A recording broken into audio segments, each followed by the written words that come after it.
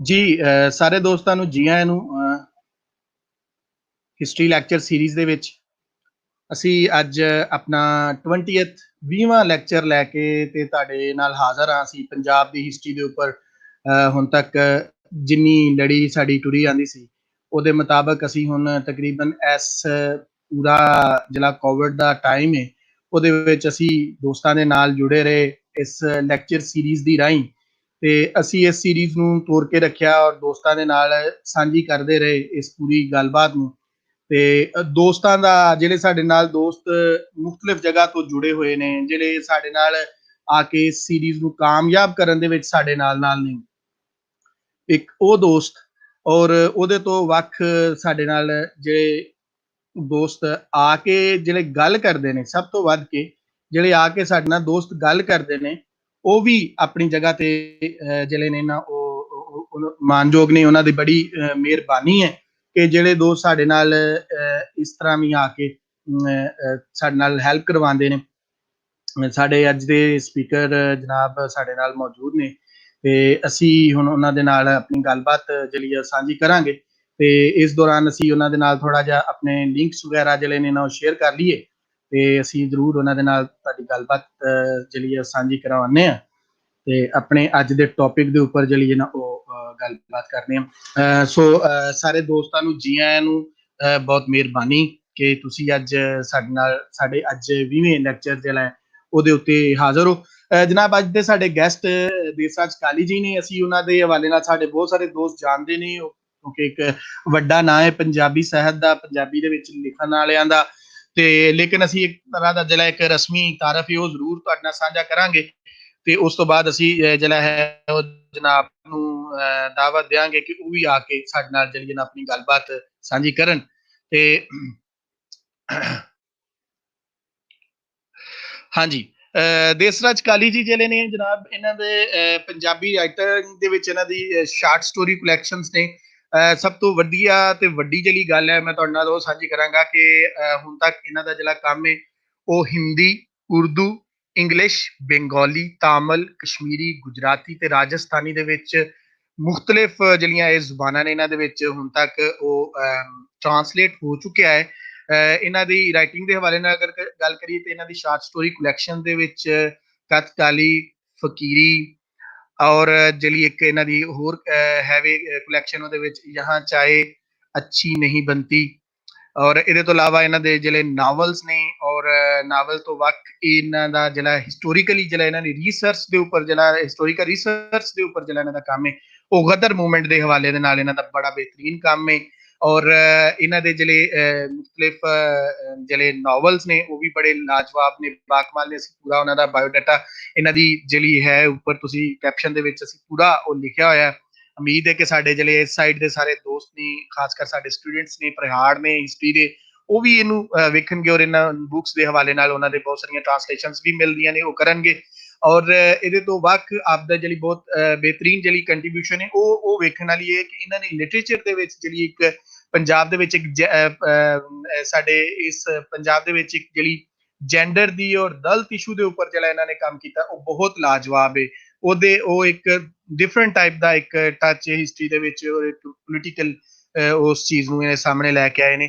ਸੋ ਇਹ ਇੱਕ ਜਿਹੜਾ ਹੈ ਉਹ ਲਿਟਰੇਰੀ ਰਸਾਲਾ ਕੁਆਟਰਲੀ ਨਿਕਲਦਾ ਲਕੀਰ ਦੇ ਨਾਮ ਤੋਂ, ਉਹਨੂੰ ਇਹ ਜਨਾਬ ਉਹਦੇ ਐਡੀਟਰ ਵੀ ਨੇ।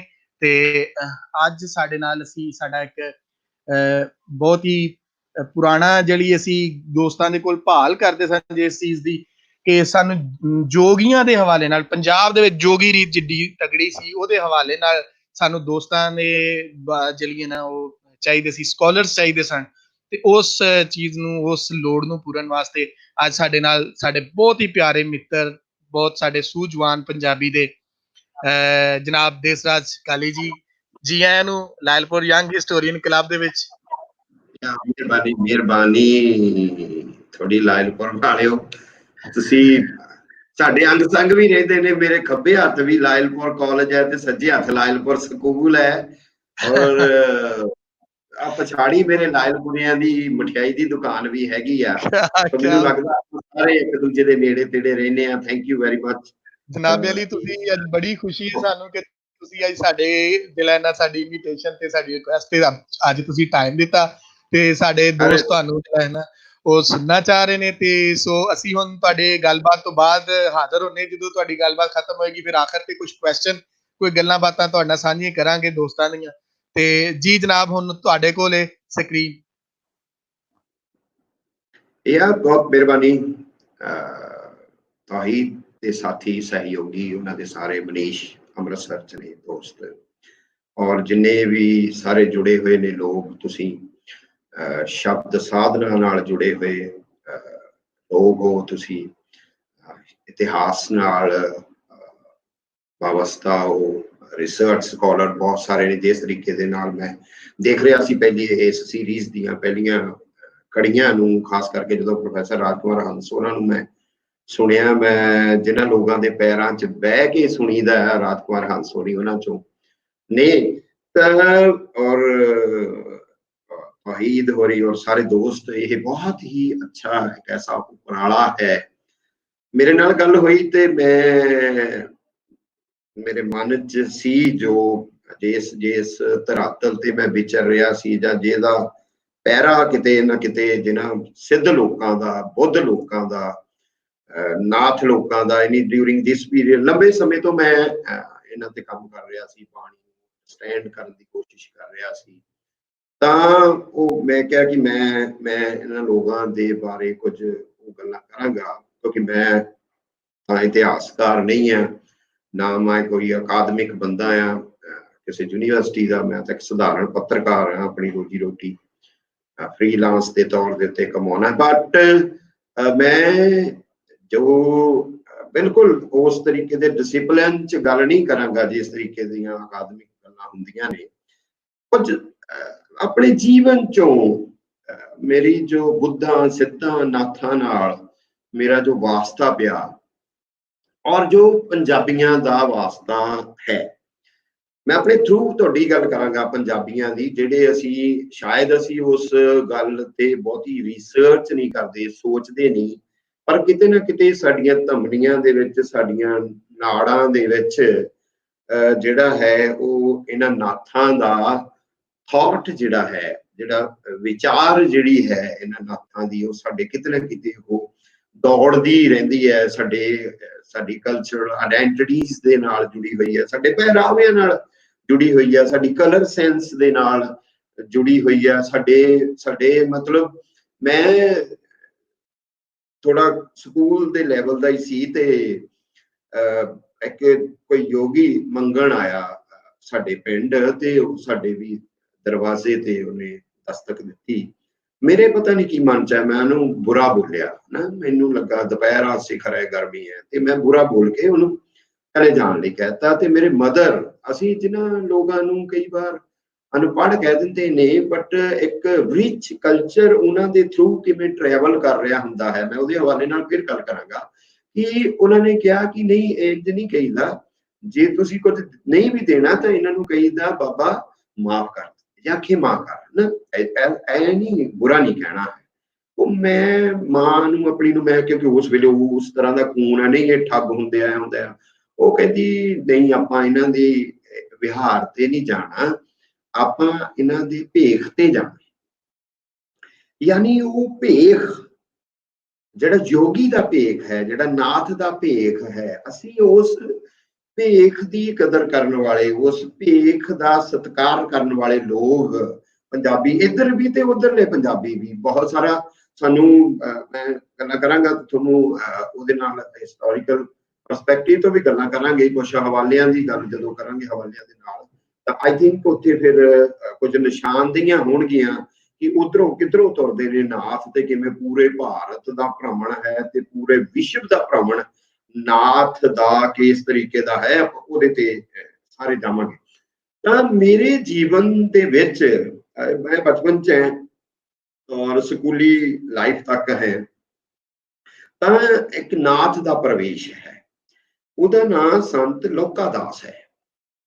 ਬਿਲਕੁਲ ਜਿਵੇਂ ਮੈਂ ਸਿਰ ਮੁੰਡਵਾਇਆ ਹੋਇਆ, ਇਸ ਤਰੀਕੇ ਦਾ ਉਹਨਾਂ ਦਾ ਉਹ ਨਾਥ ਦਾ ਸਿਰ, ਔਰ ਮੇਰੇ ਨਾਲੋਂ ਤਕੜਾ ਸਿਰ, ਔਰ ਕਾਲੀ ਘੋੜੀ ਤੇ ਉਹਨਾਂ ਆਉਣਾ, ਔਰ ਲੰਗੋਟ ਧਾਰਨ ਕੀਤਾ ਹੁੰਦਾ ਸੀ, ਨਰਸਿੰਘੇ ਵੱਜਦੇ ਆਉਣੇ, ਔਰ ਬੈਰਾਗਣ ਉਹਨਾਂ ਦੇ ਕੋਲ ਸੀ, ਗੁਥਲੀ ਕੋਲ ਹੋਣੀ, ਔਰ ਉਹ ਨਰਸਿੰਘੀ ਗਲੇ 'ਚ ਹੋਣੀ। ਔਰ ਜੋ ਮੈਨੂੰ ਉਹ ਮੇਰੇ ਨਕਸ਼ਾ ਉਹਨਾਂ ਦਾ ਬਣਦਾ ਹੈ, ਉਹ ਮੇਰੇ ਚਾਚਾ ਜੀ ਨੇ ਗੁਰੂ ਧਾਰਨਾ ਕੀਤੀ ਹੋਈ ਸੀ ਉਹਨਾਂ ਦੀ, ਸੰਤ ਲੌਕਾ ਦਾਸ ਜੀ ਉਹਨਾਂ ਦੀ। ਔਰ ਜਦੋਂ ਉਹਨਾਂ ਨੇ ਆਉਣਾ ਉਹ ਸਾਡੇ ਘਰੇ, ਉੱਥੇ ਚਾਚਾ ਜੀ ਦੇ ਘਰੇ, ਤਾਂ ਉਹਨਾਂ ਨੇ ਲੱਕੜ ਦੇ ਤਖਤ ਪੋਸ਼ ਤੇ ਬਹਿਣਾ, ਬਾਣ ਦੇ ਬੰਦੇ ਤੇ ਨਹੀਂ ਸੀ ਬਹਿੰਦੇ, ਜਾਂ ਅਦਰਵਾਈਜ਼ ਕਿਸੇ ਹੋਰ ਚੀਜ਼ ਤੇ ਨਾ ਸੀ ਬਹਿੰਦੇ। ਤਾਂ ਫਿਰ ਕਈ ਵਾਰ ਜੋ ਕੁਛ ਰਿਚੁਅਲਸ, ਜੋ ਕੁਛ ਮਾਨਤਾਵਾਂ, ਜੋ ਕੁਛ ਹਵਨ ਯੱਗ ਹੁੰਦੇ ਸੀ, ਤਾਂ ਫਿਰ ਧੂਣਾ ਜਾਗਰਿਤ ਕਰਨਾ, ਕਿ ਧੂਣਾ ਜਾਗਰਿਤ ਹੈ। ਹੁਣ ਮੈਂ ਧੂਣੇ ਨੂੰ ਤਖਾਉਣਾ, ਤਪਾਉਣਾ, ਜਲਾਉਣਾ, ਜੋ ਵੀ ਸ਼ਬਦ ਵਰਤ ਸਕਦੇ ਆ, ਪਰ ਨਾਚ ਟ੍ਰੈਡੀਸ਼ਨ ਉਹ ਜਿਹੜੀ ਮੈਂ ਜੇ ਹੁਣ ਉਹਨੂੰ ਰੀਕਾਲ ਕਰ ਰਹੇ ਹਾਂ, ਤਾਂ ਉਹ ਕਹਿੰਦੇ ਸੀ ਕਿ ਧੂਣਾ ਜਾਗਰਿਤ ਕੀਤਾ ਜਾਵੇ। ਤਾਂ ਮੈਂ ਹੁਣ ਇਸ ਟਾਈਮ ਵੀ ਜਿਸ ਵੇਲੇ ਤੌਹੀਦ ਹੋਰਾਂ ਨਾਲ ਮੇਰੀ ਗੱਲ ਹੋਈ, ਤਾਂ ਮੈਂ ਇਹ ਵੀ ਦੇਖਦਾ ਸੀ ਕਿ ਯਾਰ ਇਸ ਧੂਣੇ ਦਾ ਕਨਸੈਪਟ ਜਿਹੜਾ ਹੈ, ਇਹਦਾ ਅਗਨ ਨਾਲ ਬਹੁਤਾ ਕਨਸੈਪਟ ਨਹੀਂ ਹੈ, ਇਹਦਾ ਕਨਸੈਪਟ ਸੰਵਾਦ ਨਾਲ ਹੈ। ਕਿਉਂਕਿ ਜਾਗਰਿਤ ਕਰਨਾ ਜਿਸ ਵੇਲੇ ਹੈ ਨਾ, ਤੇ ਫਿਰ ਉਹ ਜਗਾਉਂਦੇ ਆ। ਮੈਨੂੰ ਇੱਕ ਸੰਤ ਸੀ ਉਦਾਸੀ ਸੰਪਰਦਾਇ ਚੋਂ, ਸੰਤ ਸਤਨਾਮ ਸਿੰਘ, ਚੜਾਈ ਕਰ ਗਏ, ਉਹ ਬੜੇ ਵੱਡੇ ਸ਼ਾਸਤਰੀ ਸੰਗੀਤ ਦੇ ਮਾਹਿਰ ਸੰਤ ਸਨ, ਤੇ ਉਹ ਦੱਸਦੇ ਸਨ, ਕਿਉਂਕਿ ਉਹਨਾਂ ਨੇ ਸੰਤਾਂ ਜਾਂ ਨਾਥਾਂ, ਡੇਰੇਦਾਰਾਂ ਜਿਹੜੇ ਸੱਚੀ ਮੁੱਚੀ ਅਜੇ ਵੀ ਹੈਗੇ ਨੇ। ਵੈਸੇ ਡੇਰਾਵਾਦ ਬਹੁਤ ਸਾਡੇ ਕੰਟਰੋਵਰਸ਼ੀਅਲ ਜੀ ਹੋ ਗਈ ਗੱਲ, ਮੈਂ ਉਹਦੇ ਤੇ ਨਹੀਂ ਜਾਂਦਾ, ਬਟ ਜਿਹੜੇ ਸੱਚੀ ਹੋਏ ਕੁਛ ਗਿਆਨ ਨਾਲ ਜੁੜੇ ਹੋਏ ਸੰਤ ਲੋਕ ਸੀਗੇ, ਤਾਂ ਉਹਨਾਂ ਦੀ ਉਹ ਗੱਲ ਦੱਸਦੇ ਸੀ। ਉਹ ਕਹਿੰਦੇ ਉਹ ਤੁਹਾਨੂੰ ਸਤਿ ਸ੍ਰੀ ਅਕਾਲ, ਰਾਮ ਰਾਮ, ਜਾਂ ਕੋਈ ਇਸ ਤਰੀਕੇ ਦੀ ਵਿਸ਼ ਨਾ ਸੀ ਕਰਦੇ, ਉਹ ਤੁਹਾਨੂੰ ਕੋਈ ਸਵਾਲ ਸਿੱਟਦੇ ਸੀਗੇ, ਜਾਂਦਿਆਂ ਨਹੀਂ ਸਿਧਾਂਤ ਸਿੱਟ ਦੇਣਾ, ਔਰ ਸਾਰੀ ਰਾਤ ਫਿਰ ਉਸ ਸਿਧਾਂਤ ਦੇ ਉੱਤੇ ਹੀ ਜਿਹੜੀ ਹੈ ਚਰਚਾ ਹੋਣੀ। ਸੋ ਮੇਰੇ ਖਿਆਲ ਦੇ ਨਾਲ ਉਹ ਜਿਹੜਾ ਧੂਣਾ ਜਾਗਰਿਤ ਕਰਦੇ ਸਨ ਸਾਧੂ ਲੋਕ, ਨਾਥ ਲੋਕ ਪਾਰਟਿਕੂਲਰਲੀ, ਤਾਂ ਮੈਨੂੰ ਹੋਰ ਯਾਦ ਹੈ ਬਚਪਨ ਦਾ ਕਿ ਸਾਡੇ ਮੜੁੱਲੀ ਬ੍ਰਾਹਮਣਾਂ ਦੀ ਇੱਕ ਪਿੰਡ ਹੈ, ਆਈ ਥਿੰਕ ਹੁਸ਼ਿਆਰਪੁਰ ਡਿਸਟ੍ਰਿਕਟ 'ਚ ਪੈਂਦਾ ਹੈ ਉਹ।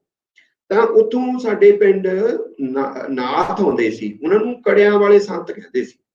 ਜੜਾਵਾਂ ਹੁੰਦੀਆਂ ਸੀ, ਉਹ ਵੀ ਲੰਗੋਟ ਧਾਰਨ ਕਰਦੇ ਸੀ, ਝੱਗੀ ਪਾਉਂਦੇ ਸੀ, ਬਟ ਉਹਦੀ ਝੱਗੀ ਦੀ ਇੱਕ ਬਾਂਹ ਪਾਉਣੀ, ਉਹਦੀ ਦੂਜੀ ਬਾਂਹ ਨਾ ਸੀ ਪਾਉਂਦੇ, ਯਾਨੀ ਵਸਤਰ ਦੇ ਰੂਪ ਦੇ ਵਿੱਚ, ਔਰ ਕੜਿਆਂ ਨਾਲ ਉਹਨਾਂ ਦੀਆਂ ਬਾਹਾਂ ਭਰੀਆਂ ਹੁੰਦੀਆਂ ਸੀਗੀਆਂ। ਉਹਨੂੰ ਕੜਿਆਂ ਵਾਲੇ ਸੰਤ ਵੀ ਕਹਿੰਦੇ ਸੀ। ਪ੍ਰਾਣਨਾਥ ਸੀ ਉਹਨਾਂ ਦਾ ਨਾਮ। ਮੈਂ ਬਚਪਨ ਦੇ ਵਿੱਚ ਉਹਨਾਂ ਸਾਧੂਆਂ ਨੂੰ ਵੀ ਦੇਖਿਆ, ਜੜਾਵਾਂ ਉਹਨਾਂ ਦੇ ਬਹੁਤ ਵੱਡੀਆਂ ਸੀਗੀਆਂ। ਉਹਨਾਂ ਨੇ ਵੀ ਧੂਣਾ ਜਾਗਰਿਤ ਕਰਨਾ, ਧੂਣਾ ਤਾਉਣਾ, ਡੇਢ ਮਹੀਨਾ, 40 ਦਿਨ, ਜਿਵੇਂ ਚਿਲਾ ਕੱਟਦੇ ਨੇ, ਉਸ ਤਰੀਕੇ ਦੇ ਨਾਲ। ਤਾਂ ਮੈਨੂੰ ਲੱਗਦਾ ਕਿ ਇਹ ਸਾਰੇ ਬਚਪਨ ਦੇ ਵਿੱਚ, ਜੇ ਅਸੀਂ ਇਹਨੂੰ ਗੱਲ ਅਕਾਦਮਿਕ ਗੱਲ ਕਰਨੀ ਹੋਵੇ, ਤਾਂ ਮੈਂ ਉਹਨਾਂ ਦੇ ਭੇਖ, ਉਹਨਾਂ ਦੀਆਂ ਧਾਰਨਾਵਾਂ, ਜਾਂ ਉਹ ਜਿਵੇਂ ਸਿੰਘੀ ਪਾਈ ਹੋਈ ਹੈ, ਲੰਗੋਟ ਧਾਰਨ ਕੀਤਾ ਹੋਇਆ, ਬੈਰਾਗਣ ਰੱਖੀ ਹੋਈ ਹੈ ਨਾ, ਤਖਤ ਪੋਸ਼ ਤੇ ਬੈਠ ਰਹੇ ਨੇ, ਜੜਾਵਾਂ ਨੇ, ਔਰ ਕਪੜਾ ਨਹੀਂ ਪਹਿਨਣਾ, ਵਿਭੂਤੀ ਰਮਾਈ ਹੋਈ ਹੈ, ਤਿਲਕ ਲਾਇਆ ਹੋਇਆ ਕਿਸ ਤਰੀਕੇ ਦਾ। ਸੋ ਉਹ ਸਾਰਾ ਇੱਕ ਅਸੀਂ ਨਾਥਾਂ ਦੇ ਉਸ ਭੇਖ ਨੂੰ ਦੇਖ ਸਕਦੇ ਹਾਂ, ਕਿ ਉਹਨੂੰ ਕੈਟੇਗਰਾਈਜ਼ ਕਰ ਸਕਦੇ ਹਾਂ ਕਿ ਬਾਕੀਆਂ ਨਾਲੋਂ ਕਿਸ ਤਰੀਕੇ ਦੇ ਨਾਲ ਉਹ ਵੱਖ ਸੀਗੇ। ਸੋ ਇਹ ਬਚਪਨ ਚ ਨਾਚ ਜਿਹੜੇ ਨੇ ਉਹ ਮੇਰੇ ਨਾਲ ਚੱਲਣੇ ਸ਼ੁਰੂ ਹੋ ਜਾਂਦੇ ਨੇ। ਸੈਕੰਡ, ਮੇਰੇ ਪਿਤਾ ਜੀ ਨਿਰੰਜਨ ਦਾਸ ਉਹਨਾਂ ਦਾ ਨਾਮ ਸੀ, ਔਰ ਮੈਨੂੰ ਨਹੀਂ ਪਤਾ, ਮੈਂ ਜਿਹੜੀ ਕਲਚਰਲੀ ਗੱਲ ਕਰ ਰਿਹਾ ਸੀਗਾ, ਤਾਂ ਕਲਚਰਲੀ ਗੱਲ ਇਹ ਹੈ ਕਿ ਮੇਰੇ ਪਿਤਾ ਦਾ ਨਾਮ ਨਿਰੰਜਨ ਕਿਵੇਂ ਹੋ ਗਿਆ, ਮੇਰੀ ਵੱਡੀ ਸਿਸਟਰ ਦਾ ਨਾਮ ਸਿਮਰੋ ਕਿਵੇਂ ਹੋ ਗਿਆ, ਜਾਂ ਮੇਰੀ ਛੋਟੀ ਸਿਸਟਰ ਦਾ ਨਾਮ ਕ੍ਰਿਸ਼ਨਾ ਕਿਵੇਂ ਹੋ ਗਿਆ, ਜਾਂ ਮੇਰੇ ਵੱਡੇ ਬ੍ਰਦਰ ਦਾ ਨਾਮ ਸਤਨਾਮ ਕਿਵੇਂ ਹੋ ਗਿਆ। ਯਾਨੀ ਇਹ ਸਾਰੇ ਸ਼ਬਦ ਜਿਹੜੇ ਨੇ, ਮੈਂ ਤੇ ਸਟੱਡੀ ਕਰ ਰਿਹਾ, ਤਾਂ ਇਹ ਨਿਰਗੁਣ ਪਰੰਪਰਾ ਦੇ ਸ਼ਬਦ ਨੇ। ਮੈਂ ਜਿਸ ਵੇਲੇ ਇਸ ਸੀਰੀਜ਼ ਦੇ ਇਸ ਲੈਕਚਰ ਦਾ ਟਾਈਟਲ ਸੰਬੋਧਨ ਦੱਸਿਆ ਸੀ ਤੌਹੀਦ ਜੀ ਨੂੰ, ਤਾਂ ਮੈਂ ਕਿਹਾ ਕਿ ਮੇਰੇ ਕੋਲ ਬੁੱਧ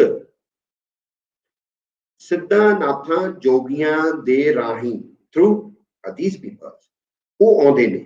ਬੁੱਧ ਮੇਰੇ ਕੋਲ ਸਿੱਧਾ ਨਹੀਂ ਆਉਂਦਾ, ਬੁੱਧ ਮੇਰੇ ਕੋਲ ਇਹਨਾਂ ਦੇ ਥਰੂ ਆਉਂਦੇ ਨੇ ਤੇ ਮੈਂ ਇਹਨਾਂ ਦੇ ਰਾਹੀਂ ਫਿਰ ਸਤਿਗੁਰ ਕਬੀਰ ਕੋਲ ਜਾਣੀ ਜਾਂ ਉਸ ਸਾਰੀ ਨਿਰਗੁਣ ਪਰੰਪਰਾ ਦੀ ਬਾਣੀ ਸਤਿਗੁਰ ਕਬੀਰ ਨੇ, ਸਤਿਗੁਰ ਨਾਮਦੇਵ ਨੇ, ਸਤਿਗੁਰ ਰੈਦਾਸ ਨੇ, ਬੇੜੀ ਨੇ, ਪੀਪਾ ਨੇ, ਸਦਨਾ ਨੇ, all it belongs to the artisan ਸ਼੍ਰੇਣੀਜ਼।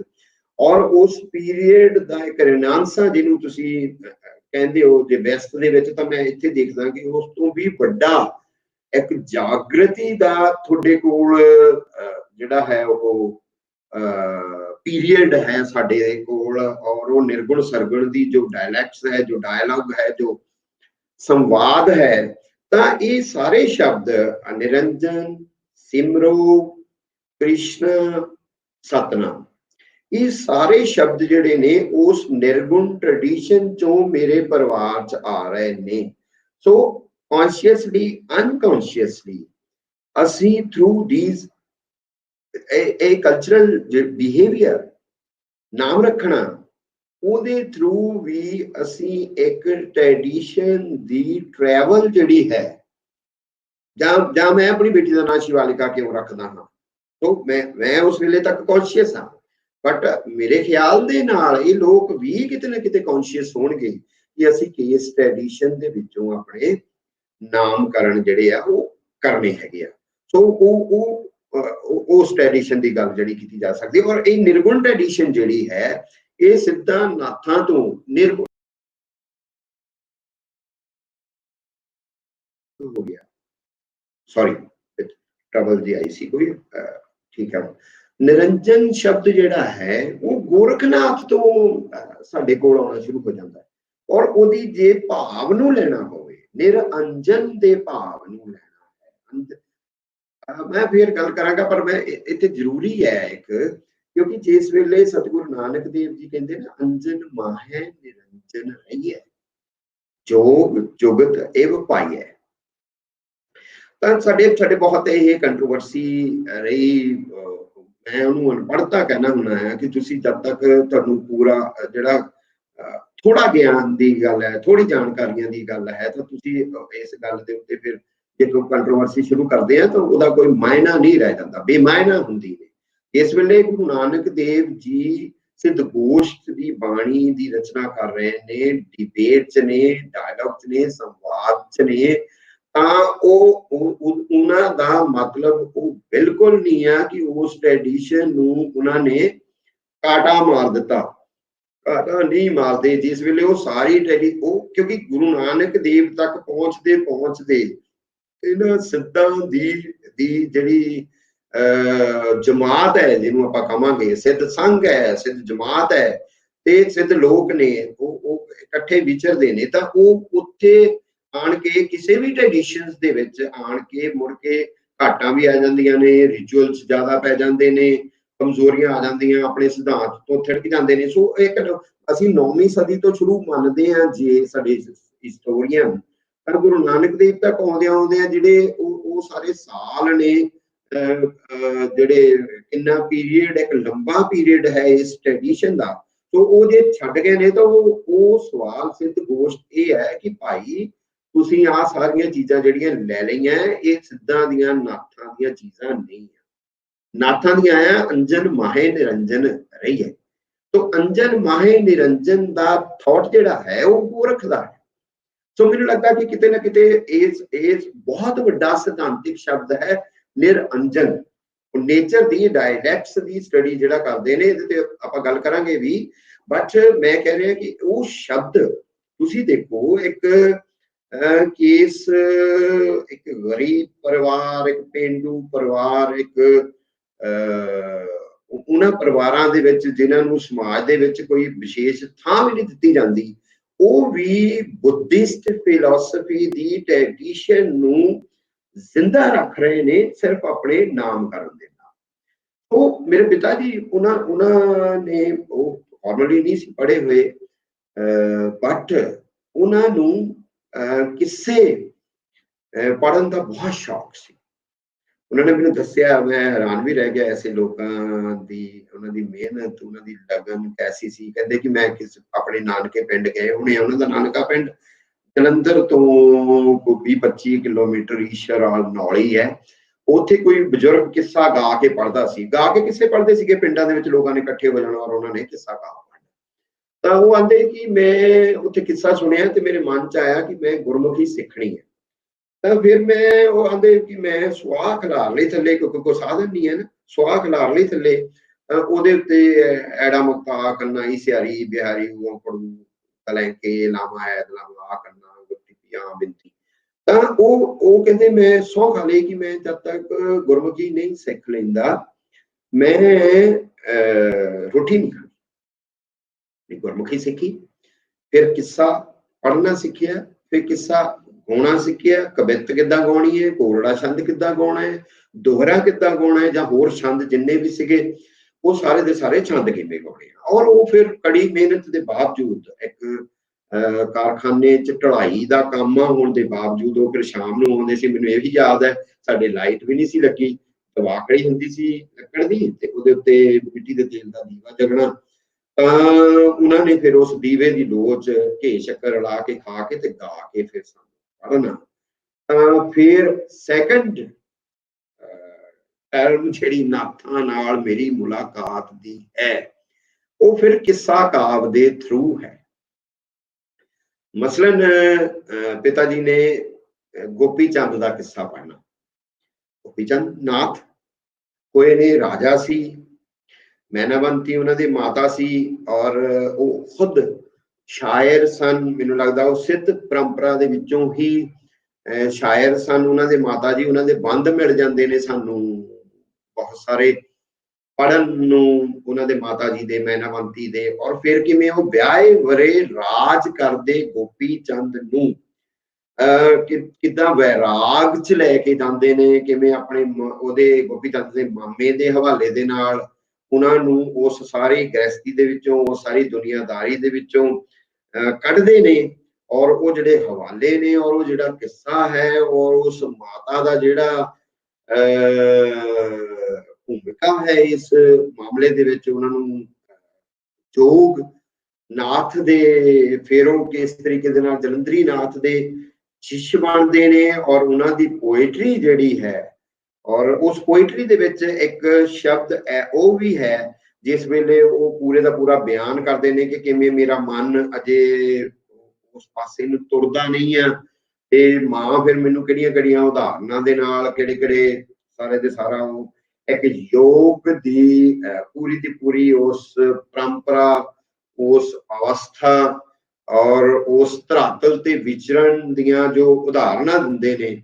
ਤਾਂ ਉਸ ਤੋਂ ਬਾਅਦ ਫਿਰ ਉਹ ਗੋਪੀ ਚੰਦ ਯੋਗ ਲੈਂਦੇ ਨੇ, ਤਿਆਗਦੇ ਨੇ ਰਾਜ ਭਾਗ। ਔਰ ਮਾਈ ਗॉड ਐਸਾ ਉਹ ਕਿੱਸਾ ਹੁੰਦਾ ਸੀ, ਰੋਂਗਟੇ ਖੜੇ ਕਰਦੇ ਨੇ। ਮੇਰੇ ਖਿਆਲ ਦੇ ਨਾਲ ਮੈਂ ਇੱਕ ਵਾਰ ਕਾਲਜ ਟਾਈਮ ਭਗਵੇਂ ਕੱਪੜੇ ਪਾ ਲਏ ਔਰ ਰੁਦਰਾਕਸ਼ ਦੀ ਮਾਲਾ ਪਾ ਲਈ, ਲੱਕੜ ਦੀਆਂ ਖੜਾਵਾਂ ਵੀ ਪਾ ਲਈਆਂ। ਪਤਾ ਨਹੀਂ ਉਹ ਪਖੰਡ ਸੀ ਜਾਂ ਕਿਤੇ ਨਾ ਕਿਤੇ ਉਹ ਗੋਪੀ ਚੰਦ ਦੀ ਮਾਂ ਮੈਨੂੰ ਵੀ ਕੁਛ ਕਹਿੰਦੀ ਰਹੀ ਹੋਣੀ ਹੈ ਅਚੇਤ ਮਨ ਦੇ ਵਿੱਚ। ਮੈਂ ਉਹਨੂੰ ਪਖੰਡੀ ਕਹਿੰਦਾ ਯਾਰ, ਕਿਉਂਕਿ ਮੇਰੇ ਵਰਗਾ ਬੰਦਾ ਇਸ ਧਰਾਤਲ ਦੇ ਉੱਤੇ ਉਹ ਬਾਰੀ ਵੇਖ ਹੀ ਸੀ, ਕੋਈ ਵੱਡੀ ਗੱਲ ਨਹੀਂ ਸੀ। ਮੈਨੂੰ ਮੈਂ ਸੱਚੀ ਮਹਿਸੂਸ ਕਰਦਾ, ਪਰ ਮੈਂ ਉਹ ਕੀਤਾ। ਮੈਨੂੰ ਉਹ ਪੈਸ਼ਨੇਟ ਕਰਦਾ ਸੀ ਗੋਪੀ ਚੰਦ ਦਾ ਉਹ ਪਹਿਰਾਵਾ, ਜਿਹੜਾ ਮੈਂ ਆਪਣੇ ਪਿਤਾ ਜੀ ਤੋਂ ਗੋਪੀ ਚੰਦ ਦੇ ਕਿੱਸੇ ਦੇ ਥਰੂ ਜਿਹੜਾ ਸੁਣਿਆ ਸੀਗਾ।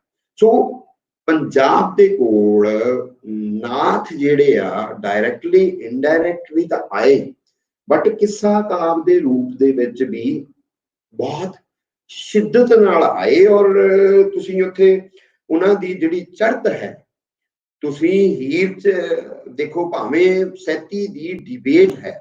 ਬਾਬਾ ਬਾਰੇ ਸ਼ਾਹ ਜੀ ਸਾਡੇ ਕੋਲ ਕਿਆ ਯਾਰ ਗ੍ਰੇਟ ਲੋਕ ਨੇ, ਇਹ ਵੀ ਨਾਥ ਲੋਕ ਹੀ ਨੇ, ਸਿੱਧ ਲੋਕ ਨੇ, ਮੁਨੀ ਲੋਕ ਨੇ, ਪਹੁੰਚੇ ਹੋਏ ਲੋਕ ਨੇ। ਇਹਨਾਂ ਦੀ ਤਪੱਸਿਆ ਜਿਹੜੀ ਹੈ, ਉਹ ਸੈਤੀ ਤੇ ਨਾਥ ਦੇ ਜਿਹੜੇ ਡਾਇਲੌਗ ਨੇ, ਜਿਵੇਂ ਆਪਾਂ ਸਿੱਧ ਗੋਸ਼ਟ ਦੀ ਗੱਲ ਕੀਤੀ, ਸਤਿਗੁਰੂ ਨਾਨਕ ਦੇਵ ਜੀ ਉਹਨਾਂ ਦੇ ਨਾਲ ਡਾਇਲੌਗ ਚ ਨੇ, ਤਾਂ ਬਾਬਾ ਵਾਰਿਸ ਸ਼ਾਹ ਵੀ ਉਹਨਾਂ ਦੇ ਨਾਲ ਡਾਇਲੋਗ ਨੇ ਕਿ ਭਾਈ ਤੁਸੀਂ ਕਿਸ ਤਰੀਕੇ ਦਾ ਇਹ ਭੇਖ ਪਾ ਲਿਆ ਜਾਂ ਹੁੱਕਾ ਫਿਰੇ ਦਿੱਤਾ ਗਲੀਆਂ ਵਿੱਚ ਸਾਰੇ ਆ ਜਾਓ, ਕਿਸੇ ਫਕੀਰ ਦੇ ਹੋਮਣਾ ਜੇ ਮੰਗ ਖਾਵਣਾ ਕੰਮ ਨਾ ਕਾਜ ਕਰਨਾ, ਨਾ ਹੀ ਚਾਰਨਾ ਤੇ ਨਾ ਹੀ ਚੋਮਣਾ ਜੇ, ਨਹੀਂ ਦੇਣੀ ਵਧਾਈ ਕਿਸੇ ਜੰਮਿਆਂ ਦੀ ਅਤੇ ਮੋਇਆ ਨੂੰ ਨਾ ਕਿਸੇ ਰੋਮਣਾ ਜੇ, ਖੁਸ਼ੀ ਆਪਣੀ ਜਿਹੜਾ ਕੰਨ ਪੜਵਾਏ ਕਿ ਸੁਆਹ ਮਾਰਨੀ ਤੇ ਗੁਰੂ ਸਾਰੇ ਹੀ ਜਗਤ ਦਾ ਹੋਮਣਾ ਜੇ, ਖੁਸ਼ੀ ਆਪਣੀ ਉੱਠਣਾ ਮੀਆਂ ਵਾਰਸ ਅਤੇ ਆਪਣੀ ਨੀਂਦ ਹੀ ਸੋਮਣਾ ਜੇ।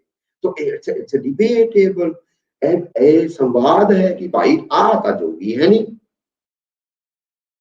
ਹੈ ਨਾ, ਇਹ ਤਾਂ ਜੋਗੀ ਹੈ ਹੀ ਨਹੀਂ ਹੈ, ਭੇਖ ਦਾ ਜੋਗੀ ਕਿੱਥੇ ਹੈ। ਓਏ ਹੋਏ ਹੋਏ ਮਛੰਦਰ ਨਾਥ ਜਦੋਂ ਕਹਿੰਦੇ ਨੇ ਨਾ ਕਿ ਮੈਂ ਭੇਖ ਦਾ ਜੋਗੀ ਨਹੀਂ ਆ, ਉਹਨਾਂ ਦੀ ਬਾਣੀ ਪੜ੍ਹ ਕੇ ਦੇਖੋ, ਔਰ ਜੋ ਜੋਗ ਦੀਆਂ ਕਿਆ ਧਰਾਤਲ ਹੈ ਉਹਨਾਂ ਲੋਕਾਂ ਦਾ ਯਾਰ, ਮਤਲਬ ਕਿਆ ਧਰਾਤਲ ਹੈ। याज्ञवल्क्य है योगी, ਉਹਦੇ ਬਾਰੇ ਪੌਰਾਣ ਕਹਿੰਦੇ ਨੇ ਕਿ ਭਾਈ ਸੂਰਜ ਕੋਲੋਂ ਸਿੱਧੀ ਤਪੱਸਿਆ ਸੂਰਯ ਕੋਲੋਂ ਸਿੱਖੀ ਹੈ।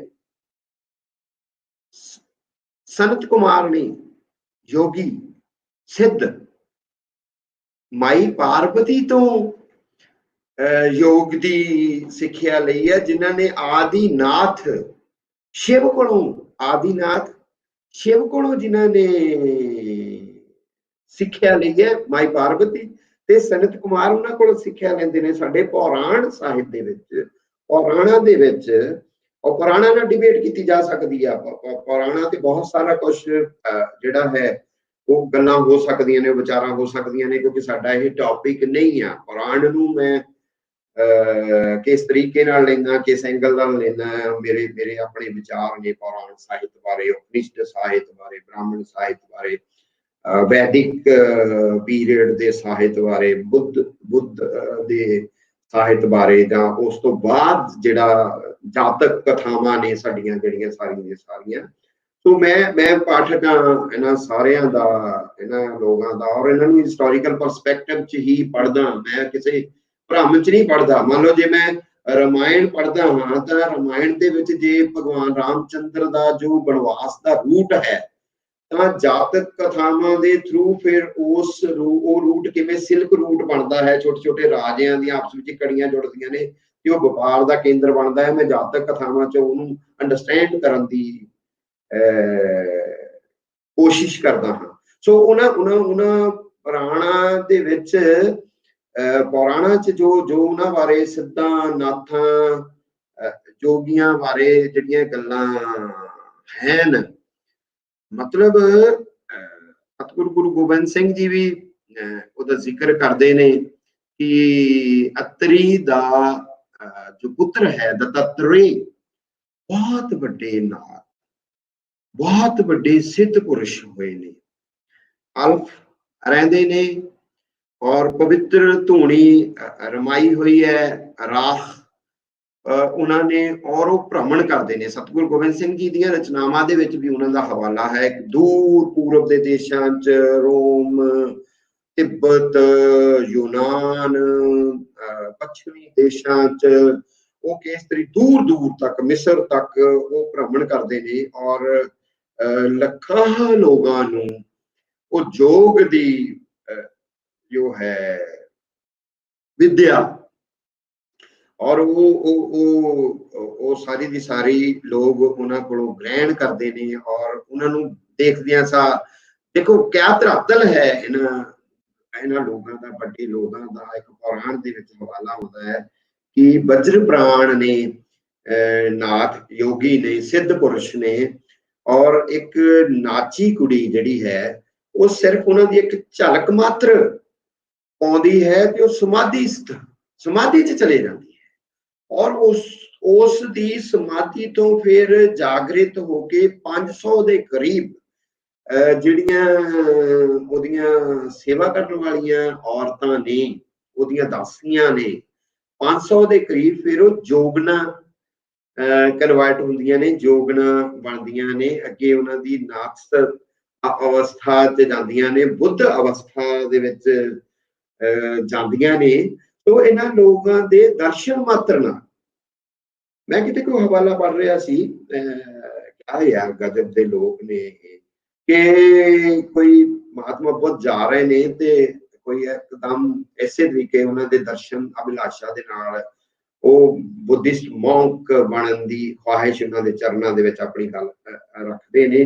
ਬਟ ਉਹ ਨਾਲ ਇੱਕ ਸਵਾਲ ਕਰ ਦਿੰਦੇ ਨੇ ਕਿ ਮੇਰੀ ਕੋਈ ਐਸੀ ਟ੍ਰੈਡੀਸ਼ਨ ਮੈਨੂੰ ਨਜ਼ਰ ਨਹੀਂ ਆਉਂਦੀ ਕਿ ਯਾਰ ਮੈਂ ਇੱਕਦਮ ਇਸ ਸੰਗਤ ਚ ਜਾਂ ਭਿੱਖੂ ਬਣਨ ਦੇ, ਭਿਕਸ਼ੂ ਬਣਨ ਦੇ ਮੇਰੇ ਮਨ ਚ ਇੱਛਾ ਆਈ ਹੈ। ਤਾਂ it's a metaphorical story, myth, it's a story, it's a katha, it's a ਸਾਖੀ, but metaphor ਹੈ। ਮੁੜ ਕੇ ਇਹਦੇ ਤੇ ਕੁਐਸਚਨ ਵੀ ਹੋ ਸਕਦੇ ਆ ਕਿ ਭਾਈ ਇਹ ਤਾਂ ਭਰਮ ਵਰਗੀਆਂ ਗੱਲਾਂ ਨੇ, ਬਹੁਤੇ ਇਹ ਗੱਲਾਂ ਨਹੀਂ ਕਰ ਸਕਦੇ। ਗੱਲ ਨੂੰ ਅੰਡਰਸਟੈਂਡ ਕਰਨ ਦੀ ਗੱਲ ਹੈ ਕਿ ਉਹ ਕਹਿੰਦੇ ਕਿ ਨਹੀਂ, ਤੇਰੇ ਪਿੱਛੇ ਇੱਕ ਟ੍ਰੈਡੀਸ਼ਨ ਹੈ ਕਿ ਤੂੰ ਪਿਛਲੇ ਜਨਮ ਚ ਹਾਥੀ ਸੀ ਔਰ ਤੇਰੇ ਕੰਡਾ ਪੈਰ ਚ ਲੱਗਿਆ, ਤੂੰ ਇੱਕ ਪੌੜ ਚੱਕਿਆ ਹੋਇਆ ਸੀ ਇਨ ਬਿਟਵੀਨ, ਉੱਥੇ ਆਣ ਕੇ ਖਰਗੋਸ਼ ਬਹਿ ਗਿਆ ਜਿੱਥੇ ਤੂੰ ਪੌੜ ਰੱਖਣਾ ਸੀ, ਔਰ ਤੂੰ ਫਿਰ ਉਹ ਪੌੜ ਉੱਥੇ ਨਹੀਂ ਰੱਖਿਆ ਕਿ ਇਹਨੂੰ ਵੀ ਜੀਣ ਦਾ ਅਧਿਕਾਰ ਹੈ। ਸੋ ਤੂੰ ਥੱਕ ਗਿਆ, ਡਿੱਗ ਪਿਆ, ਤੇ ਉਹ ਜਿਹੜੀ ਤੇਰੀ ਦਇਆ ਦੀ ਅਵਸਥਾ ਹੈ ਨਾ, ਉਹ ਕਿਤੇ ਨਾ ਕਿਤੇ ਉਹ ਟ੍ਰੈਡੀਸ਼ਨ ਤੇਰੇ ਅੰਦਰ ਦਇਆ ਦੀ, ਯਾਨੀ ਬੁੱਧਿਸਟ ਬੁੱਧ ਵੱਲ ਨੂੰ, ਨਾਥ ਵੱਲ ਨੂੰ, ਸਿੱਧ ਵੱਲ ਨੂੰ ਚੜਨ ਦੇ ਲਈ ਪਹਿਲੀ ਪੌੜੀ ਦਇਆ ਹੈ। ਔਰ ਫਿਰ ਜਦੋਂ ਉੱਥੇ ਹੈ ਤਾਂ ਮੈਂ 13ਵੀਂ ਸ਼ਤਾਬਦੀ ਚ ਗਿਆਨਦੇਵ ਹੋਏ ਨੇ ਸਾਡੇ ਬਹੁਤ ਹੀ ਵੱਡੇ ਲੋਕ, ਜੈਨ ਜੈਨ ਧਰਮ ਚੋਂ ਨੂੰ ਬਿਲੋਂਗ ਕਰਦੇ ਸੀ, ਬਹੁਤ ਵਿਦਵਾਨ ਸਾਧੂ ਸਿੱਧ ਲੋਕ ਸਨ, ਉਹ ਮੁਨੀ ਲੋਕ ਸਨ। ਉਹਨਾਂ ਨੇ ਇੱਕ ਸਾਡੀ ਫਿਲੋਸਫੀ ਨੂੰ, ਜਿਹਨੂੰ ਇੰਡੀਅਨ ਫਿਲੋਸਫੀ ਆਪਾਂ ਕਹਿ ਸਕਦੇ ਹਾਂ, ਭਾਰਤੀ ਦਰਸ਼ਨ ਦੇ ਜਿੰਨੀ ਵੀ ਜਿਹੜੀ ਮਾਨਵ ਪੱਖੀ ਕਵਾਂਗੇ ਉਹਨੂੰ ਆਪਾਂ ਲੋਕ ਪੱਖੀ ਕਹਿ ਸਕਦੇ ਹਾਂ, ਜਾਂ ਉਹ ਵਿਹਾਰ ਜਿਹੜੀ ਸਾਡੇ ਨੈਤਿਕ ਵੈਲਿਊਜ਼ ਦੀਆਂ ਗੱਲਾਂ ਕਰਦੇ ਨੇ, ਮਨੁੱਖੀ ਵੈਲਿਊਜ਼ ਦੀਆਂ ਗੱਲਾਂ ਕਰਦੇ ਨੇ, ਜਾਂ ਸਾਡੇ ਅੰਦਰ ਜਿਹੜੇ ਵਕਾਰ ਪੈਦਾ ਹੋ ਗਏ ਉਹਨਾਂ ਦੀਆਂ ਗੱਲਾਂ ਕਰਦੇ ਨੇ। ਤਾਂ ਉਹਨਾਂ ਨੇ ਇੱਕ ਖੇਡ ਬਣਾਈ, ਅਸੀਂ ਸੱਪ ਤੇ ਸੀੜੀ ਵਾਲੀ ਖੇਡ ਲਗਭਗ ਸਾਰਿਆਂ ਨੇ ਦੇਖੀ ਹੋਏਗੀ, ਸਮਝੀ ਹੋਏਗੀ, ਖੇਡੀ ਹੋਏਗੀ ਲਗਭਗ। ਹੋ ਸਕਦਾ ਸਮਝੀ ਨਾ ਹੋਵੇ ਕਿਉਂਕਿ ਬਹੁਤਿਆਂ ਦੇ ਧਿਆਨ ਪੰਜਾਬੀਆਂ ਦੇ ਆਉਂਦਾ ਨਹੀਂ। ਮੈਂ ਜਿਵੇਂ ਦੱਸਿਆ ਕਿ ਅਸੀਂ ਨਾਵਾਂ ਰਾਹੀਂ ਬੁੱਧਿਸਟ ਟ੍ਰੈਡੀਸ਼ਨ ਦੀ ਟਰੈਵਲ ਲੈ ਕੇ ਜਾਣ ਵਾਲੇ ਹਾਂ, ਤੇ ਕਦੇ ਸੋਚਿਆ ਵੀ ਨਹੀਂ ਹੋਏਗਾ ਸਾਡੇ ਆਲੇ ਦੁਆਲੇ ਨਾਮ ਕਿਹੜੇ ਰੱਖੇ ਜਾਂਦੇ ਨੇ।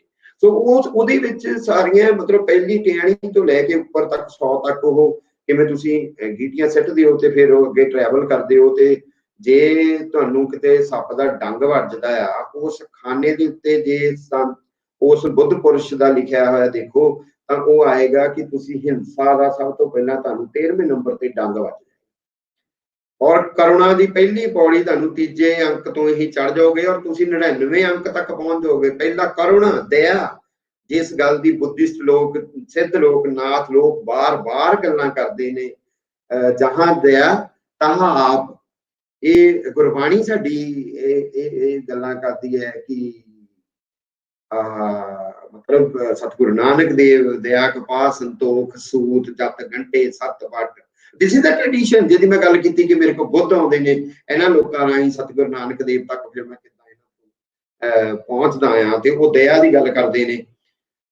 ਤਾਂ ਉਹ ਕਹਿੰਦੇ ਕਿ ਉਹ ਦਇਆ ਜਿਹੜੀ ਹੈ ਤੇਰੇ ਮਨ ਚ ਉਸ ਵੇਲੇ ਆਈ ਹੈ ਤਾਂ ਤੂੰ ਇਸ ਅਵਸਥਾ ਨੂੰ ਜਿਹੜਾ ਪਹੁੰਚ ਗਿਆ ਹੈ। ਜਾਂ ਮੈਂ ਉਹ ਗੋਪੀ ਚੰਦ ਹੋਰਾਂ ਦੀ ਗੱਲ ਕੀਤੀ ਸੀ, ਤੇ ਫਿਰ ਗੋਪੀ ਚੰਦ ਹੋਰਾਂ ਤੋਂ ਕਿੰਨੇ ਕੁ ਲੋਕ ਬੁੱਧਿਸਟ ਅਵਸਥਾ ਨੂੰ, ਉਸ ਸਿੱਧ ਅਵਸਥਾ ਨੂੰ ਪਹੁੰਚ ਜਾਂਦੇ ਨੇ, ਤੁਸੀਂ ਇਮੇਜਿਨ ਨਹੀਂ ਕਰ ਸਕਦੇ। ਮਤਲਬ ਔਰ ਏਡੇ ਏਡੇ ਲੋਕ ਨੇ, ਕ੍ਰਿਸ਼ਨ ਪਾਦ ਨਾਂ ਦੇ ਸਿੱਧ ਹੋਏ ਨੇ, ਨਾਥ ਹੋਏ ਨੇ, 57 ਗ੍ਰੰਥ ਲਿਖੇ ਨੇ ਉਹਨਾਂ ਨੇ, ਔਰ ਅਨੇਕਾਂ ਸਿੱਧ ਨੇ। ਤੁਸੀਂ ਚੰਦਰਨਾਥ ਹੋਰਾਂ ਨੂੰ ਪੜ੍ਹ ਲਓ, ਤੁਸੀਂ ਗੋਰਖਨਾਥ ਹੋਰਾਂ ਨੂੰ ਪੜ੍ਹ ਲਓ, ਤੁਸੀਂ ਜਲੰਧਰੀ ਨਾਥ ਹੋਰਾਂ ਨੂੰ ਪੜ੍ਹ ਲਓ, ਤੁਸੀਂ ਗੋਪੀ ਚੰਦ ਨੂੰ ਪੜ੍ਹ ਲਓ, ਤੁਸੀਂ ਭਰਤਰੀ ਹਰੀ ਨੂੰ ਪੜ੍ਹ ਲਓ, ਜਿਹੜੇ ਨੇ ਔਰ ਉਹਨਾਂ ਨਾਲ ਜੁੜੀਆਂ ਹੋਈਆਂ, ਤੁਸੀਂ ਭਰਤਰੀ ਹਰੀ ਹੋਰਾਂ ਨਾਲ ਜੁੜੀਆਂ ਹੋਈਆਂ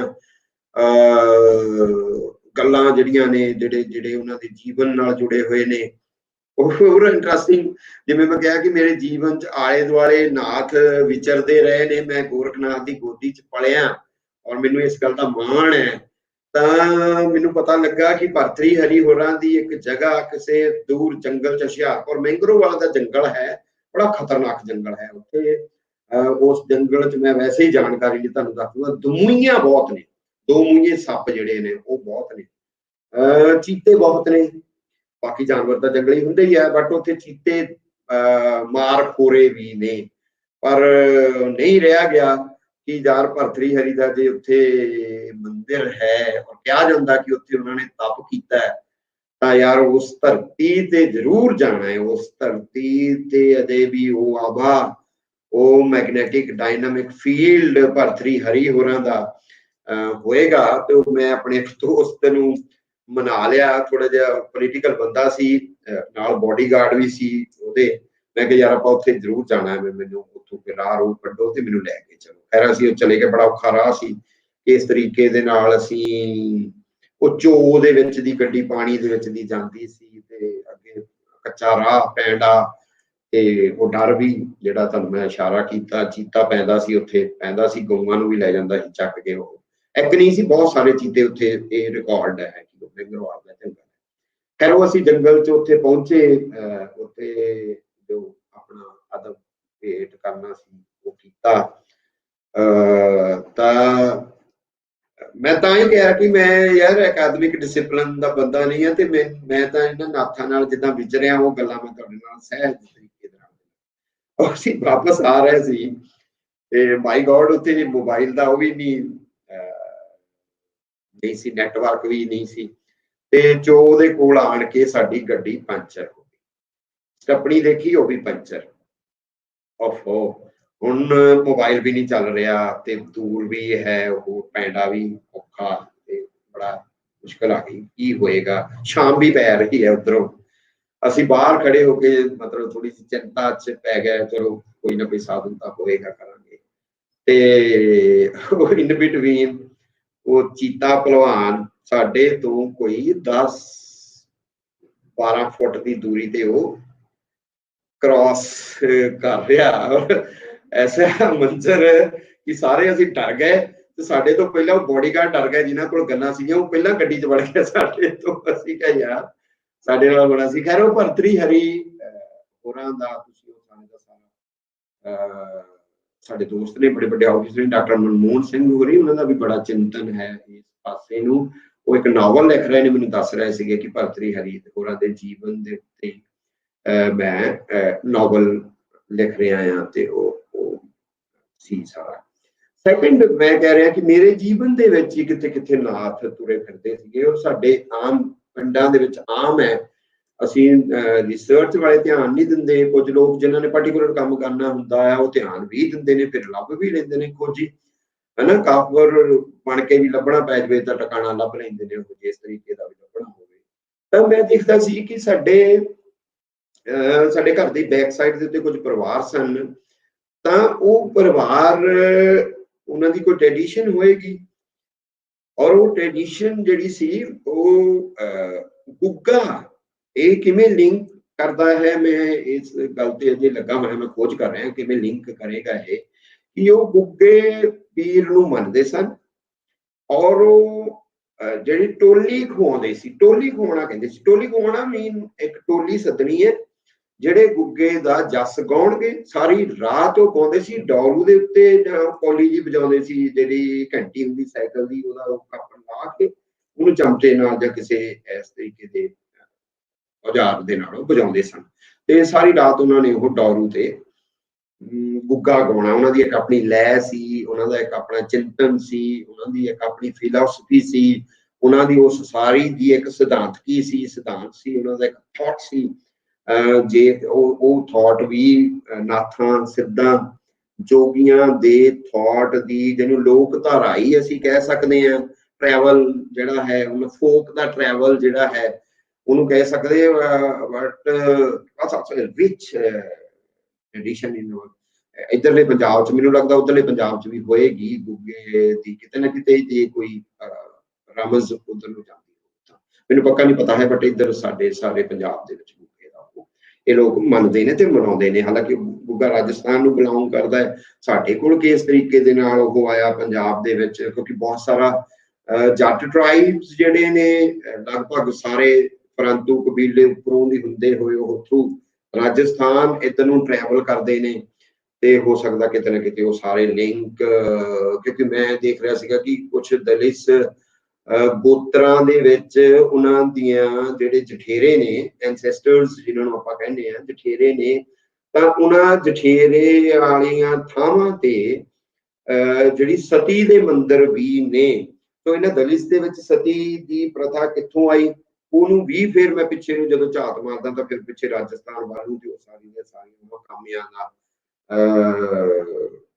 ਜੁੜੀਆਂ ਹੋਈਆਂ ਜਿਹੜੀਆਂ ਉਹ ਨਜ਼ਰ ਆਉਂਦੀਆਂ ਨੇ ਸੋ ਮੈਂ ਗੱਲ ਕਰ ਰਿਹਾ ਸੀਗਾ ਕਿ ਉਹ ਗੁੱਗਾ ਜਿਹੜਾ ਗਾਇਆ ਜਾਂਦਾ ਸੀਗਾ ਗੁੱਬੇਦਾਰ ਵੀਰ ਨੂੰ ਗਾਉਂਦੇ ਸਨ ਡਾਉਰੂਆਂ ਦੇ ਉੱਤੇ ਉਹ ਫਿਰ ਉੱਥੇ ਪਹਿਲਾਂ ਉਹਨਾਂ ਨੇ ਪੂਜਾ ਕਰਨੀ ਚੂਰਮਾ ਕੁੱਟ ਕੇ ਉੱਤੇ ਉਹ ਜਿਹੜਾ ਚੇਲਾ ਹੁੰਦਾ ਸੀਗਾ ਹੈਡ ਜਿਹੜਾ ਗੁੱਗਾ ਗਾਉਣ ਵਾਲੀ ਟੋਲੀ ਦਾ ਹੈਡ ਹੁੰਦਾ ਸੀ ਉਹਨੂੰ ਪਾਉਣ ਜੀ ਆ ਜਾਣੀ ਤੇ ਉਹਨੇ ਆਪਣੇ ਸੁੰਗਲ ਮਾਰਨੇ ਤੇ ਬੁਰਾ ਹਾਲ ਕਰ ਲੈਣਾ ਤੇ ਉਹ ਸਾਰੀ ਇੱਕ ਮਨੋਕ ਸੀ ਉਹ ਸਾਰਾ ਅਸੀਂ ਦੇਖਦੇ ਸੀ ਨਿੱਕੇ ਹੁੰਦਿਆਂ ਤੋਂ ਉਹ ਗੁੱਗਾ ਵੀ ਸੁਣਦੇ ਸੀ ਫਿਰ ਉਹ ਸਿੱਧ ਚਾਨੋ ਦਾ ਥੜਾ ਸੀ ਸਾਡੇ ਪਿੰਡ ਦੇ ਵਿੱਚ ਇਹ ਹੁਣ ਦੇਖੋ ਸਿੱਧਾ ਨਾਲ ਕਿਵੇਂ ਜੁੜਦਾ ਉਹ ਸਿੱਧ ਹੋਏ ਨੇ ਸਿੱਧ ਚਾਨੋ ਮਿੱਥ ਦੇ ਵਿੱਚ ਉਹ ਪੀਰੀਅਡ ਕ੍ਰਿਸ਼ਨ ਦਾ ਪੀਰੀਅਡ ਹੈ ਔਰ ਉਹ ਕ੍ਰਿਸ਼ਨ ਦੇ ਨਾਲ ਮੱਲ ਯੁੱਧ ਕਰਦੇ ਨੇ ਮੱਲ ਹੋਏ ਨੇ ਉਹ ਮੱਲ ਭਲਵਾਨ ਮੱਲ ਯੁੱਧ ਕਰਦੇ ਨੇ ਕ੍ਰਿਸ਼ਨ ਢਹਿੰਦੇ ਨਹੀਂ ਆ ਉਹਨਾਂ ਕੋਲੋਂ ਸਿੱਧ ਕੋਲੋਂ ਸੌਰੀ ਸਿੱਧ ਢਹਿੰਦੇ ਨਹੀਂ ਆ ਕ੍ਰਿਸ਼ਨ ਦੇ ਕੋਲੋਂ ਹਾਲਾਂਕਿ ਕ੍ਰਿਸ਼ਨ ਉਸ ਵੇਲੇ ਤੇ ਬਹੁਤ ਵੱਡੇ ਮੱਲ ਮੰਨੇ ਜਾਂਦੇ ਸੀਗੇ ਸੋ ਕਈ ਦਿਨ ਉਹ ਯੁੱਧ ਚੱਲਦਾ ਹੈ ਬਟ ਫਿਰ ਇੱਕ ਕਨਸਪੀਰੇਸੀ ਸਾਜ਼ਿਸ਼ ਕਰਦੇ ਨੇ ਕ੍ਰਿਸ਼ਨ ਕਿ ਉਹਦੀ ਵਾਈਫ ਜਿਹੜੀ ਹੈ ਉਹਦਾ ਨਾਮ ਲੂਣਾ ਹੈ ਔਰ ਲੂਣਾ ਨਾਂ ਤੇ ਵੀ ਤੁਸੀਂ ਦੇਖ ਸਕਦੇ ਕਿ ਕਿੱਥੇ ਕਿੱਥੇ ਟਰੈਵਲ ਕਰਦਾ ਫਿਰ ਉਹ ਕਿਤੇ ਕਿੱਥੇ ਧੋਖੇ ਦਾ ਪ੍ਰਤੀਕ ਬਣਦਾ ਲੂਣਾ ਔਰ ਮੈਂ ਲੂਣਾ ਦੀ ਗੱਲ ਇਸ ਕਰਕੇ ਵੀ ਪਾਰਟੀਕੂਲਰ ਕੀਤੀ ਹੈ ਕਿਉਂਕਿ ਜਦੋਂ ਅਸੀਂ ਫਿਰ ਇੱਕ ਹੋਰ ਸਿੱਧ ਤਰੰਗੀਨਾਥ ਦੀ ਗੱਲ ਕਰਨੀ ਹੈ ਜਿਹਨੂੰ ਅਸੀਂ ਪੂਰਨ ਭਗਤ ਦੇ ਨਾਂ ਤੇ ਯਾਦ ਕਰਦੇ ਹਾਂ ਤਾਂ ਉੱਥੇ ਲੂਣਾ ਫਿਰ ਜਿਹੜੀ ਆ ਉਹ ਫਿਰ ਪ੍ਰਗਟ ਹੋਏਗੀ ਲੂਣਾ ਆਪਣੇ ਰੂਪ ਦੇ ਵਿੱਚ ਪ੍ਰਗਟ ਤਾਂ ਇਹ ਲਿੰਕ ਨੇ ਇਹ ਲੜੀਆਂ ਨੇ ਸਾਰੀਆਂ ਜਿਹੜੀਆਂ ਮੇਰੇ ਆਲੇ ਦੁਆਲੇ ਟਰੈਵਲ ਕਰ ਰਹੀਆਂ ਨੇ ਜਾ ਰਹੀਆਂ ਨੇ ਜੁੜ ਰਹੀਆਂ ਨੇ ਜਾਂ ਜਿਹੜੀ ਮੇਰੇ ਬ੍ਰੇਨ ਨੂੰ ਰੀਸ਼ੇਪ ਕਰਦੀਆਂ ਨੇ ਮੇਰਾ ਕਿਤੇ ਮੱਥਾ ਘੜਦੀਆਂ ਨੇ ਇਹ ਸਾਰੀਆਂ ਤਾਂ ਉਹ ਕਿ ਉਹ ਫਿਰ ਸਿੱਧ ਚਾਨੋ ਦਾ ਚੂਰਮਾ ਸਿੱਧ ਚਾਨੋ ਦੀ ਉਸ ਥਾਂ ਦੇ ਉੱਤੇ ਉਹ ਥੜਾ ਸੀ ਐਵੇਂ ਛੋਟਾ ਜਿਹਾ ਚੌਰਸ ਥੜਾ ਮਿੱਟੀ ਦਾ ਬਣਾਇਆ ਹੁੰਦਾ ਸੀਗਾ ਉਹ ਕਿਸੇ ਦੇ ਘਰ ਦੇ ਵਿੱਚ ਸੀ ਉੱਥੇ ਉਹ ਜਾ ਕੇ ਉਹਦੀ ਪੂਜਾ ਕਰਦੇ ਸੀਗੇ ਔਰ ਲਗਭਗ ਹਰ ਪਿੰਡ ਦੇ ਵਿੱਚ ਪੰਜਾਬ ਵਿੱਚ ਵੀ ਮੈਂ ਦੇਖੇ ਮੈਂ ਹਰਿਆਣੇ ਦੇ ਵਿੱਚ ਵੀ ਦੇਖੇ ਮੈਂ ਹਿਮਾਚਲ 'ਚ ਵੀ ਦੇਖੇ ਸਿੱਧ ਚਾਨੋ ਦੇ ਬਹੁਤ ਜ਼ਿਆਦਾ ਮਾਨੌਤ ਉਸ ਸਿੱਧ ਚਾਨੋ ਦੀ ਹੈ ਔਰ ਕਿਹਾ ਜਾਂਦਾ ਕਿ ਉਹ ਫਿਰ ਲੂਣਾ ਨੂੰ ਕ੍ਰਿਸ਼ਨ ਨੇ ਸਿਖਾਇਆ ਕਿ ਤੂੰ ਇਸ ਤਰੀਕੇ ਕਹਿ ਦੇਣਾ ਜਿਵੇਂ ਅਸ਼ਵਥਾਮੇ ਵਾਲੀ ਅਸੀਂ ਕਥਾ ਮਹਾਭਾਰਤ ਦੇ ਵਿੱਚ ਦੇਖਦੇ ਹਾਂ ਕਿ ਕਹਿ ਦੇਣਾ ਕਿ ਅਸ਼ਵਥਾਮਾ ਮਾਰਿਆ ਗਿਆ ਹੈ ਹਾਥੀ ਤਾਂ ਉਸ ਵੇਲੇ ਫਿਰ ਜੋ ਕਥਾ ਉਹ ਜੁੜਦੀ ਹੈ ਇਸੇ ਤਰੀਕੇ ਦੀ ਸਿੱਧ ਚਾਨੋ ਨਾਲ ਆ ਕਿ ਭਾਈ ਤੇਰਾ ਉਹ ਜਦੋਂ ਮੱਲ ਯੁੱਧ ਆਇਆ ਤੇ ਲੂਣਾ ਰੋਂਦੀ ਪਿੱਟਦੀ ਉਹਨੂੰ ਕਹਿੰਦੀ ਹੈ ਕਿ ਤੇਰਾ ਪੁੱਤਰ ਮਾਰਿਆ ਗਿਆ ਆ ਤੇ ਉਹਦੀ ਸਾਰੀ ਸ਼ਕਤੀ ਛੀਣ ਹੋ ਜਾਂਦੀ ਆ ਔਰ ਉਹ ਮੱਲ ਯੁੱਧ ਦੇ ਵਿੱਚ ਸਿੱਧ ਚਾਨੋ ਜਿਹੜੇ ਉਹ ਹਾਰ ਜਾਂਦੇ ਨੇ ਔਰ ਉਸ ਤੋਂ ਬਾਅਦ ਕਿਹਾ ਜਾਂਦਾ ਕਿ ਸਿੱਧ ਚਾਨੋ ਉੱਥੋਂ ਤੁਰੇ ਨੇ ਤੇ ਫਿਰ ਕਿੱਥੇ ਗਏ ਨੇ ਕਿੰਨੇ ਕੋਹਾਂ ਹਜ਼ਾਰਾਂ ਲੱਖਾਂ ਮੀਲ ਚਲੇ ਗਏ ਨੇ ਕਿੱਥੇ ਉਹ ਕਿਸੇ ਨੂੰ ਉਸ ਸਿੱਧ ਦੀ ਫਿਰ ਦੱਸ ਨਹੀਂ ਹੈ ਬਟ ਉਸ ਸਿੱਧ ਦੇ ਚਿੰਤਨ ਦੀ ਗੱਲ ਅਸੀਂ ਤੇ ਕਰੀਏ ਉਸ ਸਿੱਧ ਦੀ ਸਿੱਧੀ ਦੀ ਗੱਲ ਜੇ ਕਰੀਏ ਉਸ ਸਿੱਧ ਦੀ ਜੇ ਮਨੌਤ ਦੀ ਗੱਲ ਕਰੀਏ ਤਾਂ ਜੇ ਪੂਰੇ ਭਾਰਤ ਦੇ ਵਿੱਚ ਤੁਹਾਨੂੰ ਉਹ ਨਜ਼ਰ ਆ ਜਾਂਦਾ ਹੈ ਜੋ ਮੈਨੂੰ ਨਜ਼ਰ ਆਇਆ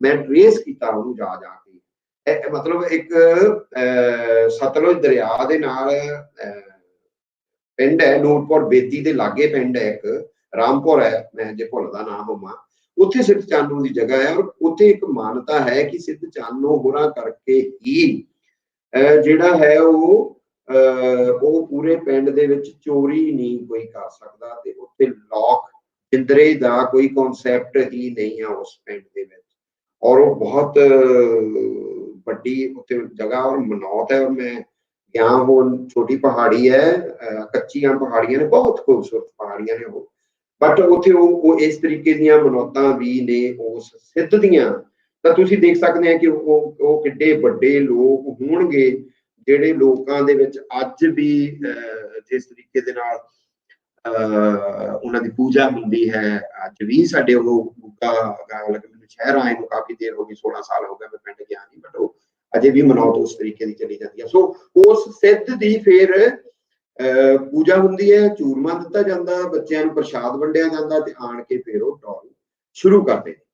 ਉਹਦੇ ਵਿੱਚ ਫਿਰ ਉਹ ਜਿਹੜੀ ਕਥਾ ਹੈ ਗੁੱਗੇ ਦੀ, ਤਾਂ ਉਹਦੇ ਵਿੱਚ ਫਿਰ ਗੋਰਖਨਾਥ ਆ ਜਾਂਦੇ ਨੇ, ਕਿਉਂਕਿ ਉਹ ਮਤਲਬ ਸਾਡੇ ਜੀਵਨ ਦੇ ਵਿੱਚ ਇਹਨਾਂ ਨਾਥਾਂ ਦੀ ਕਿੱਡੀ ਵੱਡੀ ਥਾਂ ਹੋਏਗੀ, ਤੁਸੀਂ ਇਮੈਜਿਨ ਨਹੀਂ ਕਰ ਸਕਦੇ। ਇਹ ਫੋਕ ਚੋਂ, ਇਹ ਗੁੱਗੇ ਦੀ ਕਥਾ ਦੇ ਵਿੱਚੋਂ, ਡੌਰੂ ਨਾਲ ਗਾਉਣ ਵਾਲਿਆਂ ਦੇ ਵਿੱਚੋਂ ਤੁਸੀਂ ਇੱਕ ਇੱਕ ਨੁਕਤਾ ਵੀ ਜੇ ਪੜ੍ਹ ਕੇ ਦੇਖੋ। ਜੈਪੁਰ ਲਿਟਰੇਚਰ ਫੈਸਟੀਵਲ ਵਾਲਿਆਂ ਨੇ ਜਦੋਂ ਮੈਨੂੰ ਸੱਦਿਆ ਤੇ ਉਹ ਕਹਿੰਦੇ, ਉਹ ਮੇਰੇ ਨਾਲ 2 ਰਾਈਟਰ ਸੀਗੇ, ਬੜੇ ਅੱਛੇ ਰਾਈਟਰ ਨੇ, ਮੈਂ ਨਾਂ ਤਾਂ ਨਹੀਂ ਲੈਂਦਾ, ਉਹ ਆਪਣੇ ਮਤਲਬ ਦਰਿਦਰਤਾ ਦੀਆਂ ਗੱਲਾਂ, ਗਰੀਬੀ ਦੀਆਂ ਗੱਲਾਂ, ਗੁਰਬਤ ਦੀਆਂ ਗੱਲਾਂ ਉਹ ਇੰਨੀਆਂ ਕੁ ਕਰੀ ਜਾਣ। ਮੈਂ ਕਿਹਾ ਯਾਰ ਮੈਂ ਤਾਂ ਬਹੁਤ ਐਲੀਟ ਫੈਮਿਲੀ ਨੂੰ ਬਿਲੋਂਗ ਕਰਦਾ ਹਾਂ, ਮੇਰੀ ਫੈਮਿਲੀ ਤਾਂ ਗੋਰਖ ਦੀ ਗੋਦੀ 'ਚ ਮੇਰਾ ਜਨਮ ਹੋਇਆ ਹੈ, ਮੈਂ ਸਿੱਧ ਚਾਨੋ ਦਾ ਬੱਚਾ ਹੈ ਯਾਰ, ਜਿਹਨੂੰ ਪੂਰੇ ਭਾਰਤ ਦੇ ਵਿੱਚ ਮਾਣ ਸਤਿਕਾਰ ਦਿੱਤਾ ਜਾਂਦਾ ਹੈ ਨਾ। ਸੋ ਮੈਂ ਤਾਂ ਕਬੀਰ ਨਾਲ ਯਾਰੀ ਹੈ ਮੇਰੀ, ਮੇਰੇ ਸਤਿਗੁਰ ਲੋਕ ਨੇ, ਮੈਂ ਉਹਨਾਂ ਦੇ ਚਰਨਾਂ 'ਚ ਬਹਿਣਾ, ਰੋਜ਼ ਉਹਨਾਂ ਦੇ ਕੋਲੋਂ ਕੋਈ ਨਾ ਕੋਈ ਗੱਲ ਸੁਣਦਾ ਹੈ। ਮੇਰਾ ਬਾਪ ਸੁਣਾਉਂਦਾ ਸੀ, ਕਿੱਸਾ ਕਾਵ ਰਾਹੀਂ ਆਉਂਦਾ ਸੀ, ਮੇਰੇ ਕੋਲ ਗੋਰਖ ਆਉਂਦਾ ਸੀ, ਮੇਰੇ ਕੋਲ ਗੋਪੀ ਚੰਦ ਆਉਂਦੇ ਸਨ। ਗੋਪੀ ਚੰਦ ਕਿਆ ਨਾਥ, ਔਰ ਉਹਨਾਂ ਦਾ ਉਹ ਜੋ ਕਿੱਸਾ ਮੇਰੇ ਪਿਤਾ ਜੀ ਸੁਣਾਉਂਦੇ ਸਨ, ਤੁਹਾਨੂੰ ਮੈਂ ਦੱਸਿਆ ਕਿ ਇਸ ਤਰੀਕੇ ਦੇ ਨਾਲ ਮੇਰੇ ਭਗਵਾਨ ਕਲਰ ਜਿਹੜਾ ਅੱਜ ਵੀ ਮੈਨੂੰ ਇੰਨਾ ਪੈਸ਼ਨ ਉਹਨੂੰ ਦੇਖ ਕੇ, ਅਜੇ ਕੱਲ ਪਰਸੋਂ ਮੇਰੇ ਇੱਕ ਦੋਸਤ ਨੇ ਮੇਰੀ ਉਹ ਭਗਵੇਂ ਕਲਰ ਵਾਲੀ ਫੋਟੋ ਫੇਸਬੁੱਕ ਤੇ ਲਾ ਕੇ ਕੁਛ ਬੰਦਾ ਚੰਗਾ ਲਿਖਿਆ ਸੀ, ਚੰਗਾ ਹੀ ਲਿਖਿਆ ਸੀ ਉਹ, ਮਤਲਬ ਇਹ ਸਾਰਾ। ਤਾਂ ਉਹ ਫਿਰ ਗੋਰਖਨਾਥ ਆ ਜਾਣਾ, ਕਿਉਂਕਿ ਗੁੱਗੇ ਦੀ ਮਾਂ ਵਾਸਲਾ ਜਿਹੜੀ ਹੈ, ਮੈਂ ਉਸ ਕਥਾ ਤੋਂ ਹੀ ਹੁਣ ਸਾਰਾ ਉਹ ਯਾਦ ਆਪਣੀ ਦੇ ਵਿੱਚੋਂ ਗੱਲ ਕਰ ਰਿਹਾ। ਤਾਂ ਉਹ ਗੁੱਗੇ ਦੀ ਮਾਂ ਵਾਸਲਾ ਦੇ ਕੋਈ ਬੱਚਾ ਨਹੀਂ ਹੋ ਰਿਹਾ, ਔਲਾਦ ਨਹੀਂ ਹੋ ਰਹੀ, ਤਾਂ ਉਹ ਫਿਰ ਉਹਨੂੰ ਕਿਹਾ ਜਾਂਦਾ ਹੈ ਕਿ ਤੂੰ ਨਾਥਾਂ ਦੇ ਟਿੱਲੇ ਤੇ ਜਾ, ਉਹਨਾਂ ਦੀ ਸੇਵਾ ਕਰ, ਔਰ ਉਹ ਜਾਂਦੀ ਹੈ, ਉਹ ਸੇਵਾ ਕਰਦੀ ਹੈ। ਤਾਂ ਮੈਂ ਇੱਕ ਹਵਾਲਾ ਜਿਹੜਾ ਸੀ ਮੇਰੇ ਲਈ, ਉਹ ਅੱਜ ਤੱਕ ਮਤਲਬ ਖਤਰਨਾਕ ਹਵਾਲਿਆਂ ਚੋਂ ਜਿਹਨੇ ਆਉਂਦਾ ਹੈ ਕਿ ਉਹ ਸੇਵਾ ਕਰਦੀ ਹੈ, ਝਾੜੂ ਪੋਚਾ ਜੋ ਵੀ ਕਰਦੀ ਹੈ, ਬਟ ਉਹਨਾਂ ਦੇ ਲੰਗੋਟਾਂ ਨੂੰ ਲੱਗੇ ਹੋਏ ਕਾਮ ਦੇ ਦਾਗ ਉਹ ਚੂਸ ਕੇ ਆਉਂਦੀ ਹੈ। ਯਾਨੀ ਤੁਸੀਂ ਨਾਥਾਂ ਦੀ ਸਾਡੇ ਸਮਾਜ ਮਾਨਤਾ।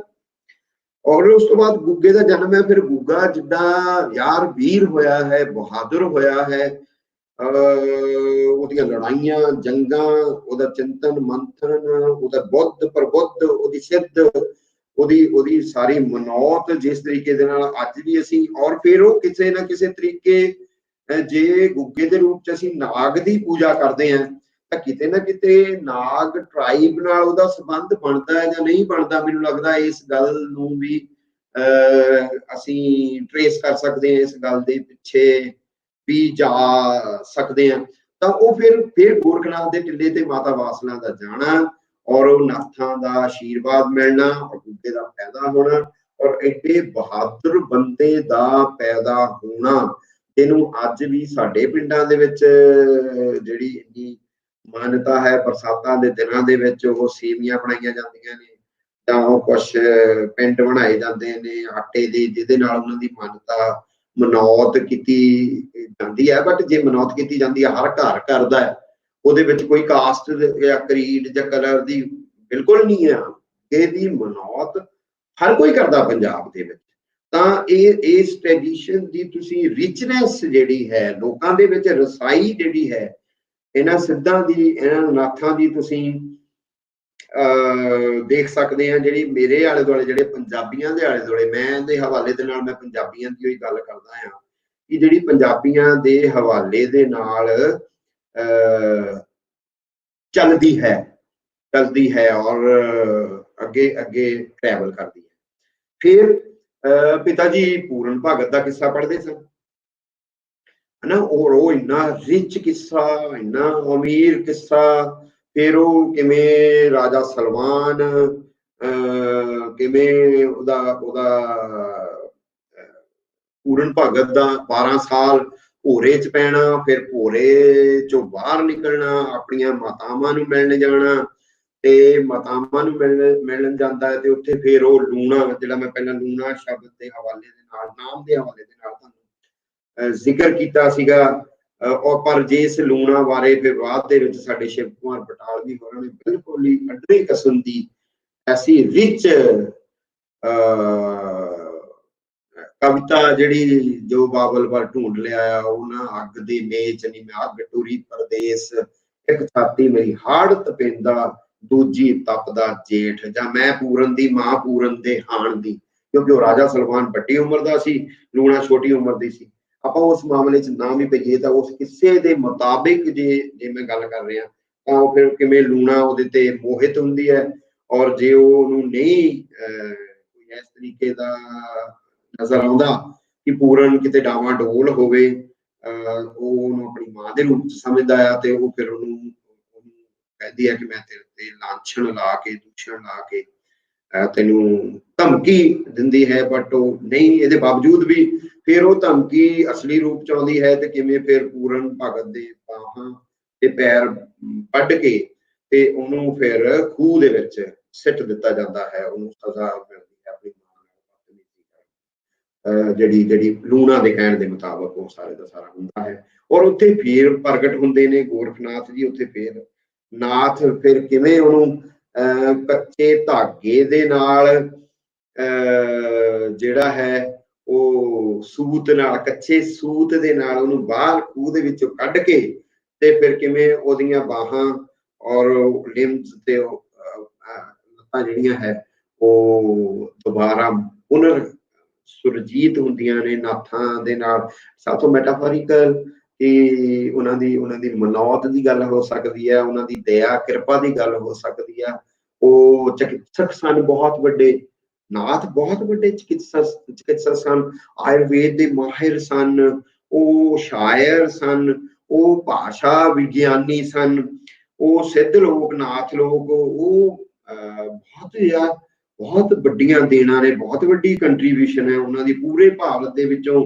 ਬੰਗਾਲ ਚੋਂ ਹੋਏਗਾ, ਨੇਪਾਲ ਚ ਸਭ ਤੋਂ ਵੱਧ, ਜਿਵੇਂ ਮਛੰਦਰ ਨਾਥ ਦੀ ਗੱਲ ਇਹਦੇ ਨਾਲ ਹੀ ਜੋੜਦਾ ਕਿ ਮਛੰਦਰ ਨਾਥ ਵੀ ਇਸ ਤਰੀਕੇ ਦੇ ਨਾਲ ਇੱਕ ਰਾਜੇ ਦਾ ਬੇਟਾ ਹੈ, ਔਰ ਉਹਨੂੰ ਵੀ ਇਸੇ ਤਰੀਕੇ ਦੀ ਸਜ਼ਾ ਦਿੱਤੀ ਜਾਂਦੀ ਹੈ, ਕਿਉਂਕਿ ਬਾਹਾਂ ਪੈਰ ਵੱਢ ਕੇ ਤੇ ਉਹਨੂੰ ਜੰਗਲ 'ਚ ਸੁੱਟ ਦਿੱਤਾ ਜਾਂਦਾ ਹੈ, ਤੇ ਕਿਵੇਂ ਉਹਦੇ ਤੇ ਫਿਰ ਨਾਥ ਕਿਰਪਾ ਕਰਦੇ ਨੇ, ਉਹ ਪੁਨਰ ਸਰਜੀਤ ਹੁੰਦਾ ਹੈ, ਫਿਰ ਕਿਵੇਂ ਉਹ ਨਾਥ ਟ੍ਰੈਡੀਸ਼ਨ ਦੇ ਨਾਲ ਜੁੜਦੇ ਨੇ। ਸੋ ਇਹ ਮੈਟਾਫੋਰਿਕਲ ਸਟੋਰੀਜ਼ ਜਿਹੜੀਆਂ ਨੇ ਬਹੁਤ ਸਾਰੇ ਨਾਥਾਂ ਦੇ ਨਾਲ ਜੁੜੀਆਂ ਹੋਈਆਂ ਨੇ। ਔਰ ਫਿਰ ਪੂਰਨ ਭਗਤ ਜਿਹੜਾ ਹੈ ਉਹ ਚੌਰੰਗੀ ਨਾਥ ਦੀ ਬਾਣੀ ਜਿਹੜੀ ਹੈ ਤੁਹਾਨੂੰ ਕਾਫੀ ਮਿਲ ਜਾਂਦੀ ਹੈ, ਜਿਹੜੀ ਕਿਆ ਰਿਚਨੈਸ ਹੈ ਉਸ ਬਾਣੀ ਦੇ ਵਿੱਚ।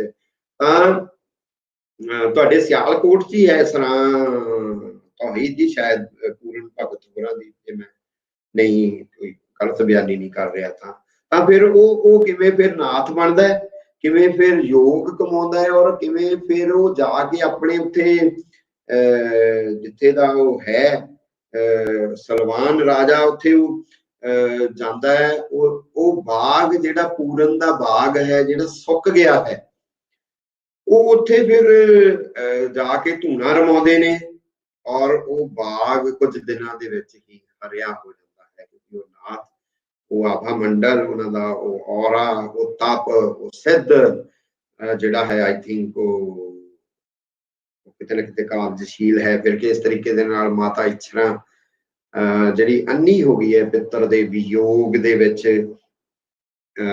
ਉਹ ਆਉਂਦੀ ਹੈ, ਤਾਂ ਫਿਰ ਉਹਦੇ ਸੀਰ, ਮਾਈ ਗॉड, ਉਹਦੇ ਦੁੱਧ ਉੱਤਰ ਆਉਂਦਾ ਹੈ। ਉਹਨੂੰ ਤਾਂ ਨਾਥ ਦੇ ਦਰਸ਼ਨਾਂ ਨੂੰ ਆਈ ਹੈ, ਜਿਹੜੇ ਨਾਥ ਨੂੰ ਲੋਕਾਂ ਦੇ ਵਿੱਚ ਜਿਹੜੀ ਮਾਨਤਾ ਵਾਲੀ ਗੱਲ ਸੀ, ਹਨਾ। ਤਾਂ ਮੈਂ ਦੇਖਦਾ ਉਹ ਫਿਰ ਕਿੱਸਾ, ਪੂਰਨ ਭਗਤ ਦਾ ਕਿੱਸਾ ਜਿਹੜਾ ਹੈ ਉਹ ਸਾਰੇ ਦਾ ਸਾਰਾ ਮੈਨੂੰ ਨਾਥ ਦੀ ਟ੍ਰੈਡੀਸ਼ਨ, ਉਹਦਾ ਸਾਡੇ ਲੋਕਾਂ 'ਚ ਮਨੌਤ, ਉਹਨਾਂ ਦਾ ਚਿੰਤਨ, ਕਿਉਂਕਿ ਉਸ ਕਿੱਸੇ ਦੇ ਵਿੱਚ ਵੀ ਫਿਰ ਜਿਹੜਾ ਸਾਰਾ ਗੋਰਖ ਬਾਣੀ ਦਾ ਚਿੰਤਨ ਹੈ, ਪੂਰਨ ਭਗਤ ਦੀ ਚੌਰੰਗੀ ਨਾਥ ਦੀ ਬਾਣੀ ਦਾ ਚਿੰਤਨ ਹੈ, ਉਹ ਸਾਰੇ ਦਾ ਸਾਰਾ ਫਿਰ ਉਹ ਚਿੰਤਨ ਸਾਨੂੰ ਉਹਦੇ ਵਿੱਚੋਂ ਨਜ਼ਰ ਆਉਂਦਾ ਹੈ, ਸਾਰੇ ਦਾ ਸਾਰਾ। ਸੋ ਉਹ ਪੂਰਨ ਭਗਤ ਦੇ ਕਿੱਸੇ ਰਾਹੀਂ ਮੇਰੇ ਕੋਲ ਆ ਜਾਂਦੇ ਸੀ। ਹੀਰ ਦੇ ਕਿਸੇ ਦਾ ਮੈਂ ਹਵਾਲਾ ਤੁਹਾਨੂੰ ਪਹਿਲਾਂ ਦੇ ਦਿੱਤਾ ਕਿ ਬਾਬੇ ਵਾਰਿਸ ਸ਼ਾਹ ਦੇ ਹੀਰ ਦੇ ਕਿਸੇ ਦੇ ਹਵਾਲੇ ਦੇ ਨਾਲ ਮੇਰੇ ਕੋਲ ਨਾਥ ਜਿਹੜੇ ਹੈ ਆਉਂਦੇ ਨੇ, ਔਰ ਨਾਥਾਂ ਦੀ ਜੋ ਵਡਿਆਈ ਹੈ, ਜੋ ਫਿਰ ਬਾਬਾ ਬੁੱਲੇ ਸ਼ਾਹ ਜਿਸ ਫਿਰ ਮੇਰਾ ਆਪਣਾ ਚਿੰਤਨ ਹੈ ਚੱਲਣ ਲੱਗ ਪੈਂਦਾ ਹੈ। ਫਿਰ ਬਾਬਾ ਬੁੱਲੇ ਸ਼ਾਹ ਦੇ ਨੀ ਮੈਂ ਜਾਣਾ ਯੋਗੀ ਦੇ ਨਾਲ ਕੰਨੀ ਮੁਦਰਾ ਪਾ ਕੇ, ਮੈਂ ਜੋਗੀ ਜੋਗੀ ਮਾਈ ਗॉड। ਔਰ ਉਹ ਫਿਰ ਸਾਰੀ ਟ੍ਰੈਡੀਸ਼ਨ ਸੂਫੀਆਂ ਦੀ, ਫਿਰ ਇਹ ਸਾਰੇ ਨਾਥ ਮੇਰੇ ਕੋਲ ਸਤਿਗੁਰ ਰੈਦਾਸ ਰਾਹੀਂ, ਸਤਿਗੁਰ ਕਬੀਰ ਰਾਹੀਂ। ਔਰ ਮੈਨੂੰ ਲੱਗਦਾ ਅਸੀਂ ਕਾਫੀ ਲੰਬਾ ਲੈ ਗਏ, ਬਟ ਜਿਹੜੀ ਗੱਲ ਕਰਨੀ ਸੀ ਮੈਂ ਚਲੋ ਇੱਕ ਹਵਾਲੇ ਦੇ ਨਾਲ ਗੱਲ ਕਰਦਾ ਹਾਂ ਕਿ ਕਿਵੇਂ ਟਰੈਵਲ ਕਰਦਾ ਹੈ ਥਾਟ ਇਹਨਾਂ ਦਾ। ਯਾਰ ਕਿੱਡੇ ਵੱਡੇ ਲੋਕ ਨੇ ਇਹ, ਔਰ ਤੁਸੀਂ ਉਸ ਧਰਾਤਲ ਤੇ ਜਾਓ ਸਹੀ। ਮੈਨੂੰ ਕੱਲ ਦਾ ਹੀ ਗੋਪੀ ਚੰਦ ਨੇ ਬਹੁਤ ਮੇਰੇ ਤੇ ਪੈਰਾ ਬੈਠਾ ਹੋਇਆ ਸੀਗਾ। ਅੱਜ ਮੈਂ ਉਹਦੇ ਕੋਲ ਛੁਟਕਾਰਾ ਪਾਇਆ, ਮੈਂ ਕਿਹਾ ਯਾਰ ਤੂੰ ਪਰੇ ਨਹੀਂ ਥੋੜਾ ਜਿਹਾ, ਮੈਨੂੰ ਥੋੜਾ ਜਿਹਾ ਬਾਕੀ ਨਾਥਾਂ ਦੀ ਵੀ ਗੱਲ ਕਰ ਲੈਣ ਦੀ। ਉਹ ਮੈਂ ਦਿੱਲੀ ਗਿਆ ਇੱਕ ਵਾਰ ਲੈਕਚਰ ਦੇਣ, ਮਾਈ ਗॉड ਯਾਰ ਉਹ ਲੈਕਚਰ ਕਿਤੇ ਹੋਰ ਸੀ ਤੇ ਮੇਰੇ ਤੇ ਪੈਰਾ ਬਹਿ ਗਿਆ ਸਤਿਗੁਰੂ ਨਾਮਦੇਵ ਜੀ। ਪਾੜ ਪੜੋਸਣ ਪੁੱਛੈ ਨਾਮਾ ਕਾਪੈ ਛਾਂ। ਆ ਦੇਖੋ ਹੁਣ ਇਹ ਸਤਿਗੁਰ ਲੋਕ ਏਡੇ ਖਤਰਨਾਕ ਨੇ। ਨਾਮਦੇਵ ਮੇਰੇ ਖੱਬੇ ਪਾਸੇ ਆ ਕੇ ਖੜ ਗਏ। ਮੈਂ ਹੁਣ ਤੁਹਾਡੀ ਨਹੀਂ ਸੁਣਨੀ, ਮੈਂ ਤੁਹਾਨੂੰ ਨਮਨ ਕਰਕੇ ਜਿਹੜਾ ਹੈ ਮੈਂ ਸਤਿਗੁਰੂ ਗੋਰਖਨਾਥ ਕੋਲ ਆ, ਤੁਹਾਡੇ ਕੋਲ ਫੇਰ ਆਉਂਦੇ ਆਪਾਂ ਭਰਾ। ਗੋਰਖਨਾਥ ਕਹਿੰਦੇ ਨੇ, ਆਪਣਾ ਲੰਬਾ ਸ਼ਬਦ ਹੈ ਬਟ ਉਹਦੇ ਵਿੱਚ ਇੱਕ ਥਾਟ ਜਿਹੜਾ ਹੈ ਕਹਿ ਰਹਾ, ਮਰੋ ਰੇ ਜੋਗੀ ਮਰੋ, ਮਰੋ ਮਰਨ ਹੈ ਮੀਠਾ। ਮਾਈ ਗॉड, मरो रे जोगी मरो, मरो मरण है मीठा। अच्छी प्यास। और मर कौन सकता है? सतगुरु पलटू कहते ने कि लागी गांसी ज्ञान की, पलटू मुआ तुरंत। पलटू मर सकता उसी वेले ज्ञान होया, पलटू मैं पलटू उसी वेले मर गया। लागी गांसी ज्ञान की, पलटू मुआ तुरंत। सतगुरु कबीर कहते ने जित मरने ते जग डरै, मेरे मन आनंद। गंग जमन के बीच में सुन समाधि घाट, तहां कबीरे मठ किया, सुर नार जन मन बाट। मठ बना के बैठा जिथे सुन समाधि है, जिथे जित मरने ते मरो रे जोगी मरो, जित मरने ते जग डरे, मेरे मन आनंद। मैं तुहानू हवाला दिता सी ज्ञानदेव जी का 13वीं शताब्दी च जैन मुनि का, जिन्होंने लुडो खेड बनाई है सप सीढ़ी वाली। तो जिथे ज्ञान वाला खाना है उतों सीढ़ी चढ़ती है, और जिथे वो पहुंचती है वो अवस्था आनंद दी है, उते आनंद लिखा है। और योगी जेड़े ने वो ज्ञान की अवस्था चो आनंद दी। मैं मर गया गंग जमन, गंगा जमना दे विच सुन समाधि, जिथे जन मन मुनि ऋषि पहुंचना चाहते ने, ते मेरा सतगुर कबीर घाट उथे कहंदा तहा कबीरे मठ किया, मठ करके बैठा। और ये लोग ने जेडे सिद्ध ने, नाथ ने, संत ने, बुद्धिस्ट ट्रेडिशन तो चले आउंदे ने यार। इन्हां ने नेचर दी डायलैक्ट्स नूं ਅਸੀਂ ਕਹਿੰਦੇ ਕਿ ਗੁਰੂ ਨਾਨਕ ਦੇਵ ਜੀ ਨੇ, ਦੇਖੋ ਸਾਡੇ ਮੈਥੀਕਲ, ਮੈਂ ਪੁਰਾਣਾ ਦੀ ਗੱਲ ਕੀਤੀ ਸੀ, ਤਾਂ ਪੁਰਾਣਾ ਦੀ ਗੱਲ ਜੇ ਮੈਂ ਸਿਧਾਂਤਕੀ ਤੇ ਗੱਲ ਆਵਾਂ ਤੇ ਕਿਸ ਤਰੀਕੇ ਦੇ ਨਾਲ ਜਿਹੜੀਆਂ ਸਾਡੀਆਂ ਬੁੱਧਿਸਟ ਟ੍ਰੈਡੀਸ਼ਨਾਂ ਸੀ, ਸਾਡੀ ਸਾਖ ਦਰਸ਼ਨ ਸੀ, ਸਾਡੀਆਂ ਇਹ ਸਾਰੀਆਂ ਪਰੰਪਰਾਵਾਂ ਸਨ। ਤਾਂ ਇਹ ਸਾਡੇ 9 ਨਾਥ 84 ਸਿੱਧ ਜਿਹੜੇ ਨੇ, ਔਰ ਸਾਡੇ ਪੁਰਾਣਾਂ ਦੇ ਵਿੱਚ ਜਿਹੜੇ 88,000 ਸਿੱਧ ਦੱਸੇ ਹੋਏ ਨੇ, ਜਿਹੜੇ ਸੂਰਜ ਦੇ ਉੱਤਰੀ ਪਾਸੇ ਵੱਲ ਨੂੰ ਜਾਂਦੇ ਨੇ। ਔਰ ਇਹ ਵੀ ਦੱਸਿਆ ਜਾਂਦਾ ਕਿ ਸੂਰਜ ਦੇ ਘੋੜੇ ਦਾ ਜਿਹੜਾ ਚੱਕਰ ਹੈ, ਸੂਰਜ ਦਾ ਚੱਕਰ ਜਿਹੜਾ ਹਫ਼ਤੇ ਬਾਅਦ ਦੇ ਚੱਕਰ ਚ 2 ਸਿੱਧ ਉਹਦੇ ਰੱਥ ਦੇ ਨਾਲ ਜਾਂਦੇ ਨੇ, ਉਹ ਪੂਰੇ ਚੱਕਰ ਦੇ ਵਿੱਚ ਸਿੱਧ ਜਿਹੜੇ ਨੇ ਉਹ ਮੌਜੂਦ ਨੇ। ਤਾਂ ਕੋਈ ਇਹ ਸਾਰੇ ਇਹਨਾਂ ਦੀ ਬਾਣੀ ਦੀ ਸਟੱਡੀ ਕਰਾਂ ਮੈਂ, ਉਹ ਫਿਰ ਆਪਾਂ ਗੱਲ ਕੀਤੀ ਸੀ ਕਿ ਅਕਾਦਮਿਕ ਤਰੀਕੇ ਦੇ ਨਾਲ ਤੁਹਾਨੂੰ ਕਿਤਾਬਾਂ ਦੇ ਨਾਂ ਦੱਸ ਦਵਾਂ ਤੇ ਫਲਾਂ ਰੈਫਰੈਂਸ, ਉਹਦੇ ਨਾਲ ਨਹੀਂ ਮੈਂ ਗੱਲ ਕਰਦਾ। ਮੈਂ ਤਾਂ ਆਪਣੇ ਹਵਾਲੇ ਨਾਲ, ਜਿਸ ਤਰੀਕੇ ਦੇ ਨਾਲ ਇਹ ਮੇਰੇ ਨਾਲ ਵਿਚਰਦੇ ਨੇ, ਇਸ ਤਰੀਕੇ ਨਾਲ ਮੇਰੇ ਤੇ ਕਿਰਪਾ ਕਰਦੇ ਨੇ, ਜਾਂ ਜਿਸ ਤਰੀਕੇ ਦੇ ਨਾਲ ਮੈਂ ਇਹਨਾਂ ਨੂੰ ਅੰਡਰਸਟੈਂਡ ਕਰਦਾ ਹਾਂ, ਤਾਂ ਉਹਨਾਂ ਦੇ ਇਹ ਲੋਕ ਨੇਚਰ ਦੀ ਡਾਇਲੈਕਟਸ ਦੀ ਅੰਡਰਸਟੈਂਡਿੰਗ ਹੈ। ਗੁਰੂ ਨਾਨਕ ਦੇਵ, ਮੈਂ ਕਹਿ ਰਿਹਾ ਸੀ ਮਿੱਥ ਦੇ ਹਵਾਲੇ ਦੇ ਨਾਲ, ਕਿ ਮਿੱਥ ਸਾਡੀ ਕੀ ਕਰਦੀ ਹੈ ਕਿ ਸਾਡੀ ਇਸ ਸਾਰੀ ਟ੍ਰੈਡੀਸ਼ਨ ਨੂੰ ਕਿਲ ਕਰਦੇ ਆ, ਉਹਨੂੰ ਮਾਰਦੇ ਆ। ਮਾਰੇ ਗਏ ਨਾਥ, ਕਿਲ ਕੀਤੇ ਗਏ, ਬੁੱਧ ਮਾਰੇ ਗਏ ਸਾਡੇ। ਅਸੀਂ ਉਹ ਜਿਹੜੇ ਬੁੱਧ ਨੂੰ ਪੈਦਾ ਕਰਨ ਵਾਲੇ, ਸਾਡੇ ਬੁੱਧਿਸਟ ਟ੍ਰੈਡੀਸ਼ਨ ਉਸ ਤਰੀਕੇ ਦੀ ਇੰਨੀ ਰਿਚ ਨਹੀਂ ਰਹੀ, ਉਹਦੀ ਹਿਸਟੋਰੀਕਲ ਕਾਰਨ ਨੇ ਤੁਹਾਡੇ ਸਾਹਮਣੇ ਨੇ ਸਾਰੇ। ਤਾਂ ਉਹ ਮਿੱਥ ਫਿਰ ਸਾਡੀ ਜਿਹੜੀ ਉਹ ਆਕਾਸ਼ ਵੱਲ ਨੂੰ ਜਾਂਦੀ ਹੈ, ਬਟ ਗੁਰੂ ਨਾਨਕ ਵਿਚਾਰ ਨੂੰ, ਥਾਟ ਨੂੰ ਆਕਾਸ਼ ਤੋਂ ਲਾ ਕੇ ਕੁਦਰਤ ਦੇ ਨੇੜੇ ਕਰ ਦਿੰਦੇ ਨੇ, ਤੇ ਉਸੇ ਹੀ ਕੁਦਰਤ ਦੇ ਨੇੜੇ ਉਹ ਥਾਟ ਨੂੰ ਚੁੱਕ ਕੇ ਬਾਬਾ ਬੁੱਲੇ ਸ਼ਾਹ ਹੋਰੀ, ਉਹ ਸਾਰੀ ਟ੍ਰੈਡੀਸ਼ਨ ਦੀ ਜਦੋਂ ਮੈਂ ਗੱਲ ਕਰਦਾ, ਸਤਿਗੁਰੂ ਨਾਮਦੇਵ, ਕਬੀਰ, ਰੈਦਾਸ, ਉਹ ਜਾ ਕੇ ਬੰਦੇ ਦੇ ਨੇੜੇ ਲੈ ਕੇ ਆ ਜਾਂਦੇ। ਤਾਂ ਉਹ ਨੇਚਰ ਦੀ ਡਾਇਲੈਕਟਸ ਦੀ ਅੰਡਰਸਟੈਂਡਿੰਗ ਵਾਲੀ ਜਿਹੜੀ ਗੱਲ ਮੈਂ ਕਰਦਾ ਆ, ਮੈਂ ਪਲਟੂ ਦੇ ਹਵਾਲੇ ਦੇ ਨਾਲ ਤੁਹਾਨੂੰ ਥੋੜਾ ਸੌਖਿਆ ਪਤਾ ਲੱਗ ਜਾਏ, ਕਿਉਂਕਿ ਜਦੋਂ ਬੁੱਧ ਲੋਕ, ਨਾਥ ਲੋਕ ਜਿਹੜੇ, ਉਹਨਾਂ ਦੀ ਬਾਣੀ ਹੈ ਉਹ ਇੰਨੀ ਗੂੜ ਗਿਆਨ, ਐਡਾ ਉਹਦੇ ਤੇ ਚਿੰਤਨ ਮੰਥਨ ਦੀ ਲੋੜ ਹੈ। ਜੇ ਉਹ ਤੁਹਾਨੂੰ ਸ਼ਬਦ ਮੈਂ ਸੁਣਾ ਵੀ ਦੇਵਾਂ ਤੇ ਉਹ ਡਿਕਸ਼ਨਰੀਆਂ ਵੀ ਨਹੀਂ ਲੱਭਣੀਆਂ ਉਹਨਾਂ ਦਾ ਜੋ ਚਿੰਤਨ ਹੈ। ਤਾਂ ਪਲਟੂ ਥੋੜਾ ਸੌਖਾ ਸਮਝ ਆ ਜਾਏਗਾ, ਉਹਨਾਂ ਦੇ ਸਾਰੇ ਥਾਟ ਦੇ ਟਰੈਵਲ ਦਾ ਇੱਕ ਪੜਾਅ ਮੈਂ ਕਹਿ ਸਕਦਾ ਇਸ ਸੰਤ ਸਤਿਗੁਰੂ। ਉਹ ਕਹਿੰਦੇ ਨੇ ਕਿ ਉਲਟਾ ਕੁआं गगन का तिसमें जरै चिराग, और तिसमें जरै चिराग बिन रोगन बिन बाती, और 6 रुत 12 मास रहे जरता दिन राती, और निकसे एक आवाज चिराग की ज्योति ही मां है, और ज्ञान समाधि सुने और कोई सुनता ना है। पलटू ज्ञान समाधि, ਗਿਆਨ ਦੀ ਗੱਲ ਜਿਹੜੀ ਮੈਂ ਕਹਿ ਰਿਹਾ ਕਿ ਬੁੱਧ ਗਿਆਨ ਦੀ ਸੀੜੀ ਚੜ੍ਹਦੇ ਨੇ ਤੇ ਆਨੰਦ ਦੀ ਅਵਸਥਾ ਚ, ਜਿੱਥੇ ਸਤਿਗੁਰ ਕਬੀਰ ਮੱਠ ਬਣਾ ਕੇ ਬੈਠੇ ਨੇ, ਗਿਆਨ ਸਮਾਧੀ ਸੁਣੇ ਔਰ ਕੋਈ ਸੁਣਤਾ ਨਾ ਹੈ। ਔਰ ਸੌਰ ਮੰਡਲ ਦੀ ਦੇਖੋ ਅੰਡਰਸਟੈਂਡਿੰਗ ਹੈ ਸਾਰੀ ਸੌਰ ਮੰਡਲ ਦੀ, ਤਾਂ ਗਿਆਨ ਸਮਾਧੀ ਸੁਣੇ ਔਰ ਕੋਈ ਸੁਣਤਾ ਨਾ ਹੈ। ਪਲਟੂ ਜੇ ਕੋ ਸੁਣੇ ਤਾਂ ਕੇ ਪੂਰੇ ਭਾਗ, ਉਲਟਾ ਕੁआं गगन का तिसमें जरै चिराग। ਤਾਂ ਸਤਿਗੁਰੂ ਨਾਮਦੇਵ ਕਹਿਣਗੇ ਕਿ ਬੇਟੀ ਕੇ ਗੁਣ ਸੁਣ ਰਹੀ ਬਾਈ, ਜਲਦ ਬਾਂਧ ਧਰੂ ਥਾਪਿਓ ਹੋ। ਜਲ ਨੂੰ, ਸਮੁੰਦਰ ਨੂੰ ਬੰਨ ਕੇ ਰੱਖਿਆ ਹੋਇਆ ਉਸ ਬੇਟੀ ਨੇ, ਉਸ ਰਹੀਮ ਨੇ, ਉਸ ਕਰੀਮ ਨੇ, ਉਸ ਅੱਲਾਹ ਨੇ, ਉਸ ਤਾਕਤ ਨੇ, ਉਸ ਸ਼ਕਤੀ ਨੇ। बेटी के गुण सुन रही भाई, जलद बांध ध्रू थाप्यो हो, नामे के स्वामी सी बेहोरी लांक नाप्यो हो। उन्हें ही सारा कुछ बन के रखा है, वो ही है सारा कुछ। यानी बेटी जो रमिया होया है, जो घट घट च रमिया होया है, ते जे वो कहते ने ज्ञान समाधि सुने और कोई सुनता ना है। पलटू सतगुरु पलटू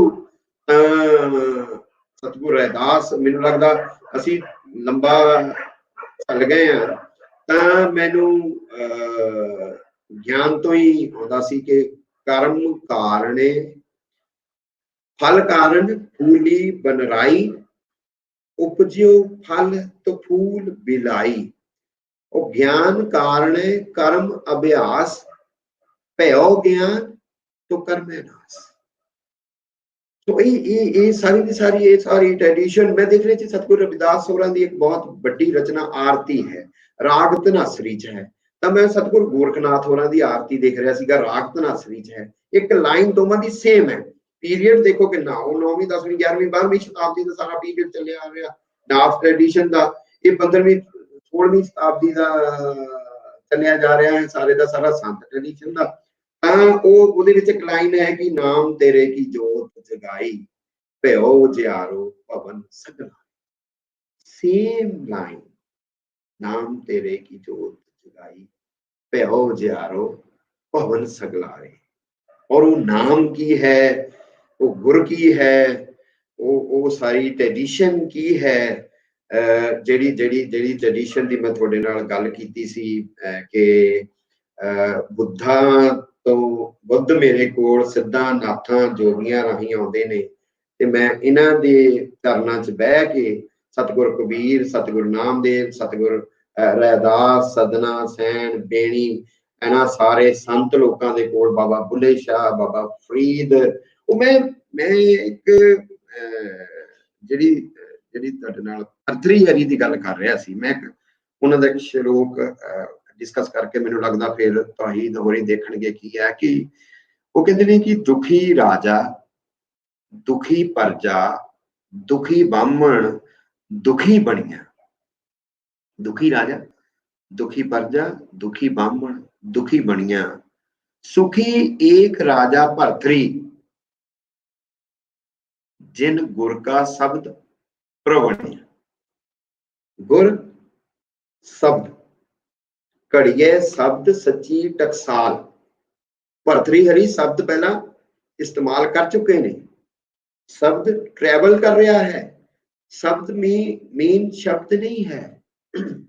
ਅਸੀਂ ਗੁਰਬਾਣੀ ਦੀ ਅੰਡਰਸਟੈਂਡਿੰਗ ਜਦੋਂ ਕਰਦੇ ਹਾਂ ਯਾਰ, ਥੋੜੀ ਜਿਹੀ ਇਹ ਵੀ ਗੱਲ ਰਹੀ ਹੈ ਕਿ ਅਸੀਂ ਸਤਿਗੁਰੂ ਨਾਨਕ ਦੇਵ ਜੀ ਸਿੱਧ ਗੋਸ਼ ਦੇ ਹਵਾਲੇ ਦੇ ਨਾਲ ਕਈ ਗੱਲਾਂ ਸਾਡੇ ਇੱਧਰ ਐਸੀਆਂ ਹੋਈਆਂ ਇਹਨਾਂ ਨੂੰ ਗੱਲ ਉਹਨਾਂ ਨੂੰ ਸਮਝ ਨਹੀਂ ਲੱਗੀ, ਪਰ ਜਪਜੀ ਸਾਹਿਬ ਦੇ ਵਿੱਚ ਜਿਸ ਵੇਲੇ ਉਹ ਕਹਿੰਦੇ ਨੇ ਨਾ ਸਤਿਗੁਰੂ ਨਾਨਕ ਦੇ ਗਾਵੇ ਸਿੱਧ ਸਮਾਧੀ ਅੰਦਰ, ਅਦਰਵਾਈਜ਼ ਕੁਐਸਚਨੇਬਲ ਨਹੀਂ ਗੁਰੂ ਨਾਨਕ ਦੇਵ ਹਰ ਥਾਂ ਤੇ ਬਹੁਤ ਵੱਡੇ ਫਿਲਾਸਫਰ, ਬਹੁਤ ਵੱਡੇ ਥਿੰਕਰ।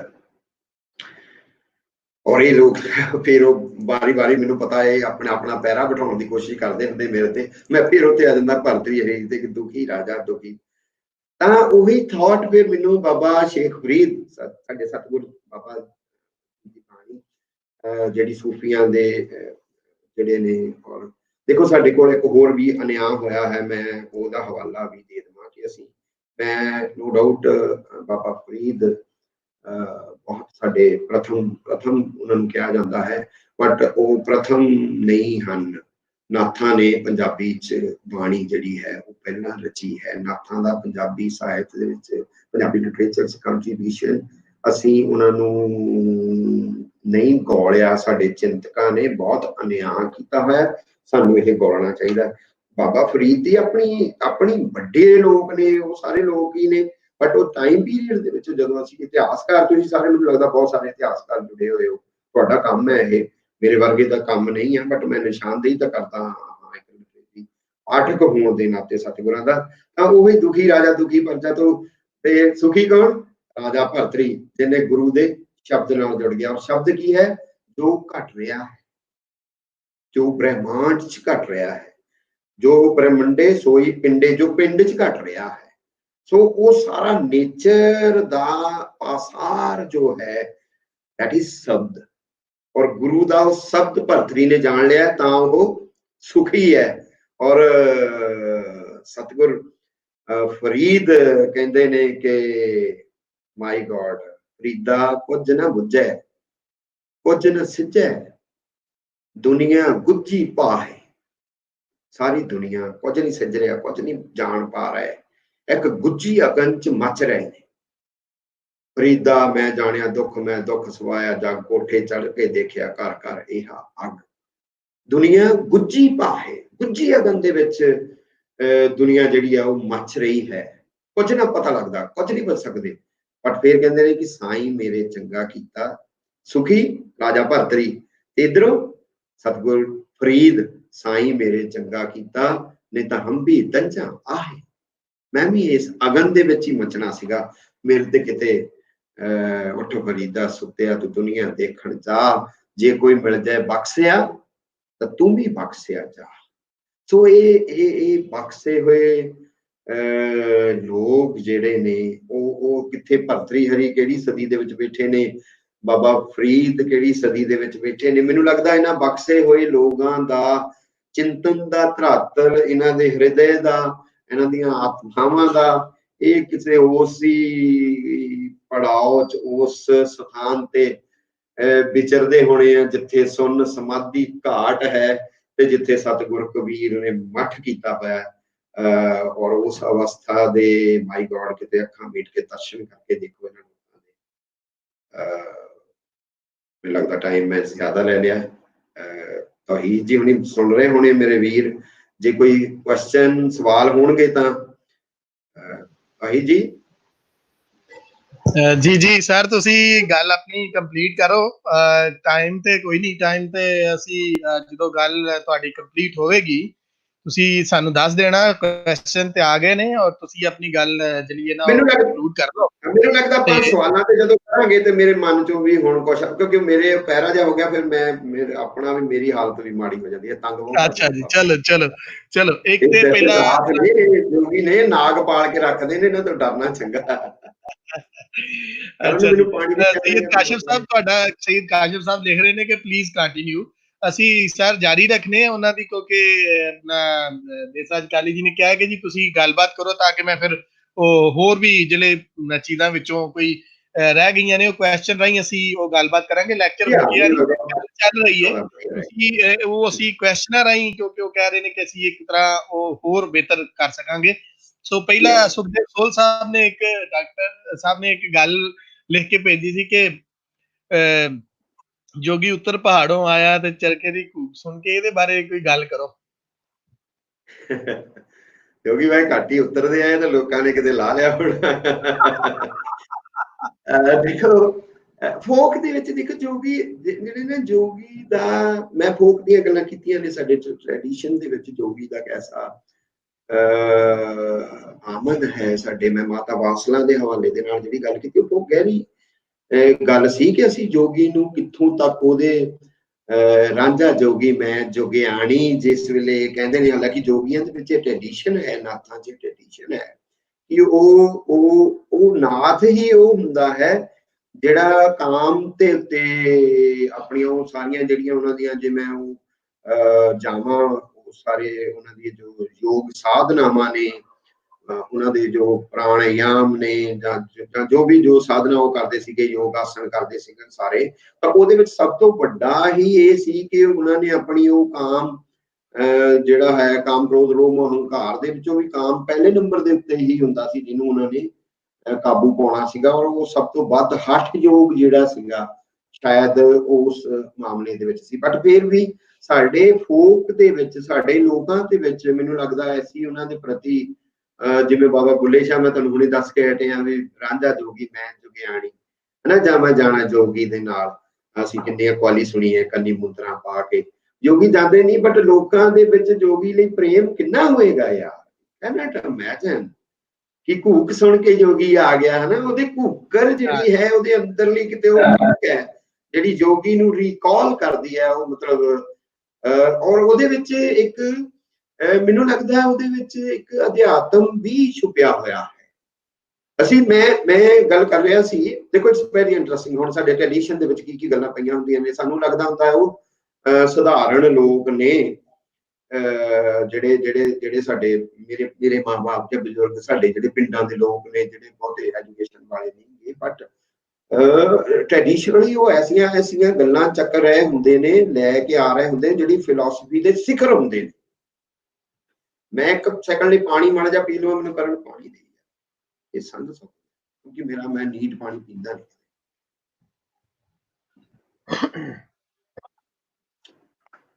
ਤਾਂ ਤੁਹਾਡੇ ਤੱਕ ਹੁਣ ਗੱਲ ਪਹੁੰਚੀ ਨਾ, ਉਹ ਨੀਟ ਪਾਣੀ ਵਾਲੀ, ਮੈਨੂੰ ਲੱਗਦਾ।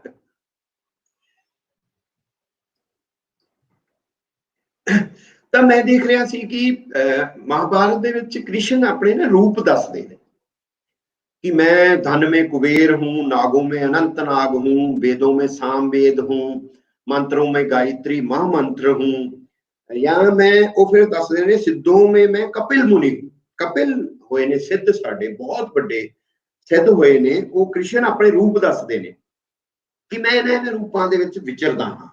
तो कपिल सिद्ध होए ने, फिर वो कहंदे ने मैं अचूते हूं।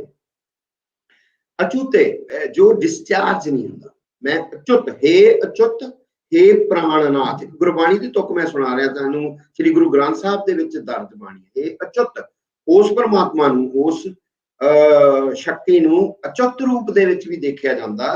वो अचुत रूप जिहड़ा है वो कृष्ण दा मुरारी रूप है।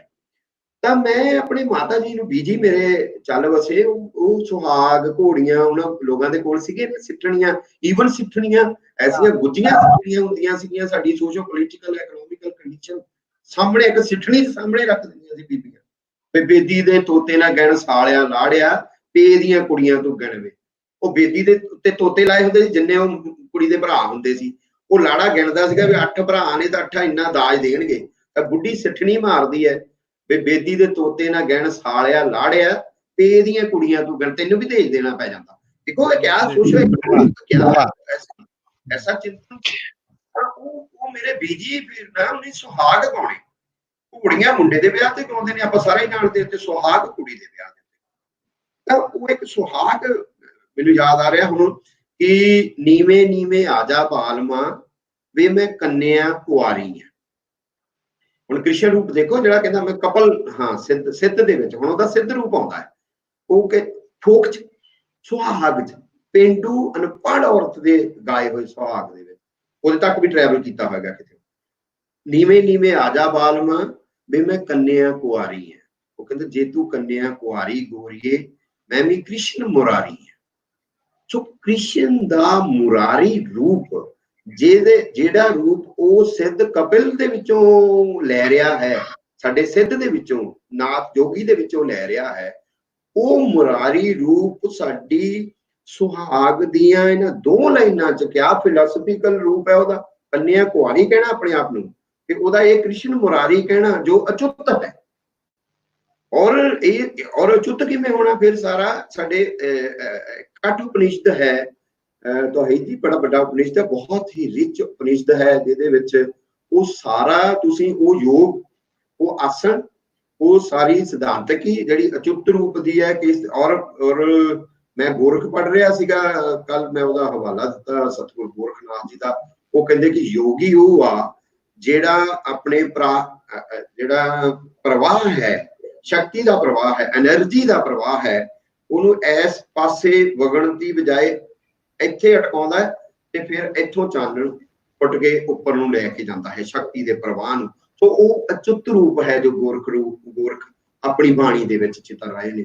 ਉਹ ਅਚੁੱਤ ਰੂਪ ਹੈ ਜੋ ਮਹਾਭਾਰਤ ਦੇ ਵਿੱਚ ਕ੍ਰਿਸ਼ਨ ਆਪਣੇ ਆਪ ਨੂੰ ਕਪਿਲ ਮੁਨੀ ਦੇ ਨਾਲ, ਕਪਿਲ ਸਿੱਧ ਦੇ ਨਾਲ, ਜਿਹੜਾ ਸਿੱਧ ਹੋਇਆ ਹੈ ਉਹਦੇ ਨਾਲ ਜੋੜ ਰਹੇ ਨੇ। ਤਾਂ ਫਿਰ ਉਹ ਰੂਪ ਹੈ ਉਹਦਾ ਅਚੁੱਤ ਰੂਪ, ਮੁਰਾਰੀ ਰੂਪ, ਜਿਹੜਾ ਇੱਕ ਪਿੰਡ ਦੀ ਔਰਤ ਆਪਣੇ ਸੁਹਾਗ ਦੇ ਵਿੱਚੋਂ ਲੱਭ ਰਹੀ ਆ। ਸੋ ਮੈਨੂੰ ਲੱਗਦਾ ਕਿ ਉਹ ਸਾਰੀ ਦੀ ਸਾਰੀ ਇਸ ਤਰੀਕੇ ਦੇ ਉਹਨਾਂ ਦੇ ਪ੍ਰਤੀ ਸਾਡੇ ਇੱਕ ਅਧਿਆਤਮਕ ਸਾਂਝਾਂ ਜਿਹੜੀਆਂ ਨੇ ਸਾਡੇ ਸੁਹਾਗਾਂ ਦੇ ਵਿੱਚੋਂ ਕ੍ਰਿਸ਼ਨ ਦੇ ਰੂਪ ਦੇ ਵਿੱਚ, ਉਹ ਕ੍ਰਿਸ਼ਨ ਦੇ ਜਾਂ ਜੋਗੀ ਦੇ ਰੂਪ ਦੇ ਵਿੱਚ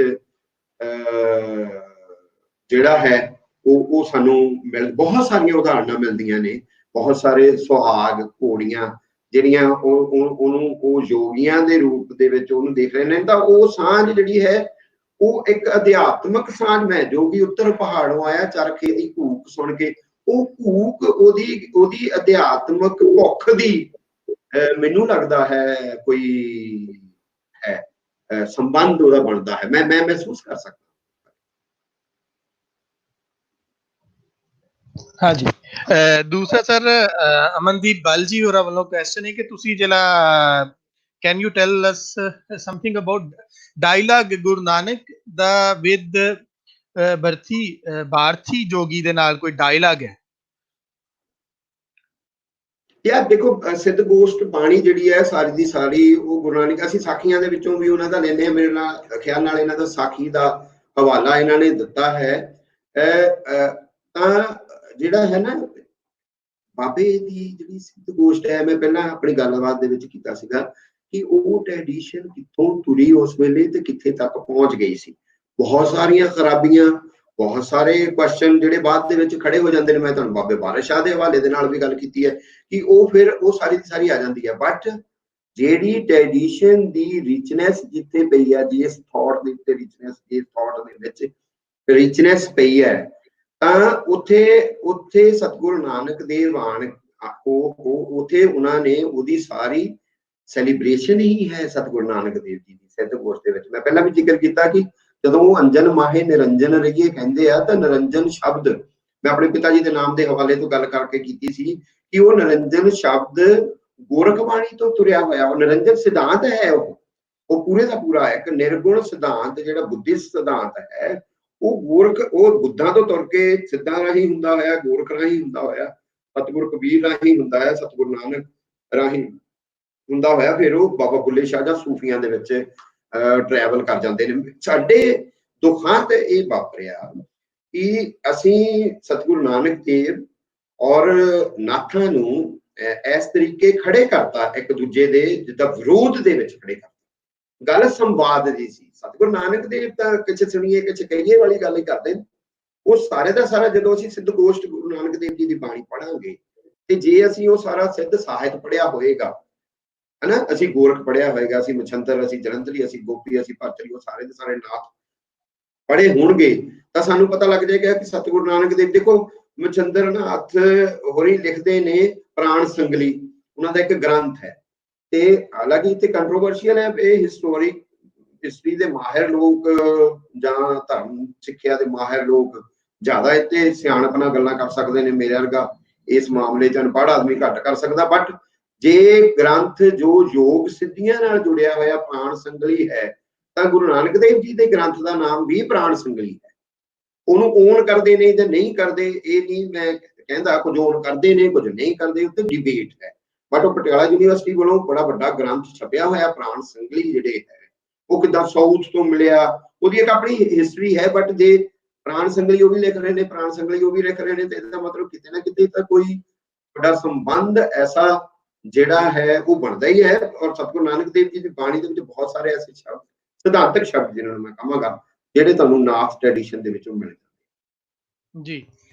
ਅਮਨਦੀਪ ਕੌਰ ਵੱਲੋਂ ਇੱਕ ਕੁਐਸਚਨ ਹੈ ਕਿ ਜੀ ਉਦਾਸੀ ਡੇਰਾ ਹੈ ਬ੍ਰਾਹਮ ਨੀਅਰ ਭੋਗਪੁਰ ਇਨ ਹੁਸ਼ਿਆਰਪੁਰ ਡਿਸਟ੍ਰਿਕਟ, ਤੁਸੀਂ ਉਹਦੇ ਬਾਰੇ ਕੁਝ, ਬਾਬਾ ਸ੍ਰੀ ਚੰਦ ਟ੍ਰੈਡੀਸ਼ਨ ਦੇ ਬਾਰੇ ਵੀ ਕੁਝ ਸਟੱਡੀ ਕੀਤਾ at that place? Baba Shri Chand ਜਿਹੜਾ ਨਾ ਸ਼੍ਰੀ ਚੰਦ ਹੋਰਾਂ ਦਾ ਡੇਰਾ ਹੈ, ਹੋ ਸਕਦਾ ਉੱਥੇ ਵੀ ਹੋਏ ਜਿੱਥੇ ਉਹ ਕਹਿ ਰਹੇ ਨੇ, ਬਟ ਉਹ ਐਕਚੁਅਲੀ ਬਾਰਠ ਪਿੰਡ ਹੈ, ਪਠਾਨਕੋਟ ਅੰਮ੍ਰਿਤਸਰ ਰੋਡ ਦੇ ਉੱਤੇ ਹੈ, ਜਿੱਥੇ ਉਹਨਾਂ ਨੇ ਤਪ ਕੀਤਾ। ਆਈ ਥਿੰਕ ਜੇ ਮੈਂ ਹਿਸਟੋਰੀਕਲ ਕੋਈ ਗਲਤੀ ਨਹੀਂ ਕਰ ਰਿਹਾ ਹੋਵਾਂਗਾ, ਤਾਂ ਸਤਿਗੁਰੂ ਅਰਜਨ ਦੇਵ ਜੀ ਨੇ ਜਿਸ ਵੇਲੇ ਸ੍ਰੀ ਗੁਰੂ ਗ੍ਰੰਥ ਸਾਹਿਬ ਦੀ ਸੰਪਾਦਨਾ ਕੀਤੀ, ਤਾਂ ਉਹ ਉੱਥੇ ਉਹਨਾਂ ਨਾਲ ਜਾ ਕੇ ਵਿਚਾਰ ਚਰਚਾ ਜਿਹੜੀ ਹੈ ਉਹ ਵਿਚਾਰ ਗੋਸ਼ਟ ਕਰਦੇ ਰਹੇ। ਸਾਡੇ ਪਤਾ ਨਹੀਂ ਕਿੱਥੋਂ ਇਹ ਟ੍ਰੈਡੀਸ਼ਨ ਸਾਡੇ ਸਿੱਖ ਭਾਈਚਾਰੇ ਦੇ ਵਿੱਚ ਚੱਲੀ ਕਿ ਉਹਨਾਂ ਨੇ ਸ਼੍ਰੀ ਚੰਦ ਉਦਾਸੀ ਸਿੱਧ ਸਨ, ਸਿੱਧ ਪੁਰਸ਼ ਸਨ, ਉਹਨਾਂ ਦੀ ਬਾਣੀ ਹੈ, ਉਹਨਾਂ ਦਾ ਚਿੰਤਨ ਹੈ। ਔਰ ਜਿਵੇਂ ਮੈਂ ਆਰਤੀ ਦਾ ਹਵਾਲਾ ਤੇ ਉਹਨਾਂ ਨੇ ਆਰਤੀ ਲਿਖੀ ਹੋਈ ਹੈ ਸਤਿਗੁਰੂ ਨਾਨਕ ਦੇਵ ਜੀ ਦੇ ਉੱਤੇ, ਉਹਨਾਂ ਦੀ ਆਰਤੀ ਮਿਲਦੀ ਹੈ, ਕਿਆ ਰਿਚ ਰਚਨਾ ਹੈ ਉਹਨਾਂ ਦੀ। ਬਟ ਸਿੱਖ ਦੇ ਬਹੁਤ ਸਾਰੇ ਲੋਕਾਂ ਦੇ ਵਿੱਚ, ਜਾਂ ਕਹਿ ਲਈਏ ਕਿ ਕੁਛ ਖਾਸ ਕਿਸਮ ਦੇ ਲੋਕਾਂ ਦੇ ਵਿੱਚ, ਸ਼੍ਰੀ ਚੰਦ ਹੋਰਾਂ ਨੂੰ ਸਿੱਧ ਕਰਕੇ ਉਹਨਾਂ ਨੇ ਉਸ ਸਿੱਖ ਟ੍ਰੈਡੀਸ਼ਨ ਦੇ ਨਾਲ ਉਹਨਾਂ ਨੂੰ ਜੋੜਦੇ ਨੇ, ਬਲਕਿ ਕੰਟਰੋਵਰਸ਼ੀਅਲ ਜਿਹਾ ਕੋਈ ਰੱਖਦੇ ਨੇ ਉਹਨਾਂ ਦੇ ਨਾਲ ਸਾਰੇ ਦਾ ਸਾਰਾ ਸੰਬੰਧ। ਬਟ ਮੇਰਾ ਇਹਦੇ ਤੇ ਮਤ ਥੋੜਾ ਜਿਹਾ ਹੋਰ ਹੈ, ਕਿਉਂਕਿ ਮੇਰੇ ਖਿਆਲ ਦੇ ਮੁਤਾਬਿਕ ਜੇ ਗੁਰੂ ਨਾਨਕ ਦੇਵ ਜੀ ਦੇ ਥਾਟ ਨੂੰ, ਜੇ ਇਸ ਫਲਸਫੇ ਨੂੰ ਅੰਡਰਸਟੈਂਡ ਕੀਤਾ ਉਸ ਧਰਾਤਲ ਤੇ ਜਾ ਕੇ, ਤਾਂ ਉਦਾਸੀ ਸਾਧੂਆਂ ਨੇ ਉਹਨਾਂ ਦਾ ਬਹੁਤ ਵੱਡਾ ਕੰਮ ਹੈ, ਬਹੁਤ ਵੱਡਾ ਕੰਮ ਹੈ। ਹਾਲਾਂਕਿ ਨਿਰਮਲੇ ਸੰਤਾਂ ਨੇ ਵੀ ਬਹੁਤ ਕੰਮ ਕੀਤਾ, ਪਰੰਤੂ ਨਿਰਮਲੇ ਸੰਤਾਂ ਦਾ ਬਹੁਤਾ ਕੰਮ ਜਿਹੜਾ ਹੈ ਉਹ ਗੁਰਬਾਣੀ ਦੀ ਬ੍ਰਾਹਮਣੀਕਲ ਵਿਆਖਿਆ ਹੈ। ਔਰ ਮੈਂ ਹੈਰਾਨ ਰਹਿਣਾ ਆ ਸਾਡੇ ਸਿੱਖ ਭਾਈਚਾਰੇ ਦੇ ਵਿੱਚ, ਮੈਂ ਪਾਰਟੀਕੂਲਰਲੀ ਕਹਿੰਦਾ ਸਿੱਖ ਭਾਈਚਾਰਾ, ਸਾਡੇ ਪੰਜਾਬੀ ਕਹਿ ਲੈਂਦੇ ਆਪਾਂ ਤਰੀਕੇ ਦਾ ਆ ਜਾਂਦੇ ਆ, ਅਸੀਂ ਮਹਾਰਾਜਾ ਰਣਜੀਤ ਸਿੰਘ ਨੂੰ ਬਹੁਤ ਵਡਿਆਉਂਦੇ ਹਾਂ। ਉਹ ਰਾਜਾ ਸੀ ਜਾਂ ਉਸ ਵਡਿਆਈ ਦੇ ਵਿੱਚ ਮੈਂ ਜਾਂਦਾ ਨਹੀਂ, ਉਸ ਕੁਐਸਚਨ ਦੇ ਵਿੱਚ ਵੀ ਨਹੀਂ ਜਾਂਦਾ। ਬਟ ਮੈਂ ਇਹ ਦੇਖਦਾ ਕਿ ਉਹਨਾਂ ਨੇ ਪੁਸ਼ਤ ਪਨਾਹੀ ਕੀਤੀ, ਉਹਨਾਂ ਨੇ ਹਜ਼ਾਰਾਂ ਏਕੜ ਜ਼ਮੀਨਾਂ ਦਿੱਤੀਆਂ ਨਿਰਮਲਿਆਂ ਨੂੰ, ਔਰ ਨਿਰਮਲਿਆਂ ਨੇ ਜਿਹੜਾ ਕੰਮ ਕੀਤਾ ਬਾਣੀ ਦਾ, ਉਹ ਸਾਰੀ ਦੀ ਸਾਰੀ ਬ੍ਰਾਹਮਣਿਕ ਵਿਆਖਿਆ ਕੀਤੀ। ਔਰ ਨਿਰਮਲਿਆਂ ਨੇ ਹੀ ਮੁੜ ਕੇ ਇਹ ਗੁਰੂ ਸਾਹਿਬਾਨ ਨੂੰ, ਜਿਵੇਂ ਸਤਿਗੁਰੂ ਨਾਨਕ ਦੇਵ ਜੀ ਨੂੰ ਉਹਨਾਂ ਨੇ ਜਨਕ ਦਾ ਅਵਤਾਰ ਲਿਖਿਆ, ਅਵਤਾਰਵਾਦ ਚ ਵਾੜ ਕੇ ਉਹਨਾਂ ਦੀ ਬਾਣੀ ਦੀ ਅਸਲ ਵਿਆਖਿਆ ਦੀ ਉਹਦਾ ਬ੍ਰਾਹਮਣੀਕਰਨ ਕਰਤਾ, ਉਹਨੂੰ ਕਿਲ ਕਰਤਾ ਨਿਰਮਲੇ ਸੰਤਾਂ ਨੇ। ਔਰ ਉਹਨਾਂ ਦੇ ਸੈਂਕੜੇ ਤੁਹਾਨੂੰ ਗ੍ਰੰਥ ਮਿਲ ਜਾਣਗੇ ਜਿਹਦੇ ਵਿੱਚ ਉਹ ਜਿਵੇਂ ਵੈਸ਼ਨਵ ਕਰ ਰਹੇ ਸਨ। ਅਨੰਤ ਦਾਸ ਹੋਏ ਨੇ ਇੱਕ, ਉਹ ਰਵਿਦਾਸ, ਸਤਿਗੁਰੂ ਰਵਿਦਾਸ ਦੇ ਪੀਰੀਅਡ ਤੋਂ 49 ਸਾਲ ਬਾਅਦ ਦੇ ਹਨ, ਵੈਸ਼ਨਵ ਹਨ ਉਹ। ਔਰ ਉਹਨਾਂ ਨੇ ਜਿੰਨੀਆਂ ਗੁਰੂ ਰਵਿਦਾਸ ਹੋਰਾਂ ਨਾਲ ਜੁੜੀਆਂ ਹੋਈਆਂ ਉਹ ਸਾਖੀਆਂ ਨੇ ਜਿਹੜੀਆਂ ਉਹਨਾਂ ਦੇ ਚਿੰਤਨ ਦੇ ਅਗੇਂਸਟ ਜਾਂਦੀਆਂ ਨੇ। ਮਸਲਨ ਉਹ ਰੰਬੀ ਮਾਰ ਕੇ ਜਨੇਊ ਕੱਢਣਾ, ਪੱਥਰ ਤਾਰਨੇ, ਉਹ ਪਾਰਸ ਪੱਥਰ ਵਾਲੀ ਘਟਨਾ, ਜਾਂ ਉਹਨਾਂ ਦੀ ਹੋਰ ਉਹਨਾਂ ਨੇ ਜੋੜਿਆ ਵੀ ਉਹ ਜੀ ਮਾਂ ਦਾ ਦੁੱਧ ਨਾ ਅਸੀਂ ਪੀਂਦੇ, ਫਿਰ ਉਹ ਸਾਧ ਦੇ ਰੂਪ ਚ ਆਇਆ, ਪ੍ਰਮਾਤਮਾ ਉਹਦੇ ਕੰਨ ਚ ਕੁਛ ਗਿਆ ਵੀ ਉਹ ਸ਼ੂਦਰ ਆ, ਤੂੰ ਕੋਈ ਨਹੀਂ, ਉਹ ਪਿਛਲੇ ਜਨਮ ਚ ਬ੍ਰਾਹਮਣ ਸਨ। ਤੋ ਉਹ ਸਾਰੀਆਂ ਦੇ ਸਾਰੀਆਂ ਅਨੰਤ ਦਾਸ ਹੋਰਾਂ ਨੇ ਸਾਖੀਆਂ ਲਿਖੀਆਂ ਤਾਂ ਕਿ ਇਹਨਾਂ ਨਿਰਗੁਣੇ ਸੰਤਾਂ ਦੀ ਥਾਟ ਨੂੰ ਕਿਲ ਕੀਤਾ ਜਾ ਸਕੇ। ਫਿਰ ਉਹ ਸਾਖੀਆਂ ਪ੍ਰਚਾਰੀਆਂ ਗਈਆਂ, ਅੱਜ ਤੱਕ ਪ੍ਰਚਾਰੀਆਂ ਜਾਂਦੀਆਂ ਨੇ। ਪੰਜਾਬੀ ਦੇ ਮਾਫ ਕਰਨਾ, ਇੰਗਲੈਂਡ ਦੇ ਕੋਈ ਸੰਸਥਾ ਆ, ਮੈਨੂੰ ਕਿਤਾਬ ਮਿਲੀ ਸੀਗੀ, ਉਹਨਾਂ ਨੇ ਉਸ ਗ੍ਰੰਥ ਦਾ, ਛੋਟੀ ਜਿਹੀ ਕਿਤਾਬ ਹੈ ਉਹ ਜਿਹੜੀ ਸਾਖੀਆਂ ਵਾਲੀ ਅਨੰਤ ਦਾਸ ਦੀ, ਉਹਨਾਂ ਨੇ ਵਡਿਆਈ ਕੀਤੀ ਕਿ ਦੇਖੋ ਅਸੀਂ ਕੰਟੈਂਪਰੇਰੀ ਜਿਹੜੇ ਹੋਏ ਨੇ ਗੁਰੂ ਰਵਿਦਾਸ ਦੇ, ਉਹਨਾਂ ਦੀ ਅਸੀਂ ਜਿਹੜੀ ਆ ਲਿਖਤ ਜਿਹੜੀ ਉਹਨੂੰ ਪੰਜਾਬੀ ਚ ਅਨੁਵਾਦ ਕਰਕੇ ਛਾਪੀ ਤੇ ਵੱਡੀ ਗਿਣਤੀ ਚ ਫ੍ਰੀ ਵੰਡੀ। ਉਹ ਸੰਸਥਾ ਹੋਏਗੀ ਸਤਿਗੁਰੂ ਰਵਿਦਾਸ ਦੇ ਨਾਂ ਦੇ ਉੱਤੇ, ਮੈਨੂੰ ਹੁਣ ਉਹਦਾ ਨਾਮ ਪੂਰਾ ਭੁੱਲ ਗਿਆ, ਇੰਗਲੈਂਡ ਦੀ ਸੰਸਥਾ ਸੀ, ਮੈਂ ਪੜ੍ਹੀ ਤਾਂ ਮੈਂ ਹੈਰਾਨ ਰਹਿ ਗਿਆ। ਮੈਂ ਕਿਹਾ ਯਾਰ ਅਜੇ ਤੱਕ ਦੇਖੋ ਕਿਹੜੀ ਸਦੀ ਆ ਗਈ, ਕਿੱਥੇ ਆ ਗਏ ਅਸੀਂ, ਇਸ ਸਟੱਡੀ ਵੱਲ ਨੂੰ ਗਏ ਨਹੀਂ ਹੈਗੇ। ਸੋ ਮੈਨੂੰ ਲੱਗਦਾ ਕਿ ਉਦਾਸੀਆਂ ਦਾ ਕੰਮ ਜਿਹੜਾ ਸੀਗਾ, ਮੁੜ ਕੇ ਜਦੋਂ ਨਾ ਇੰਸਟੀਟਿਊਸ਼ਨਲਾਈਜ਼ਡ ਹੋ ਜਾਂਦੀਆਂ ਨੇ ਇਹ ਸੰਸਥਾਵਾਂ ਬਹੁਤ ਸਾਰੀਆਂ, ਫਿਰ ਉਹਦੇ ਤੇ ਕਈ ਕੰਟਰੋਵਰਸੀਜ਼ ਵੀ ਖੜੀਆਂ ਹੋ ਜਾਂਦੀਆਂ ਨੇ। ਹਾਂਜੀ ਬਿਲਕੁਲ ਮੇਰਾ ਬਿਲਕੁਲ। ਆਪਣਾ ਕਿ ਉਦਾਸੀ ਸੰਤਾਂ ਦਾ ਜੋ ਬਾਣੀ ਤੇ ਕਾਰਜ ਕੀਤਾ ਹੋਇਆ ਹੈ ਉਹਦਾ ਮੁਲਾਂਕਣ ਹੋਣਾ ਚਾਹੀਦਾ ਹੈ, ਔਰ ਜੋ ਨਿਰਮਲਿਆਂ ਨੇ ਕੀਤਾ ਹੋਇਆ ਉਹਦੇ ਕੰਪੈਰੀਟਿਵ ਸਟੱਡੀ ਹੋਣੀ ਚਾਹੀਦੀ। ਜੀ ਠੀਕ। ਅੱਛਾ ਜੀ, ਇੱਕ ਜਿਹੜਾ ਹੈ ਉਹ ਕੁਐਸਚਨ ਤੇ ਬਹੁਤ ਸਾਰੇ ਆ ਰਹੇ ਨੇ। ਅੱਛਾ, ਇੱਕ ਤੇ ਜਿਹੜੀ ਬਾਲ ਨਾਥ ਜੋਗੀਆਂ ਜਿਹੜੀ ਟ੍ਰੈਡੀਸ਼ਨ ਹੈ, ਜਿਹੜੀ ਹੀਰ ਵਾਰਿਸ ਸ਼ਾਹ ਦੇ ਵਿੱਚ ਜਿਹੜੀ ਇਹ ਡਿਸਕਸ ਕੀਤੀ ਜਾਂਦੀ ਹੈ ਕਿ ਰਾਂਝਾ, ਇੱਥੇ ਸਵਾਲ ਹੈ ਕਿ ਰਾਂਝਾ ਜਿਹੜੇ ਨਾਥ ਕੋਲ ਗਿਆ ਉਹ ਕੌਣ ਸਨ, ਤੇ ਉੱਥੇ ਟਿੱਲੇ ਤੇ ਕੀ ਨਾਥ ਜੋਗੀਆਂ ਦਾ ਕੰਮ ਸੀ, ਕੀ ਕਰ ਰਹੇ ਸਨ?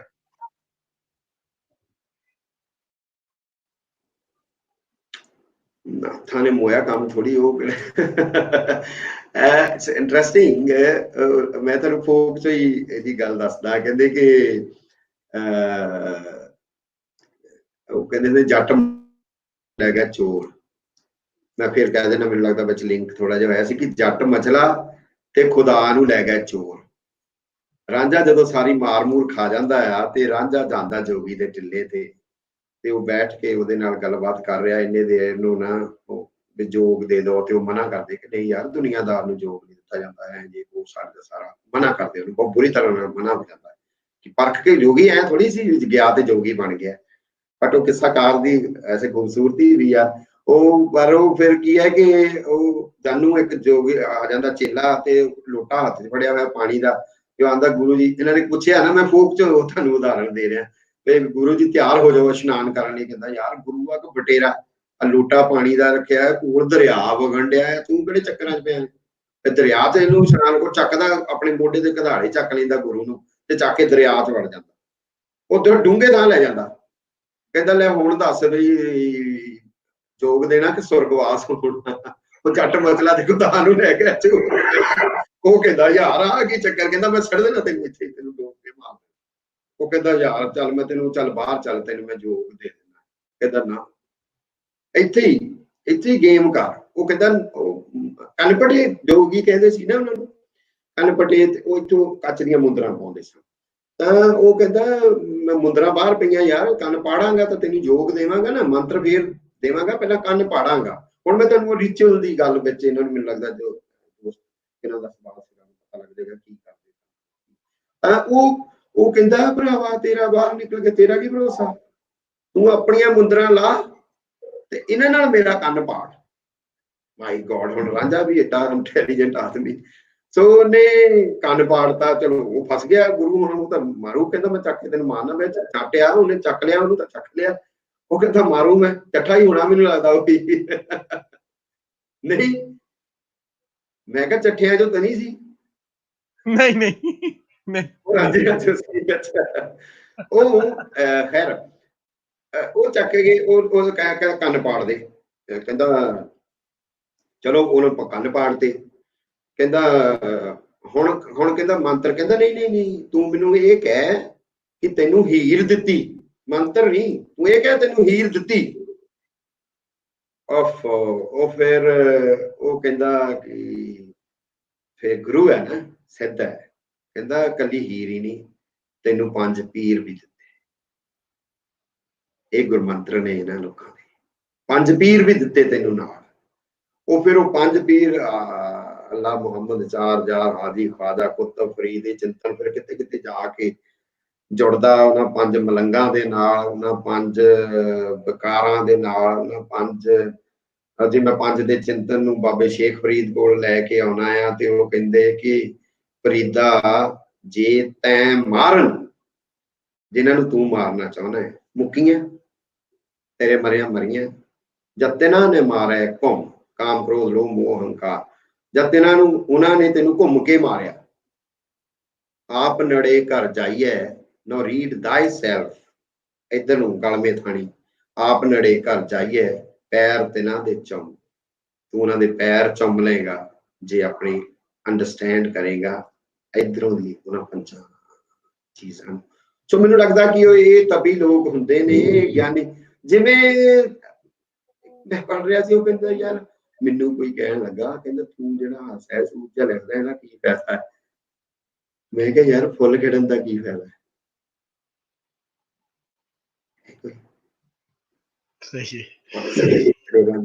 ਮਹਿਕ ਬਣਦੇ ਸਨ। ਅੱਛਾ ਕੀ ਨਾਥਾਂ ਨੇ ਇੱਥੇ ਜੀ ਪੂਨਮ ਅਯੂਬ ਵੱਲੋਂ ਇੱਕ ਆਇਆ ਹੈ ਮੈਸੇਜ ਕਿ ਉਹ ਕਹਿੰਦੇ ਕਿ ਜਿਹੜੀਆਂ ਜੋਗਣਾ ਹੁੰਦੀਆਂ ਸਨ ਉਹ ਆਪਣੇ ਆਪ ਨੂੰ ਦਾਸੀਆਂ ਕਿਉਂ ਕਹਿੰਦੀਆਂ ਸਨ? ਨਹੀਂ, ਮੇਰੇ ਖਿਆਲ ਨਾਲ ਮੇਰੇ ਕਿਤੇ ਜਾਣਕਾਰੀ 'ਚ ਨਹੀਂ ਹੈ ਕਿ ਉਹ ਜੋਗਣਾ ਆਪਣੇ ਆਪ ਨੂੰ ਦਾਸੀਆਂ ਕਹਿੰਦੀਆਂ ਸਨ। ਜੋਗਣਾ ਆਪਣੇ ਆਪ ਦੇ ਵਿੱਚ ਹੀ ਜਿਵੇਂ ਮੈਂ ਵਜਰ ਪਾਣੀ ਦੀ ਗੱਲ ਕੀਤੀ ਹੈ ਕਿ ਵਜਰ ਪਾਣੀ ਨੂੰ ਉਹ ਡਾਂਸ ਕਰਨ ਵਾਲੀ ਕੁੜੀ ਮਿਲਦੀ ਹੈ, ਤਾਂ ਉਹਨਾਂ ਦੀ ਸ਼ੋਅ ਤੋਂ ਬਗੈਰ ਹੀ ਉਹਨਾਂ ਦੇ ਦਰਸ਼ਨ ਕਰਦੇ, ਉਹਦੀ ਝਲਕ ਲੈਂਦੇ, ਯੋਗਣ ਹੋ ਜਾਂਦੀ ਹੈ। ਔਰ ਬਾਅਦ ਦੇ ਵਿੱਚ ਉਹਦੀਆਂ ਜਿਹੜੀਆਂ ਸੇਵਕਣਾ ਸਨ 500 ਦੇ ਕਰੀਬ, ਉਹ ਵੀ ਯੋਗਣਾ ਬਣਦੀਆਂ ਨੇ। ਬਟ ਮੇਰੇ ਖਿਆਲ ਦੇ ਨਾਲ ਕਿਤੇ ਬਰੋਬਰ ਦਾ ਹੱਕ ਹੈ। ਜੋ ਬਹੁਤੇ ਨਹੀਂ ਹਵਾਲੇ ਮਿਲਦੇ ਸਾਨੂੰ ਨਾਥਾਂ 'ਚ ਔਰਤਾਂ ਦੇ ਨਾਥ ਹੋ ਜਾਣ ਦੇ ਯੋਗੀਆਂ ਦੇ, ਬਟ ਹੈਨ, ਇਹ ਨਹੀਂ ਹੈ ਕਿ ਨਹੀਂ ਹੈਨ, ਉਹ ਹੈਨ, ਬਟ ਉਹ ਆਪਣੇ ਆਪ ਨੂੰ ਕਿਤੇ ਦਾਸੀਆਂ ਕਹਿੰਦੀਆਂ ਹੁਣ ਮੇਰੇ ਕੋਲ ਨਹੀਂ ਹਵਾਲਾ ਹੋ ਸਕਦਾ ਕਿਸੇ ਨਹੀਂ, ਮੇਰੇ ਖਿਆਲ ਨਾਲ ਨਹੀਂ ਹੈ। ਉਹਨਾਂ ਦਾ ਸਾਹਿਤ ਵੀ ਮਿਲ ਜਾਂਦਾ ਹੈ, ਮੈਂ ਕੁਛ ਸਾਹਿਤ ਸਟੱਡੀ ਕੀਤਾ ਹੈ, ਬਟ ਕਿਤੇ ਉਹਨਾਂ ਨੇ ਐਸਾ ਹਵਾਲਾ ਕਿ ਉਹ ਆਪਣੇ ਆਪ ਨੂੰ ਦਾਸ ਦੇ ਨਾਲ ਸੰਬੋਧਨ ਕਰਦੀਆਂ ਹੋਣ, ਸ਼ਾਇਦ ਕਿਤੇ ਕੋਈ ਹਵਾਲਾ ਹੋਵੇ, ਤਾਂ ਮੈਂ ਹੋ ਸਕਦਾ ਮੇਰੀ ਨਜ਼ਰ 'ਚ ਨਾ। ਸਹੀ, ਅੱਛਾ ਜੀ। ਉਹ ਇੱਕ ਇਹ ਵੀ ਸਵਾਲ ਆਇਆ ਸੀ ਕਿ ਨਾਥਾਂ ਦਾ ਜਿਹੜਾ ਡੇਰਾ ਹੁੰਦਾ ਸੀ ਉੱਥੇ ਔਰਤਾਂ ਵੀ ਜਾ ਸਕਦੀਆਂ ਸੀ? ਹਾਂ, ਜਾਂਦੇ ਸੀ, ਪੂਰਾ ਸਮਾਜ ਜਾਂਦਾ ਸੀ ਨਾਥਾਂ ਦੇ। ਕੁਛ ਨਾਥ ਜਿਹੜੇ ਸੀਗੇ ਉਹ ਡੇਰੇ ਬਣਾ ਕੇ ਰਹਿੰਦੇ ਸਨ। ਇਹ ਟ੍ਰੈਡੀਸ਼ਨ, 2 ਟ੍ਰੈਡੀਸ਼ਨ ਸੀ। ਕੁਛ ਨਾਥ ਭ੍ਰਮਣ ਕਰਦੇ ਸਨ, ਉਹ ਅੱਜ ਵੀ ਉਸ ਟ੍ਰੈਡੀਸ਼ਨ ਦੇ ਨਾਥ ਜਿਹੜੇ ਆ ਉਹ ਲਗਾਤਾਰ ਚਲਾਇਮਾਨ ਹੀ ਰਹਿੰਦੇ ਨੇ। ਹਾਂ, ਉਹ ਕੁਛ ਥਾਵਾਂ ਦੇ ਉੱਤੇ ਜਿੱਥੇ ਐਨੂਅਲ ਉਰਸ ਲੱਗਦੇ ਨੇ ਉੱਥੇ ਜਾ ਕੇ ਉਹ ਕੁਝ ਦਿਨਾਂ ਲਈ ਠਹਿਰਦੇ ਨੇ। ਜਿੱਦਾਂ 12 ਸਾਲਾਂ ਬਾਅਦ ਜੇ ਕੁੰਭ ਦਾ ਮੇਲਾ ਲੱਗਦਾ ਹੈ ਤਾਂ ਉੱਥੇ ਫਿਰ ਜਿਹੜਾ ਰਾਜਾ ਨਾਥ ਚੁਣਿਆ ਜਾਣਾ ਹੈ ਉਹ ਦੱਖਣ ਦੇ ਵਿੱਚ ਜਾ ਕੇ ਚੁਣਿਆ ਜਾਂਦਾ ਹੈ, ਫਿਰ ਉਹ ਰਾਜਾ ਹੁੰਦਾ। ਬਾਕੀ ਸਾਰੇ ਨਾਥ ਦੀ ਟ੍ਰੈਡੀਸ਼ਨ ਜਿਹੜੀ ਹੈ ਉਹਦੇ ਪਿੱਛੇ ਜਾਂਦੀ ਹੈ। ਕੁੰਭ ਦਾ ਇਸ਼ਨਾਨ ਕਰਦੇ ਨੇ ਉਹ। ਸੋ ਇਸ ਤਰੀਕੇ ਦੇ ਨਾਲ ਬੰਗਾਲ ਦੇ ਵਿੱਚ ਮੇਲਾ ਲੱਗਦਾ ਹੈ, ਇਸ ਤਰੀਕੇ ਨਾਲ ਨੇਪਾਲ ਦੇ ਵਿੱਚ ਮੇਲਾ ਲੱਗਦਾ ਹੈ, ਪੰਜਾਬ ਦੇ ਵਿੱਚ ਕੁਝ ਥਾਵਾਂ ਦੇ ਉੱਤੇ ਜੋਗੀ ਟਿੱਲੇ ਵਰਗੀਆਂ ਥਾਵਾਂ ਦੇ ਉੱਤੇ ਮੇਲੇ ਲੱਗਦੇ ਨੇ, ਉਰਸ ਲੱਗਦੇ ਨੇ। ਤਾਂ ਉਸ ਜਿਹੜੇ ਫਰੰਤੂ ਟ੍ਰੈਡੀਸ਼ਨ ਦੇ ਨਾਥ ਨੇ ਜਿਹੜੇ ਤੋਰਾ ਫੇਰਾ ਰੱਖਦੇ ਨੇ, ਉਹ ਸਾਰੇ ਦੇ ਸਾਰੇ ਜਿਹੜੇ ਹੈ ਲੋਕ ਜਾਂਦੇ ਨੇ, ਉੱਥੇ ਰਹਿੰਦੇ ਵੀ ਨੇ ਉਹ ਨੇ। ਪਰ ਜਿਹੜੇ ਡੇਰੇਦਾਰ ਨੇ, ਜਿਹੜੇ ਡੇਰੇ ਟਿਕਾਣੇ ਬਣਾਏ ਹੋਏ ਨੇ, ਉੱਥੇ ਸਾਰਾ ਸਮਾਜ ਜਾਂਦਾ ਹੈ, ਉੱਥੇ ਔਰਤਾਂ ਵੀ ਜਾਂਦੀਆਂ ਨੇ। ਮੈਂ ਬਹੁਤ ਸਾਰੇ ਨਾਥਾਂ ਦੇ ਡੇਰਿਆਂ ਦੇ ਉੱਤੇ ਹੁਣ ਟ੍ਰੈਡੀਸ਼ਨਸ ਦੇ ਵਿੱਚ ਗਿਆ ਹਾਂ। ਮਤਲਬ ਜਿਵੇਂ ਹਵਾਲਾ ਜਿਹੜਾ ਚਾਹੇ ਸਾਡੀ ਫੋਕ ਟ੍ਰੈਡੀਸ਼ਨ ਚੋਂ ਦੇ ਰਿਹਾ ਸੀ ਕਿ ਰਾਜੇ ਦੀ ਵਾਈਫ ਹੋਏਗੀ ਨਾ ਮਾਤਾ ਵਾਸਨਾ, ਜਿਹੜੀ ਰਾਜੇ ਗੁੱਗਾ ਯਾਰਵੀਰ ਦੀ ਮੁੜ ਕੇ ਮਾਂ ਬਣਦੀ ਹੈ, ਜੇ ਉਹ ਨਾਥਾਂ ਦੇ ਜਾਂਦੀ ਹੈ, ਉਸ ਹਵਾਲੇ ਦੇ ਨਾਲ ਵੀ ਅਸੀਂ ਦੇਖ ਸਕਦੇ ਹਾਂ ਕਿ ਡੇਰੇ ਦੇ ਉੱਤੇ ਔਰਤਾਂ ਦਾ ਜਾਣਾ। ਫਿਰ ਉਹ ਜਿਹੜਾ ਮੈਂ ਉਹਦੇ ਗੱਲ ਨਾਲ ਹਵਾਲਾ ਦਿੱਤਾ ਸੀਗਾ, ਸੋ ਸਾਨੂੰ ਬਸ ਉਸੇ ਗੱਲ ਦੇ ਵਿੱਚ ਫਿਰ ਕੁਐਸਚਨ ਵੀ ਨਾ ਉਹਨਾਂ ਨੇ ਗੱਲ ਕੀਤੀ ਸੀ। ਸੋ ਤੁਸੀਂ ਇੱਕ ਨਾ ਇਹਦੇ 'ਚ ਗੱਲ ਕੀਤੀ ਜਿਹੜੀ ਹੈ ਲੁੱਡੋ ਦੀ ਗੇਮ ਦੀ, ਜਿਹੜੀ ਤੁਸੀਂ ਗੱਲ ਕੀਤੀ, ਤੇ ਅਸੀਂ ਜਦੋਂ ਹੜੱਪਾ ਦੀ ਸਟੱਡੀ ਕੀਤੀ ਸੀ ਉਹਦੇ ਵਿੱਚ ਨਾ ਦੋ ਇਹ ਜਿਹੜੀਆਂ ਸਾਨੂੰ ਗੇਮਾਂ ਬੜੀਆਂ ਸਾਹਮਣੇ ਆਈਆਂ। ਇੱਕ ਤੇ ਚੈਸ ਜਾਂ ਸ਼ਤਰੰਜ ਜਿਹਨੂੰ ਕਹਿੰਦੇ ਨੇ, ਉਹ ਉੱਥੋਂ ਲੱਭਦੀ ਹੈ ਸਾਨੂੰ, ਤੇ ਦੂਜੀ ਲੁੱਡੋ, ਖਾਸ ਕਰ ਉਹਦਾ ਜਿਹੜਾ ਦਾਣਾ ਜਿਹਦੇ ਤੇ 3 ਦਾਣੇ 6 ਦਾਣੇ 2 ਦਾਣੇ ਕਾਣਾ ਬਣਿਆ ਹੁੰਦਾ, ਉਹ ਸਾਰੇ ਉੱਥੋਂ ਮਿਲਦੇ ਨੇ। ਤੇ ਤੁਸੀਂ ਜਿੱਦਾਂ ਇਹ ਗੱਲ ਕੀਤੀ ਕਿ ਇਹਦਾ ਕੀ ਜਿਹੜਾ ਹੜੱਪਾ ਨਾਲ ਜਿਹੜਾ ਜੋਗੀ ਰੀਤ ਦਾ ਜਿਹੜਾ ਲਿੰਕ ਹੈ, ਕਿਉਂਕਿ ਉਹ ਤੇ ਸਾਡੀ, ਅਸੀਂ ਤੇ ਸਮਝਦੇ ਕਿ ਸਾਡੇ ਮੁੱਢ ਉਹ ਹੈ, ਤੇ ਉੱਥੇ ਵੀ ਇਹ ਜਿਹੜੇ ਬਿਲਕੁਲ ਅੱਜ ਦਾ ਜਿਸ ਤਰ੍ਹਾਂ ਦਾ ਲੁੱਡੋ ਦਾ ਦਾਣਾ ਹੈ ਜਿਹੜੀ ਅਸੀਂ ਖੇਡਦੇ ਹਾਂ, ਉਹ ਤੇ ਜਿਹੜਾ ਮੌਜੂਦ ਹੈ ਹੜੱਪਾ ਮਿਊਜ਼ੀਅਮ ਸਾਹੀਵਾਲ ਦੇ ਵਿੱਚ, ਉਹ ਬਿਲਕੁਲ ਇੱਕ। ਤੇ ਜਿਸ ਤਰ੍ਹਾਂ ਚੈਸ ਦਾ ਜਿਹੜਾ ਹੈ ਵੇ, ਜਿਵੇਂ ਉਹਦੇ ਉਹਦੇ ਜਿਹੜਾ ਵਜ਼ੀਰ ਹੈ ਫੀਲਾ ਹੈ, ਉਹ ਸਾਰਾ ਦਾ ਸਾਰਾ ਬਿਲਕੁਲ ਸੇਮ ਹੈ। ਤੇ ਤੁਸੀਂ ਜੋਗੀਆਂ ਚੋਂ ਵੀ ਉਹਨੂੰ ਰੁਲਾਉਂਦੇ ਹੋ, ਤੇ ਇਹ ਕੀ ਇਹ ਲਿੰਕ ਬਹੁਤ ਪੁਰਾਣਾ ਨਹੀਂ ਜਾ ਕੇ ਮਿਲ ਜਾਂਦਾ ਇਹਨਾਂ ਚੀਜ਼ਾਂ ਦੇ ਨਾਲ? ਇਹ ਮੈਨੂੰ ਲੱਗਦਾ ਹੈ ਕਿ ਉੱਥੋਂ ਹੀ ਉਹ ਪਹੁੰਚਿਆ ਹੋਏਗਾ ਕਿਸੇ ਨਾ ਕਿਸੇ ਤਰੀਕੇ, ਟਰੈਵਲ ਕਰਦਾ ਕਰਦਾ, ਕਿਉਂਕਿ ਫਿਰ ਉਹਦੇ ਤੋਂ ਬਾਅਦ ਜਦੋਂ ਅੰਗਰੇਜ਼ ਸਾਡੇ ਕੋਲ 1894 ਦੇ ਕਰੀਬ ਉਹ ਰੀਇਨਵੈਂਟ ਕਰਦੇ ਜਾਂ ਉਹ ਆਪਣਾ ਰੂਪ ਬਣਾਉਂਦੇ ਨੇ, ਉਹ ਤਾਂ ਉਹ ਰੂਪ ਸੌਰੀ ਹੋਰ ਬਣ ਜਾਂਦਾ ਲੁੱਡੋ ਦਾ, ਹਨਾ।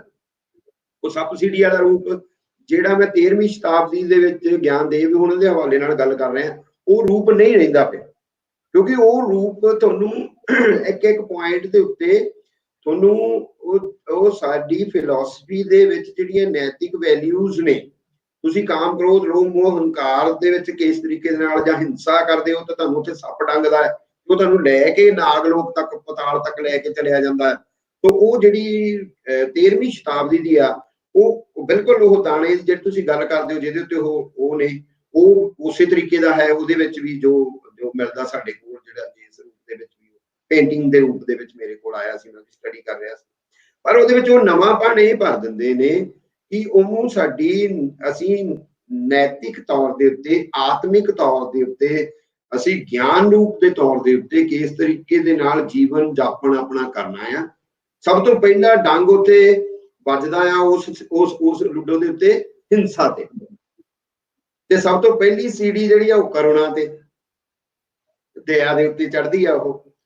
ਸੋ ਉਹ ਇੱਕ ਇੱਕ ਪੁਆਇੰਟ, ਇੱਕ ਇੱਕ ਨੁਕਤਾ, ਉਹ ਜਿਹੜਾ ਸਾਰਾ ਫਿਰ ਸੀਗਾ, ਉਹ ਸਾਡੇ ਇੰਡੀਅਨ ਫਿਲਾਸਫੀ ਚੋਂ ਜੋ ਅੱਛਾਈਆਂ ਤੇ ਜੋ ਜਿਨ੍ਹਾਂ ਤੋਂ ਬੰਦੇ ਨੇ ਬਚਣਾ, ਬੁਰਾਈਆਂ ਕਹਿ ਲਓ ਉਹਨਾਂ ਨੂੰ, ਸੋ ਉਹਦਾ ਸਾਰਾ ਸੰਮਿਸ਼ਰਣ ਬਣਾ ਕੇ ਉਹ ਇੱਕ ਪੂਰੀ ਦੀ ਪੂਰੀ ਜਿਹੜੀ ਲੁੱਡੋ ਤਿਆਰ ਕੀਤੀ ਹੈ। ਉਹ ਰੀਇਨਵੈਂਟ ਕਰਨਾ ਆਪਾਂ ਉਹਨੂੰ ਕਹਿ ਸਕਦੇ, ਮੈਨੂੰ ਲੱਗਦਾ ਕਿਤੇ ਨਾ ਕਿਤੇ ਉਸ ਸੱਭਿਅਤਾ ਤੋਂ ਉਹ ਸਾਰੀ ਦੀ ਸਾਰੀ ਆਉਂਦੀ ਹੋਏਗੀ, ਪਰ ਮੈਂ ਉਹਨੂੰ ਨਾਲ ਜੋ ਹਵਾਲਾ ਮੈਂ ਦਿੱਤਾ ਸੀਗਾ, ਉਹ ਮੇਰੇ ਮਨ 'ਚ ਇਹ ਆ ਰਿਹਾ ਸੀਗਾ ਕਿ ਇਹ ਸਿੱਧ ਲੋਕ ਗਿਆਨ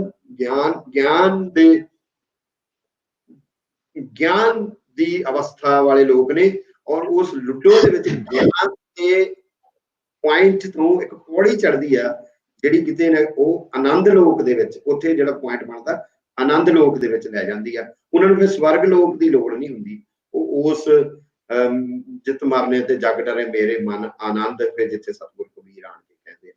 ਸੋ ਉਹ ਮੈਂ ਉਹ ਹਵਾਲਾ ਉਹਦਾ ਉਸ ਅੰਡਰਸਟੈਂਡਿੰਗ ਲਈ ਦਿੱਤਾ ਸੀਗਾ ਕਿ ਗਿਆਨ ਜਿਹੜਾ ਹੈ ਉਹ ਫਿਰ ਤੁਹਾਨੂੰ ਕਿਸ ਸੀੜੀ ਤੇ ਲੈ ਕੇ ਜਾਂਦਾ ਹੈ, ਉਹ ਆਨੰਦ ਦੀ ਸੀੜੀ। ਜੀ ਜੀ, ਮੈਂ ਇੱਥੇ ਸ਼ਸ਼ੀ ਸੂਰੀ ਜੀ ਵੱਲੋਂ ਸਵਾਲ ਆਇਆ, ਮੈਂ ਨਾਲ ਇੱਕ ਅਸੀਂ ਜਦੋਂ ਇਹ ਸਾਰਾ ਕੰਮ ਕਰ ਰਹੇ ਸਾਂ ਹੜੱਪਾ ਦੇ ਹਵਾਲੇ ਦੇ ਨਾਲ, ਜਿਹੜੇ ਸਾਡੇ ਦੋਸਤ ਸੁਣ ਰਹੇ ਨੇ, ਤੇ ਉੱਥੇ ਵੀ ਇਹ ਗੱਲ ਜਿਹੜੀ ਹੈ, ਦੇਸਰਾਜ ਜੀ ਅਗਰ ਤੁਸੀਂ ਮੇਰੀ ਗੱਲ ਸੁਣ ਰਹੇ ਹੋ, ਹਾਂਜੀ, ਮੈਂ ਕਿਹਾ ਉੱਥੇ ਵੀ ਇਹ ਗੱਲ, ਜਦੋਂ ਅਸੀਂ ਹੜੱਪਾ ਕੰਮ ਕਰ ਰਹੇ ਸਾਂ, ਤੇ ਉੱਥੇ ਵੀ ਇਹ ਗੱਲ ਸਾਹਮਣੇ ਆਈ ਸੀ ਕਿ ਜਿਹੜੀਆਂ ਇਹ ਦੋ ਗੇਮਸ ਨੇ, ਬੇਸਿਕਲੀ ਇਹ ਫਿਲੋਸਫੀਕਲ ਨੇ, ਕਿ ਜਿਹੜਾ ਸ਼ਤਰੰਜ ਹੈ ਜਾਂ ਚੈਸ ਜਿਹਨੂੰ ਅਸੀਂ ਕਹਿੰਦੇ ਆ, ਉਹਦੇ ਵਿੱਚ ਇਹ ਹੁੰਦਾ ਕਿ ਤੁਸੀਂ ਚਾਲ ਚੱਲਦੇ ਹੋ ਤੇ ਸਿਚੁਏਸ਼ਨ ਬਣਦੀ ਹੈ, ਤੇ ਜਿਹੜੀ ਲੁੱਡੋ ਹੈ ਉਹਦੇ ਚ ਸਿਚੁਏਸ਼ਨ ਤੁਹਾਡੇ ਕੋਲ ਹੁੰਦੀ ਹੈ ਤੇ ਤੁਸੀਂ ਉਹਦੇ ਮੁਤਾਬਕ ਚੱਲਣਾ ਹੁੰਦਾ। ਇਹ ਦੋ ਗੱਲਾਂ ਵੀ ਉਹਨਾਂ ਦੀਆਂ, ਇਹ ਦੋਵਾਂ ਗੇਮਾਂ ਦੇ ਨਾਲ ਜੋੜੀਆਂ ਹੋਈਆਂ। ਤੇ ਇੱਕ ਜਿਹੜਾ ਸ਼ਸ਼ੀ ਸੂਰੀ ਜੀ ਵੱਲੋਂ ਸਵਾਲ ਹੈ, ਹਾਂਜੀ, ਇਹਨਾਂ ਵੱਲੋਂ ਜਿਹੜਾ ਆਇਆ ਜੀ ਸਵਾਲ, ਉਹਨਾਂ ਨੇ ਕਿਹਾ ਕਿ ਜੀ ਤੁਸੀਂ ਕੋਈ ਆਈਡੀਆ ਦੱਸੋ ਸਾਨੂੰ ਇਹਨਾਂ ਦੇ ਬਾਰੇ ਚ, ਬਾਬਾ ਸਿੱਧ ਗੋਰੀਆਂ ਐਟ ਸਾਂਬਾ ਨੀਅਰ ਜੰਮੂ, ਉਹਨਾਂ ਦੇ ਬਾਰੇ ਕੋਈ ਤੁਸੀਂ ਜਾਣਦੇ ਹੋ? ਸਾਂਬਾ ਨੀਅਰ ਜੰਮੂ, ਮੈਨੂੰ ਲੱਗਦਾ ਕਿ हाँ, मैं सांबा उस ਏਰੀਏ ਨੂੰ ਜਾਣਦਾ। ਮੈਂ ਪਿਛਲੇ ਦਿਨੀ ਉਹਦੀ ਸਟੱਡੀ ਕਰ ਰਿਹਾ ਸੀਗਾ ਤਾਂ ਕਿਸ ਤਰੀਕੇ ਦੇ ਨਾਲ ਜਿਹੜੇ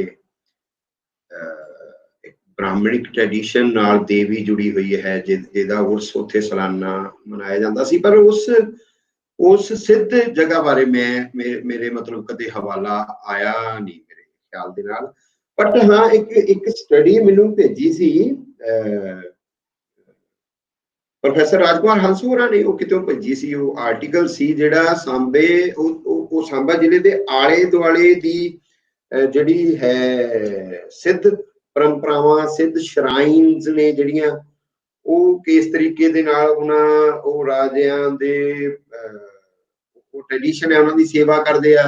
ਮੇਰੇ ਖਿਆਲ ਦੇ ਨਾਲ ਨਾ, ਮੈਂ ਉਹਦਾ ਹਵਾਲਾ ਇਸ ਤਰੀਕੇ ਦੇਣਾ ਨਹੀਂ ਚਾਹੀਦਾ ਸਾਨੂੰ, ਬਟ ਇਹ ਜਦੋਂ ਆਪਾਂ ਫੇਸਬੁੱਕ ਤੇ ਹੋਵਾਂਗੇ ਤਾਂ ਮੈਂ ਉਹ ਆਰਟੀਕਲ ਲਿੰਕ ਸ਼ੇਅਰ ਕਰ ਦਾਂਗਾ। ਉਹ ਬਿਲਕੁਲ ਸਾਂਬੇ ਤੇ ਉਹਦੇ ਆਲੇ ਦੁਆਲੇ ਦੀਆਂ ਸਿੱਧ ਲੋਕਾਂ ਦੀਆਂ ਜੋ ਟ੍ਰੈਡੀਸ਼ਨਸ ਨੇ, ਬੜਾ ਰਿਚ ਆਰਟੀਕਲ ਹੈ ਉਹ। ਮੈਂ ਨਾਮ ਭੁੱਲ ਰਿਹਾ ਰਾਈਟਰ ਦਾ, ਬਟ ਉਹ ਮੈਂ ਸ਼ੇਅਰ ਕਰ ਦਿਆਂਗਾ। ਮੈਨੂੰ ਲੱਗਦਾ ਇਹਨਾਂ ਦੇ ਖੋਜਕਾਰ। ਹਾਂਜੀ ਬਿਲਕੁਲ ਹੈ। ਤੁਸੀਂ ਜਿਹੜੇ ਕਮੈਂਟਸ ਆ ਰਹੇ ਨੇ, ਤੁਸੀਂ ਇਹ ਬਾਅਦ ਚੋਂ ਕਮੈਂਟ ਪੜ੍ਹ ਲੈਣਾ। बहुत सारे क्वेश्चन मेरे को नहीं ले जाने लाइव ना, और क्वेश्चन बात कर बहुत लंबे होंगे ने, ज़्यादा स्कॉलर्स ने वो काफी गल लिखते ने, और ਇਹ ਬਹੁਤ ਮਿਹਰਬਾਨੀ ਹੈ ਉਹਨਾਂ ਦੀ ਕਿ ਸਾਡੇ ਨਾਲ ਕੰਟਰੀਬਿਊਟ ਕਰਦੇ ਨੇ। ਤੇ ਉਹਨਾਂ ਦਾ ਮਾਜ਼ਰਤ ਵੀ ਜਿਹੜੇ ਅਸੀਂ ਕੁਐਸਚਨ ਲੈ ਲੈਂਦੇ ਆ ਉਹਨਾਂ ਦਾ। ਤੇ ਅਸੀਂ ਹੁਣ ਇਸ ਸਾਰੇ ਲੈਕਚਰ ਤੇ ਜਿਹੜਾ ਨਾ ਉਹਦੀ ਕੀ ਕਹਿੰਦੇ ਨੇ, ਹੁਣ ਨੂੰ ਕਨਕਲੂਡ ਕਰਦੇ ਹੋਏ ਆ ਤੁਹਾਡੇ ਨਾਲ ਜਿਹੜਾ ਨਾ ਉਹ ਕੁਐਸਚਨ ਆਨਸਰ ਦਾ ਸੈਸ਼ਨ ਸਾਡਾ ਚੱਲਿਆ।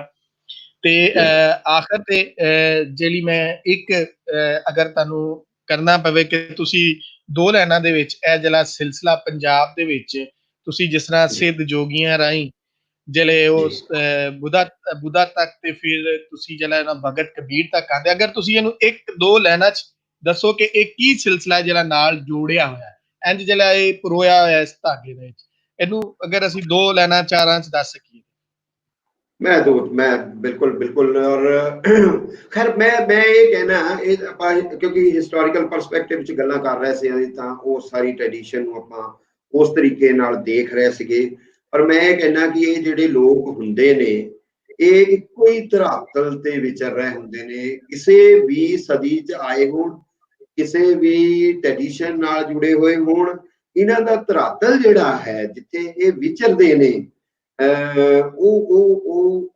ਉਹੀ ਹੈ ਜਿਹੜਾ ਜੇ ਉਹ ਬੁੱਧ ਦਾ ਧਰਾਤਲ ਹੈ, ਉਹ ਕਬੀਰ ਦਾ ਧਰਾਤਲ ਹੈ, ਉਹ ਪਲਟੂ ਦਾ ਧਰਾਤਲ ਹੈ, ਸਤਿਗੁਰੂ ਨਾਨਕ ਦੇਵ ਜੀ ਦਾ ਧਰਾਤਲ ਹੈ, ਸਤਿਗੁਰੂ ਤੇਗ ਬਹਾਦਰ ਜੀ ਦਾ ਧਰਾਤਲ ਹੈ। ਇਹਨਾਂ ਸਿੱਧਾਂ ਨਾਥਾਂ ਵੱਡੇ ਲੋਕਾਂ ਦਾ ਧਰਾਤਲ ਜੇ ਹੈ, ਜਾਂ ਮਤਲਬ ਜੇ ਉਹ ਨਿਕਸੇ ਇੱਕ ਆਵਾਜ਼ ਚਿਰਾਗ ਕੀ ਜੋਤੀ ਮਾਹੇ ਦੀਆਂ ਗੱਲਾਂ ਕਰਦੇ ਨੇ ਪਲਟੂ ਹੋਰੀ, ਤਾਂ ਸਤਿਗੁਰ ਲੋਕ, ਸਾਡੇ ਗੁਰੂ ਲੋਕ ਕਹਿੰਦੇ ਨੇ ਕਿ ਹੋਵੇ ਸਿਫਤ ਖਸਮ ਕੀ ਨੂਰ ਅਰਸੋਂ ਪੁਰਸੋਂ ਝੱਟੀਏ, ਕਿ ਜੇ ਉਹਦੀ ਸਿਫਤ ਸਲਾਹ ਕਿਤੇ ਹੋ ਜਾਵੇ, ਉਹਦੀ ਕਿਰਪਾ ਕਿਤੇ ਹੋ ਜਾਵੇ, ਤਾਂ ਉਹ ਫਿਰ ਨੂਰ ਸਾਨੂੰ ਅਰਸ਼ ਤੋਂ ਕੁਰਸ ਵੱਲ ਨੂੰ ਵਗਦਾ ਦੀਦਾ, ਪਰ ਉਸ ਵਿੱਚ ਫਿਰ ਨੂਰ ਜਿਹੜਾ ਕੁਰਸ ਤੋਂ ਅਰਸ਼ ਵੱਲ ਨੂੰ ਵਗਦਾ ਵੀ ਦਿਖਣਾ ਸ਼ੁਰੂ ਹੋ ਜਾਂਦਾ। ਇਹ ਉਸ ਧਰਾਤਲ ਤੇ ਵਿਚਰਨ ਵਾਲੇ ਲੋਕ ਹੁੰਦੇ ਨੇ, ਜਿਨ੍ਹਾਂ ਸਾਨੂੰ ਲੋਕਾਂ ਨੂੰ ਤਾਂ ਅਰਸ਼ ਤੋਂ ਫਰਸ਼ ਵੱਲ ਨੂਰ ਦੀਦਾ ਆਉਂਦਾ, ਪਰ ਇਹਨਾਂ ਨੂੰ ਫਰਸ਼ ਤੋਂ ਅਰਸ਼ ਵੱਲ ਜਾਂਦਾ ਨੂਰ ਦਿਖਾਈ ਦਿੰਦਾ ਹੈ। ਇਹ ਗੁਰੂ ਕਹਿੰਦੇ ਨੇ ਸ੍ਰੀ ਗੁਰੂ ਗ੍ਰੰਥ ਸਾਹਿਬ ਦੇ ਵਿੱਚ, ਤੇ ਸਤਿਗੁਰੂ ਕਬੀਰ ਕਹਿੰਦੇ ਨੇ ਕਿ ਅੰਬਰ ਬਰਸੈ ਧਰਤੀ ਭੀਗੈ, ਜੈ ਜਾਣੇ ਸਭ ਕੋਈ, ਧਰਤੀ ਬਰਸੈ ਅੰਬਰ ਭੀਗੈ, ਜੇ ਬਿਰਲਾ ਬੂਝੈ ਕੋਈ। ਸੋ ਇਹਨਾਂ ਦਾ ਇਹ ਸਾਰੇ ਸਿੱਧਾਂ ਲੋਕਾਂ ਦਾ ਇੱਕੋ ਜਿਹਾ ਹੀ ਧਰਾਤਲ ਹੁੰਦਾ। ਤੇ ਜੇ ਕਿਤੇ ਉਸ ਧਰਾਤਲ ਦੇ ਤੁਹਾਨੂੰ ਦਰਸ਼ਨ ਹੋ ਜਾਣ ਨਾ ਕਿਤੇ, ਤੇ ਪ੍ਰਮਾਤਮਾ ਕਰੇ ਜਿਹੜੇ ਸਾਰੇ ਸੁਣਨ ਵਾਲੇ ਨੇ ਆਪਾਂ ਨੂੰ, ਉਹਨਾਂ ਨੂੰ ਕਿਤੇ ਉਸ ਧਰਾਤਲ ਦੇ ਦਰਸ਼ਨ ਹੋ ਜਾਣ ਤੇ ਕਿਤੇ ਕਿਰਪਾ। ਬੜਾ ਸਾਡੇ ਉਸਤਾਦ ਜਿਹੜੇ ਨੇ, ਸਾਡੇ ਦੋਸਤ, ਸਾਡੇ ਬੜੇ ਸੀਨੀਅਰ ਪ੍ਰੀਤਮ ਸਿੰਘ ਜੀ ਵੱਲੋਂ ਕੁਐਸਚਨ ਆਇਆ ਬੜਾ ਆਖਰ ਤੇ, ਬਲਕਿ ਉਹਨਾਂ ਦੇ ਕੁਐਸਚਨ ਤੋਂ ਹੀ ਹੁਣ ਅਸੀਂ ਪ੍ਰੋਗਰਾਮ ਦਾ ਇਖਤਤਾਮ ਕਰਾਂਗੇ। ਉਹਨਾਂ ਨੇ ਕਿਹਾ ਕਿ ਜੀ ਜਿਹੜਾ ਲਿੰਕ ਹੈ ਜੋਗੀ ਟ੍ਰੈਡੀਸ਼ਨ ਦਾ ਦਲਤ ਪਰਸਪੈਕਟਿਵ ਦੇ ਨਾਲ ਵੀ ਤੁਸੀਂ ਕੁਝ ਥੋੜਾ ਜਿਹਾ ਦੱਸੋ। ਦੇਖੋ, ਜਿਵੇਂ ਮੈਂ ਆਪਣੀ ਟ੍ਰੈਡੀਸ਼ਨ ਦੀ ਗੱਲ ਕਰਦੇ ਆ, ਗੁੱਗੇ ਯਾਰ ਪੀਰ ਦੇ ਹਵਾਲੇ ਦੇ ਨਾਲ ਸਿੱਧ ਚਾਨੋ ਦੀ ਗੱਲ ਕੀਤੀ ਸੀ, ਤੇ ਮੇਰੇ ਖਿਆਲ ਦੇ ਨਾਲ ਉਹ ਦਲਿਤ ਪਰਸਪੈਕਟਿਵ ਹੀ ਸੀ ਕਿ ਦਲਿਤਾਂ ਦੇ ਵਿੱਚ ਸਿੱਧ ਨਾਥ ਜਿਹੜੇ ਨੇ, ਜਾਂ ਮੈਂ ਸ਼ੁਰੂ ਜਿੱਥੋਂ ਕੀਤਾ ਸੀਗਾ ਕਿ ਮੇਰੇ ਚਾਚਾ ਜੀ ਦੇ ਗੁਰੂ ਜਿਹੜੇ ਸੀਗੇ ਲੌਕਾ ਦਾਸ ਜੀ, ਉਹ ਨਾਥ ਟ੍ਰੈਡੀਸ਼ਨ ਦੇ ਵਿੱਚੋਂ ਸੀਗੇ, ਬਹੁਤ ਵਿਦਵਾਨ ਸਾਧੂ ਸੀਗੇ। ਮੈਂ ਉਹਨਾਂ ਦੇ ਨਿੱਕੇ ਹੁੰਦਿਆਂ ਸੰਗਤ ਮਾਣੀ ਆ, ਉਹਨਾਂ ਦੇ ਚਰਨ ਧੋਤੇ ਆ, ਮੈਂ ਉਹਨਾਂ ਦੇ ਪੈਰਾਂ 'ਚ ਬੈਠ ਕੇ ਗੱਲਾਂ ਉਹਨਾਂ ਦੀਆਂ ਸੁਣੀਆਂ ਹੋਈਆਂ ਨੇ। ਮੇਰੇ ਪਿਤਾ ਜੀ ਕਿਉਂਕਿ ਉਹ ਵੀ ਵਿਦਵਾਨ ਸਨ, ਤਾਂ ਉਹ ਉਹਨਾਂ ਦੇ ਨਾਲ ਉਹ ਸਾਰੀਆਂ ਦੇ ਸਾਰੇ ਡਾਇਲਾਗ ਚੱਲਦੇ ਸੀਗੇ। ਇਹਨਾਂ ਦੀ ਗੁਰੂ ਪਰੰਪਰਾ ਜਿਹੜੀ ਹੈ, ਗੁਰੂ ਧਾਰਨਾ ਕਰਨਾ ਪਰੰਪਰਾ ਵਾਲੀ ਜਿਹੜੀ ਹੈ, ਉਹ ਬਹੁਤ ਸਾਰੇ ਨਾਥਾਂ ਸਿੱਧਾਂ ਦੇ ਸ਼ਿਸ਼ ਜਿਹੜੇ ਨੇ ਉਹ ਦਲਿਤ ਟ੍ਰੈਡੀਸ਼ਨ ਦੇ ਵਿੱਚ ਨੇ। ਤਾਂ ਜੇ ਕਲਚਰਲੀ ਟ੍ਰੈਡੀਸ਼ਨਲੀ ਜੇ ਮੈਂ ਦੇਖਦਾ ਤੇ ਜੇ ਸਿੱਧ ਚਾਨੋ ਦੀ ਇੰਨੀ ਮਨੌਤ ਆ, ਉਸ ਸਿੱਧ ਚਾਨੋ ਦੀ ਮਨੌਤ ਸਿਰਫ ਤੇ ਸਿਰਫ ਦਲਿਤ ਦੇ ਵਿੱਚ ਹੀ ਹੈ। ਔਰ ਮੈਂ ਇੱਕ ਸਟੱਡੀ 'ਚ ਦੇਖ ਰਿਹਾ ਸੀਗਾ ਕਿ ਉਹ ਸਤਿਗੁਰੂ ਰਵਿਦਾਸ ਦੇ ਐਨਸੈਸਟਰ ਬਣ ਜਾਂਦੇ ਨੇ ਪਿੱਛੋਂ, ਪੀੜ੍ਹੀ ਦਰ ਪੀੜ੍ਹੀ ਜੇ ਕੋਈ ਖੋਲਣਾ ਸ਼ੁਰੂ ਕਰ ਦੇਵੇ। ਇੱਕ ਪਠਾਨਕੋਟ ਦੇ ਸੰਤ ਸੀਗੇ ਖਜਾਨ ਦਾਸ ਜੀ, ਬੜਾ ਰਿਸਰਚ ਸਕਾਲਰ ਸੀਗੇ, ਉਦਾਸੀਆਂ ਦੇ ਵਿੱਚੋਂ ਹੀ ਸੀਗੇ ਉਹ। ਉਹਨਾਂ ਨੇ ਉਸ ਪੀੜ੍ਹੀ ਨੂੰ, ਉਸ ਟ੍ਰੈਡੀਸ਼ਨ ਤੇ ਉਹਨਾਂ ਦਾ ਮੈਂ ਇੱਕ ਲੈਕਚਰ ਸੁਣਿਆ ਸੀਗਾ, ਮੇਰੀ ਉਹਨਾਂ ਨਾਲ ਵੀ ਨੇੜਤਾ ਰਹੀ ਆ। ਬਹੁਤ ਵਿਦਵਾਨ ਸਾਧੂ ਸੀਗੇ, ਕਿਆ ਮੁਤਾਲਿਆ ਕਰਦੇ ਸੀ ਮਹਾਭਾਰਤ ਰਾਮਾਇਣ ਦਾ ਔਰ ਸਿੱਧਾਂ ਨਾਥਾਂ ਦੀ ਬਾਣੀ ਦਾ, ਔਰ ਆਪ ਹਿਕਮਤ ਕਰਦੇ ਸੀਗੇ ਉਹ। ਤਾਂ ਮੈਨੂੰ ਲੱਗਦਾ ਕਿ ਉਹਨਾਂ ਨੇ ਉਹ ਸਾਰੀ ਟ੍ਰੈਡੀਸ਼ਨ ਉਹਦੇ ਨਾਲ ਜੋੜੀ। ਜਾਂ ਜੇ ਗੁੱਗੇ ਰਾਹੀਂ ਸਿੱਧ ਨਾਥ ਸਾਡੇ ਦਲਿਤ ਟ੍ਰੈਡੀਸ਼ਨ ਨਾਲ ਜੁੜਦੇ ਨੇ, ਤਾਂ ਜਿੰਨੇ ਵੀ ਜਿਹੜੇ ਗੁੱਗਾ ਮੰਗਣ ਨਿਕਲਦੇ ਨੇ, ਕੱਚੀਆਂ ਕਾਰਾਂ ਤੇ ਨਿਕਲਦੇ ਨੇ, ਉਹ ਸਾਰੇ ਦੇ ਸਾਰੇ ਜਿਹੜੇ ਨੇ ਉਹ ਦਲਿਤ ਲੋਕ ਹੀ ਨੇ। ਉਹਦੇ ਇਕਨੋਮਿਕ ਕਾਰਨ ਵੀ ਹੋਣਗੇ, ਹੋਰ ਬਹੁਤ ਸਾਰੇ ਕਾਰਨ ਹੋਣਗੇ। ਅੰਨੇ ਘੋੜੇ ਦਾ ਦਾਨ ਮੰਗਣ ਵੀ ਉਹ ਨਿਕਲਦੇ ਨੇ, ਉਹਦੇ ਸੋਸ਼ੋ ਇਕਨੋਮਿਕ ਆਸਪੈਕਟਸ ਹੋਣਗੇ। ਤੇ ਜੇ ਸਾਡੇ ਸੀਨੀਅਰ ਪ੍ਰੀਤਮ ਸਿੰਘ ਜੀ ਹੁਣੀ ਦੇ ਆਕਸਫੋਰਡ ਯੂਨੀਵਰਸਿਟੀ ਵਾਲੇ, ਤਾਂ ਫਿਰ ਮੈਂ ਜ਼ਿਆਦਾ ਨਹੀਂ ਬੋਲਣਾ ਯਾਰ। ਉਹੀ ਪੁੱਛ ਰਹੇ ਨੇ, ਤੁਹਾਡਾ ਲੈਕਚਰ ਸੁਣ ਰਹੇ ਕਿਉਂਕਿ ਇਹਨਾਂ ਲੋਕਾਂ ਦੇ ਤਾਂ ਪੈਰਾਂ 'ਚ ਬਹਿ ਕੇ ਹੀ ਸਾਨੂੰ ਗੱਲਾਂ ਕਰਨੀਆਂ ਚਾਹੀਦੀਆਂ। ਹਾਂਜੀ ਬਿਲਕੁਲ ਜੀ। ਅੱਛਾ, ਤੇ ਇਹ ਜਿਹੜੀ ਗੂਗਲ ਸਾਡੇ ਵਾਲੇ ਬੰਨੇ, ਇੱਕ ਬੰਦੇ ਨੇ ਇੱਥੇ ਲਿਖਿਆ ਸੀ, ਗੂਗਲ ਦਿਖਾਈ ਜਾਂਦੀ ਹੈ ਕਿ ਜਿੱਥੇ ਕੋਈ ਸੱਪ ਸੁਪ ਦਾ ਸ਼ੁਭਾ ਪਵੇ ਤਾਂ ਕਹਿੰਦੀ ਗੂਗਲ ਦਿਖਾਓ, ਗੁੱਗੇ ਪੀਰ ਦੇ ਨਾਲ ਜੁੜੀ ਹੋਈ ਇੱਥੇ ਜਿਹੜੀ ਪੂਰੇ ਕਿਸਾਨਾਂ ਦੀ ਰੀਤ ਦੇ ਨਾਲ, ਉਹਦਾ ਥੋੜਾ ਜਿਹਾ ਨਾਥਾਂ ਦੇ ਵੀ ਨਾ ਗੂਗਲ ਦਿਖਾਉਂਦੇ ਨੇ, ਨਾਥ ਟ੍ਰੈਡੀਸ਼ਨਸ ਦੇ ਵਿੱਚ ਵੀ ਜਿਹੜੀਆਂ ਮਨੌਤਾਂ ਨੇ। ਜਿਵੇਂ ਮੇਰੇ ਚਾਚਾ ਜੀ ਦੇ ਮੈਨੂੰ ਯਾਦ ਆ ਕਿ ਉਹਨਾਂ ਨੇ ਛੋਟੀ ਜਿਹੀ ਜਗ੍ਹਾ ਬਣਾਈ ਹੁੰਦੀ ਸੀ, ਉੱਥੇ ਬੈਰਾਗਣ ਪਈ ਹੁੰਦੀ ਸੀ, ਲੱਕੜ ਦੀਆਂ ਖੜਾਵਾਂ ਪਈਆਂ ਹੁੰਦੀਆਂ ਸਨ, ਝੋਲੀ ਤੇ ਚਿਮਟਾ ਹੁੰਦਾ ਸੀਗਾ। ਚਿਮਟਾ ਉਹ ਧੂਣੀ ਦੇ ਨਾਲ ਨਾਥਾਂ ਦਾ ਪ੍ਰਤੀਕ ਸੀਗਾ। ਤਾਂ ਉੱਥੇ ਉਹ ਜਦੋਂ ਪੂਜਾ ਕਰਦੇ ਸਨ ਚਾਚਾ ਜੀ ਹੁਣੀ, ਤਾਂ ਉਹ ਗੂਗਲ ਹੀ ਦਿਖਾਈ ਜਾਂਦੀ ਸੀ। ਔਰ ਮੇਰੇ ਖਿਆਲ ਦੇ ਨਾਲ ਗੂਗਲ ਜਿਸ ਤਰੀਕੇ ਦੇ ਨਾਲ ਅਸੀਂ ਉਹ ਸਾਰੇ ਹਵਨ ਯੱਗਾਂ ਦੇ ਹਵਾਲੇ ਲੈਂਦੇ ਹਾਂ ਕਿ ਇਹ ਆਹੂਤੀਆਂ ਹੁੰਦੀਆਂ ਨੇ, ਜਾਂ ਜਿਸ ਤਰੀਕੇ ਦੇ ਨਾਲ ਅਸੀਂ ਦੀਵਾਲੀ ਦੇ ਉੱਤੇ ਜੇ ਸਰੋਂ ਦੇ ਤੇਲ ਦੇ ਦੀਵੇ ਜਗਾਉਂਦੇ ਹਾਂ, ਤਾਂ ਉਹ ਜਿਹੜੇ ਕੀਟ ਪਤੰਗੇ ਜਿਹੜੇ ਜ਼ਹਿਰੀਲੇ ਥੋੜੇ ਜਿਹੇ ਹੁੰਦੇ ਨੇ, ਉਹਨਾਂ ਵਾਸਤੇ ਉਹਨਾਂ ਤੋਂ ਬਚਾਓ ਵਾਸਤੇ ਹੋ ਜਾਂਦਾ ਹੈ। ਮੈਨੂੰ ਲੱਗਦਾ ਗੂਗਲ ਨੂੰ ਬਹੁਤ ਸ਼ੁੱਧ ਮੰਨਿਆ ਜਾਂਦਾ ਸਾਡੇ ਸਮਾਜ ਦੇ ਵਿੱਚ, ਹੋਰ ਵੀ ਕਈ ਮਾਮਲਿਆਂ 'ਚ। ਔਰ ਖਾਸ ਕਰਕੇ ਨਾਗ ਸੱਪ ਦੇ ਵਹਿਮ ਭਰਮ ਜਿਹੜੇ ਲੋਕਾਂ ਦੇ ਵਿੱਚ ਜੁੜੇ ਹੋਏ ਨੇ, ਉਹਦੇ ਲਈ ਵੀ ਗੂਗਲ ਜਿਹੜੀ ਆ ਉਹ ਦਿਖਾਈ ਜਾਂਦੀ ਸੀਗੀ। ਨਾਥਾਂ ਦੇ ਵਿੱਚ ਗੂਗਲ ਦਿਖਾਉਣ ਦਾ, ਜਾਂ ਜਿਹੜੇ ਮੈਂ ਗਿਆ ਉਹਨਾਂ ਦੇ ਸੰਤ ਲੌਕਾ ਦਾਸ ਉਹਨਾਂ ਦੇ ਜਿੱਥੇ ਡੇਰਾ ਸੀਗਾ, ਉਹ ਤਾਂ ਅਟਾਰੀ ਦੇ ਲਾਗੇ ਸੀ ਉਹ, ਤਾਂ ਉੱਥੇ ਉਹ ਜਿਸ ਵੇਲੇ ਹਵਨ ਯੱਗ ਕਰਦੇ ਸੀਗੇ, ਤਾਂ ਉਹਦੇ 'ਚ ਆਹੂਤੀਆਂ ਦੇ ਵਿੱਚ ਗੂਗਲ ਬਹੁਤੀ ਮਾਤਰਾ ਦੇ ਵਿੱਚ, ਔਰ ਉਹ ਕਿਆ ਮਹਿਕ ਹੁੰਦੀ ਸੀ ਉਹਦੀ, ਕਿਆ ਗਜਬ ਦੀ। ਔਰ ਕਿਆ ਸੱਚੀ ਮੁੱਚੀ ਤੁਹਾਨੂੰ ਕੋਈ ਅਧਿਆਤਮਕ, ਚਲੋ ਇੱਕ ਜੁੜਿਆ ਵੀ ਹੁੰਦਾ ਤੁਹਾਡਾ ਮਾਨਸਿਕ ਤੌਰ ਦੇ ਵਿੱਚ ਸੀ, ਪਰ ਤੁਸੀਂ ਕਿਤੇ ਅਧਿਆਤਮ ਦੇ ਧਰਾਤਲ ਤੇ ਵਿਚਰਨਾ ਸ਼ੁਰੂ ਕਰ ਦਿੰਦੇ ਸੀ। ਤੋ ਉਹ ਹੈ ਕੋਈ ਨਾ ਕੋਈ ਲਿੰਕ। ਸਾਡੇ ਵਾਲੇ ਇੱਧਰ ਵੀ ਜਿਹੜਾ ਨਾ ਜਿਹੜੀ ਕਿਸਾਨ ਨੇ ਸਾਰੇ, ਇਹਨਾਂ ਦੇ ਵਿੱਚ ਬੜਾ ਪਿੰਡਾਂ 'ਚ ਅਜੇ ਵੀ ਗੂਗਲ ਲੱਭਦੀ ਹੈ, ਤੇ ਉਹ ਦਿਖਾਈ ਦੀ ਇਹਦੀ ਖੁਸ਼ਬੂ ਖਾਸ ਕਿਸਮ ਦੀ ਹੁੰਦੀ ਹੈ। ਤੇ ਉਹ ਇਸ ਵਾਸਤੇ ਕਿ ਕੋਈ ਵੀ ਇੱਥੇ ਇਹੋ ਜਿਹੀ ਜਿਹੜੀ ਸ਼ੈ ਸੱਪ ਵਗੈਰਾ ਨਾ, ਉਹ ਚਲਾ ਜਾਂਦਾ ਹੈ ਕਿ ਉਹ ਜਦੋਂ ਦਿਖਾਈ ਜਾਂਦੀ। ਸੋ ਸਰ, ਅਖੀਰ ਤੇ ਸਾਡੇ ਇਸ ਲੈਕਚਰ ਤੇ ਅਸੀਂ ਇੱਕ ਜਿਹੜੀ ਹੈ ਦੋਸਤਾਂ ਦੇ ਨਾਲ ਸਾਂਝਾ ਕਰਦੇ ਸੀ ਕਿ ਕੋਸ਼ਿਸ਼ ਕੀਤੀ ਸੀ ਕਿ ਅਸੀਂ ਜਿੰਨਾ ਲੋਕਾਂ ਦਾ ਕੰਮ ਹੈ, ਡਿਗਰੀਆਂ ਸਾਰਾ ਕੁਛ ਆਪਣੀ ਜਗ੍ਹਾ ਤੇ ਮੌਜੂਦ ਹੈ, ਬੜੀ ਅੱਛੀ ਗੱਲ ਹੋਣਾ ਚਾਹੀਦਾ, ਪਰ ਜਿਹੜਾ ਕੰਮ ਹੈ ਉਹ ਬਹੁਤ ਜ਼ਰੂਰੀ ਹੈ, ਉਹਦਾ ਕੰਮ ਬੋਲਣਾ ਚਾਹੀਦਾ। ਤੇ ਉਹ ਉਸ ਕਾਰਨ ਅਸੀਂ ਇੱਕ ਸੀਰੀਜ਼ ਸ਼ੁਰੂ ਕੀਤੀ, ਔਰ ਪੰਜਾਬੀ ਜ਼ੁਬਾਨ ਨੂੰ ਲੈ ਕੇ ਵੀ ਇਹ ਗੱਲ ਕੀਤੀ, ਕਿਉਂਕਿ ਅਸੀਂ ਇਹਦੇ 'ਚ ਪ੍ਰੋਜ਼ ਦਾ ਬੜਾ ਰੌਲਾ ਰਹਿੰਦਾ ਹੈ, ਹਰ ਵੇਲੇ ਗੱਲ ਹੁੰਦੀ ਰਹਿੰਦੀ ਹੈ ਕਿ ਜੀ ਇਹਦੇ 'ਚ ਨਸਰੀ ਘੱਟ ਹੈ, ਪ੍ਰੋਜ਼ ਘੱਟ ਹੈ। ਫਿਰ ਦੂਜੇ ਨੰਬਰ ਤੇ ਹਿਸਟੋਰੀਕਲ ਥੋੜਾ ਜਿਹਾ ਘੱਟ ਹੈ, ਔਰ ਦੂਜਾ ਹੈ ਕਿ ਇਹਦੇ 'ਚ ਜਿਹੜੀਆਂ ਨਵੀਆਂ ਰਿਸਰਚਰਸ ਨੇ ਉਹ ਘੱਟ ਨੇ, ਤੇ ਸੋ ਅਸੀਂ ਇਹਨੂੰ ਇਨਰਿਚ ਕਰਨ ਵਾਸਤੇ ਵੀ ਇੱਕ ਦੋਸਤਾਂ ਦੇ ਨਾਲ ਸਾਰਾ ਗੱਲਬਾਤ ਕੀਤੀ ਕਿ ਵੀ ਜਿਨ੍ਹਾਂ ਦੀਆਂ ਰਿਸਰਚ ਨੇ ਉਹਨਾਂ 'ਚ ਬਹੁਤ ਨਵੇਂ ਲੋਕ ਜਿਨ੍ਹਾਂ ਨੇ ਕਦੀ ਪੰਜਾਬੀ 'ਚ ਲੈਕਚਰ ਨਹੀਂ ਦਿੱਤਾ, ਕਦੀ ਬੋਲੀ ਨਹੀਂ, ਉਹ ਵੀ ਆਏ ਔਰ ਉਹਨਾਂ ਨੇ ਲੈਕਚਰ ਦਿੱਤੇ ਔਰ ਬੜਾ ਅੱਛਾ ਰਿਹਾ, ਦੋਸਤਾਂ ਦਾ ਬੜਾ ਅੱਛਾ ਰਿਸਪੌਂਸ ਆਇਆ। ਤੇ ਸਰ ਤੁਹਾਡੀ ਵੀ ਬੜੀ ਮਿਹਰਬਾਨੀ, ਤੁਸਾਂ ਜਿਹੜਾ ਨਾ ਸਾਡੇ ਨਾਲ ਅੱਜ ਸਾਥ ਦਿੱਤਾ ਸਾਡੇ ਇਸ ਲੈਕਚਰ ਧੰਨਵਾਦੀ ਹੈ ਸੀਰੀਜ਼ ਜਿਹੜਾ ਨਾ ਤੁਹਾਡੀ ਮਾਣ ਦੋਸਤਾਂ ਰੱਖਿਆ ਦੀ ਯਾ ਤੇ ਮੈਨੂੰ ਜਿਹੜਾ ਨਾ ਬਹੁਤ ਖੁਸ਼ੀ ਹੈ ਤੁਹਾਡੀ। ਥੈਂਕ ਯੂ ਵੈਰੀ ਮਚ ਤੁਹਾਡੀ ਪੂਰੀ ਟੀਮ ਦਾ ਜੋ ਤੁਸੀਂ ਕਾਰਜ ਕਰ ਰਹੇ ਹੋ, ਜਿਸ ਤਰੀਕੇ ਦੇ ਨਾਲ ਅਸੀਂ ਪੂਰੇ ਹੁਣ ਇਸ ਟਾਈਮ ਵਿਸ਼ਵ 'ਚ ਜੁੜੇ ਹੋਏ ਹੋ, ਜਿਹਦੀ ਲੋੜ ਹੈ ਇਹ ਸੋਸ਼ਲ ਮੀਡੀਆ ਰਾਹੀਂ ਸਾਨੂੰ ਜਿਹੜੀ ਇੰਟਰੈਕਸ਼ਨ ਦੀ ਜ਼ਰੂਰਤ ਹੈ, ਉਹ ਜਿਹੜੇ ਇੰਟੈਲੈਕਚੁਅਲ ਲੋਕਾਂ ਨੂੰ ਤੁਸੀਂ ਇੱਥੇ ਬੁਲਾਇਆ, ਜੋ ਮੈਂ ਸੁਣੇ, ਤੇ ਮੇਰੇ ਵਰਗੇ ਨਲਾਇਕ ਆਦਮੀ ਨੂੰ ਵੀ ਤੁਸੀਂ ਬੋਲਣ ਵਾਲਾ ਪਤਾ ਨਹੀਂ ਮੈਂ ਕੀ ਬੋਲਿਆ ਕੀ ਨਹੀਂ ਬੋਲਿਆ, ਮੈਂ ਤਾਂ ਬਸ ਆਪਣੇ ਦਿਲ ਦੀਆਂ ਗੱਲਾਂ ਕੀਤੀਆਂ। ਬਟ ਮੈਨੂੰ ਇੰਨਾ ਜ਼ਰੂਰ ਇਸ ਗੱਲ ਦਾ ਪਤਾ ਆ ਵੀ ਕੁਛ ਨਾ ਕੁਛ ਮੈਂ ਨਵੀਂ ਗੱਲ ਜ਼ਰੂਰ ਕੀਤੀ ਹੋਗੀ। ਜਿਹੜੇ ਰਿਸਰਚ ਸਕਾਲਰਸ ਉਹਦਾ ਕਿਤੇ ਨਾ ਕਿਤੇ ਕੋਈ ਨੁਕਤਾ ਫੜ ਕੇ ਅੱਛਾ ਕੰਮ ਜਿਹੜਾ ਉਹ ਕਰ ਸਕਦੇ ਆ। ਤੁਹਾਡੀ ਬਹੁਤ ਮਿਹਰਬਾਨੀ ਆ ਭਾਈ ਮਨੀਸ਼, ਸਾਰੇ ਸਾਡੇ ਨਾਲ ਜੁੜੇ ਨੇ। ਸਰ ਬਹੁਤ ਸ਼ੁਕਰੀਆ। ਤੇ ਤੁਸੀਂ ਸਰ ਜਿਹੜਾ ਲੈਕਚਰ ਦੇ ਹਵਾਲੇ ਨਾਲ ਆਇਆ ਕਿ ਜਿਹੜੇ ਲੋਕਾਂ ਦੇ ਕਮੈਂਟ ਆਏ ਨੇ ਉਹ ਸਾਡੀ ਇਸ ਲਾਈਵ ਜਲੀਏ ਉਹਦੇ ਨੀਚੇ ਹੋਣਗੇ, ਉਹ ਵੀ ਵੇਖ ਲੈਣਾ। ਕੁਝ YouTube ਦੇ ਉੱਪਰ ਤੁਸੀਂ ਜਾ ਕੇ ਵੇਖ ਲੈਣਾ, ਉਹ ਵੀ ਕਮੈਂਟ ਕਾਫੀ ਸਾਰੇ ਸਵਾਲ ਉਧਰ ਵੀ ਆਏ ਨੇ, ਤੁਸੀਂ ਉਧਰੋਂ ਵੀ ਜਿਹੜਾ ਇਹਨਾਂ ਦੋਸਤਾਂ ਦਾ ਜਵਾਬ ਕਰ ਦੇਣਾ। ਤੇ ਜਨਾਬ ਦੀ ਬਹੁਤ ਮਿਹਰਬਾਨੀ ਕਿ ਉਹ ਅੱਜ ਸਾਡਾ ਸਾਥ ਦਿੱਤਾ। ਰੱਬ ਰਾਖਾ ਜੀ। ਫਿਰ ਅਗਲੇ ਕਿਸੇ ਲੈਕਚਰ ਕਿਸੇ ਗੱਲਬਾਤ ਚ ਮਿਲਾਂਗੇ, ਜੁੜੇ ਰਹਿਣਾ ਜੀ। ਸਾਡੇ ਵੇਖਣ ਵਾਲੇ ਸਾਰੇ ਦੋਸਤਾਂ ਨੂੰ ਬੜੀ ਮਿਹਰਬਾਨੀ। ਤੁਸੀਂ ਅੱਜ ਸਾਡਾ ਟਾਈਮ ਹੀ ਬਹੁਤ ਜ਼ਿਆਦਾ ਹੋ ਗਿਆ, ਲੇਕਿਨ ਗੱਲਬਾਤ ਕਿਉਂਕਿ ਇਸ ਰੁਖ ਨੂੰ ਚੱਲੀ ਔਰ ਗੱਲਬਾਤ ਕਿਉਂਕਿ ਸੀ ਵੀ ਲੰਮੀ, ਟੌਪਿਕ ਵੀ ਥੋੜਾ ਜਿਹਾ ਲੈਂਥੀ ਸੀ, ਜ਼ਾਹਿਰ ਸਕਾਲਰ ਨੂੰ ਉਹ ਸਾਰਾ ਕਵਰ ਕਰਨ ਦੇ ਵਿੱਚ ਜਿਹੜਾ ਟਾਈਮ ਚਾਹੀਦਾ ਸੀ ਉਹ ਅਸੀਂ ਦੇਣਾ ਸੀ। ਔਰ ਜ਼ਾਹਿਰ ਹੈ ਉਹਨਾਂ ਨੇ ਜਿੰਨੀ ਦੇਰ ਬੋਲੇ ਅਸੀਂ ਸਾਰਿਆਂ ਸੁਣਿਆ, ਬੜਾ ਖੂਬ ਬੋਲੇ, ਬੜਾ ਮਜ਼ਾ ਆਇਆ।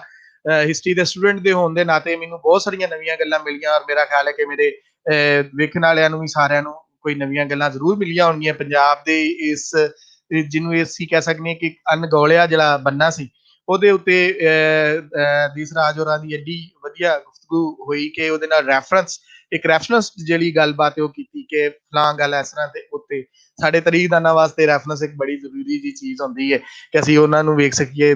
ਬੀਇੰਗ ਸਟੂਡੈਂਟ ਆਫ ਹਿਸਟਰੀ ਅਸੀਂ ਉਹਨਾਂ ਨੂੰ ਵੇਖਦੇ ਹਾਂ।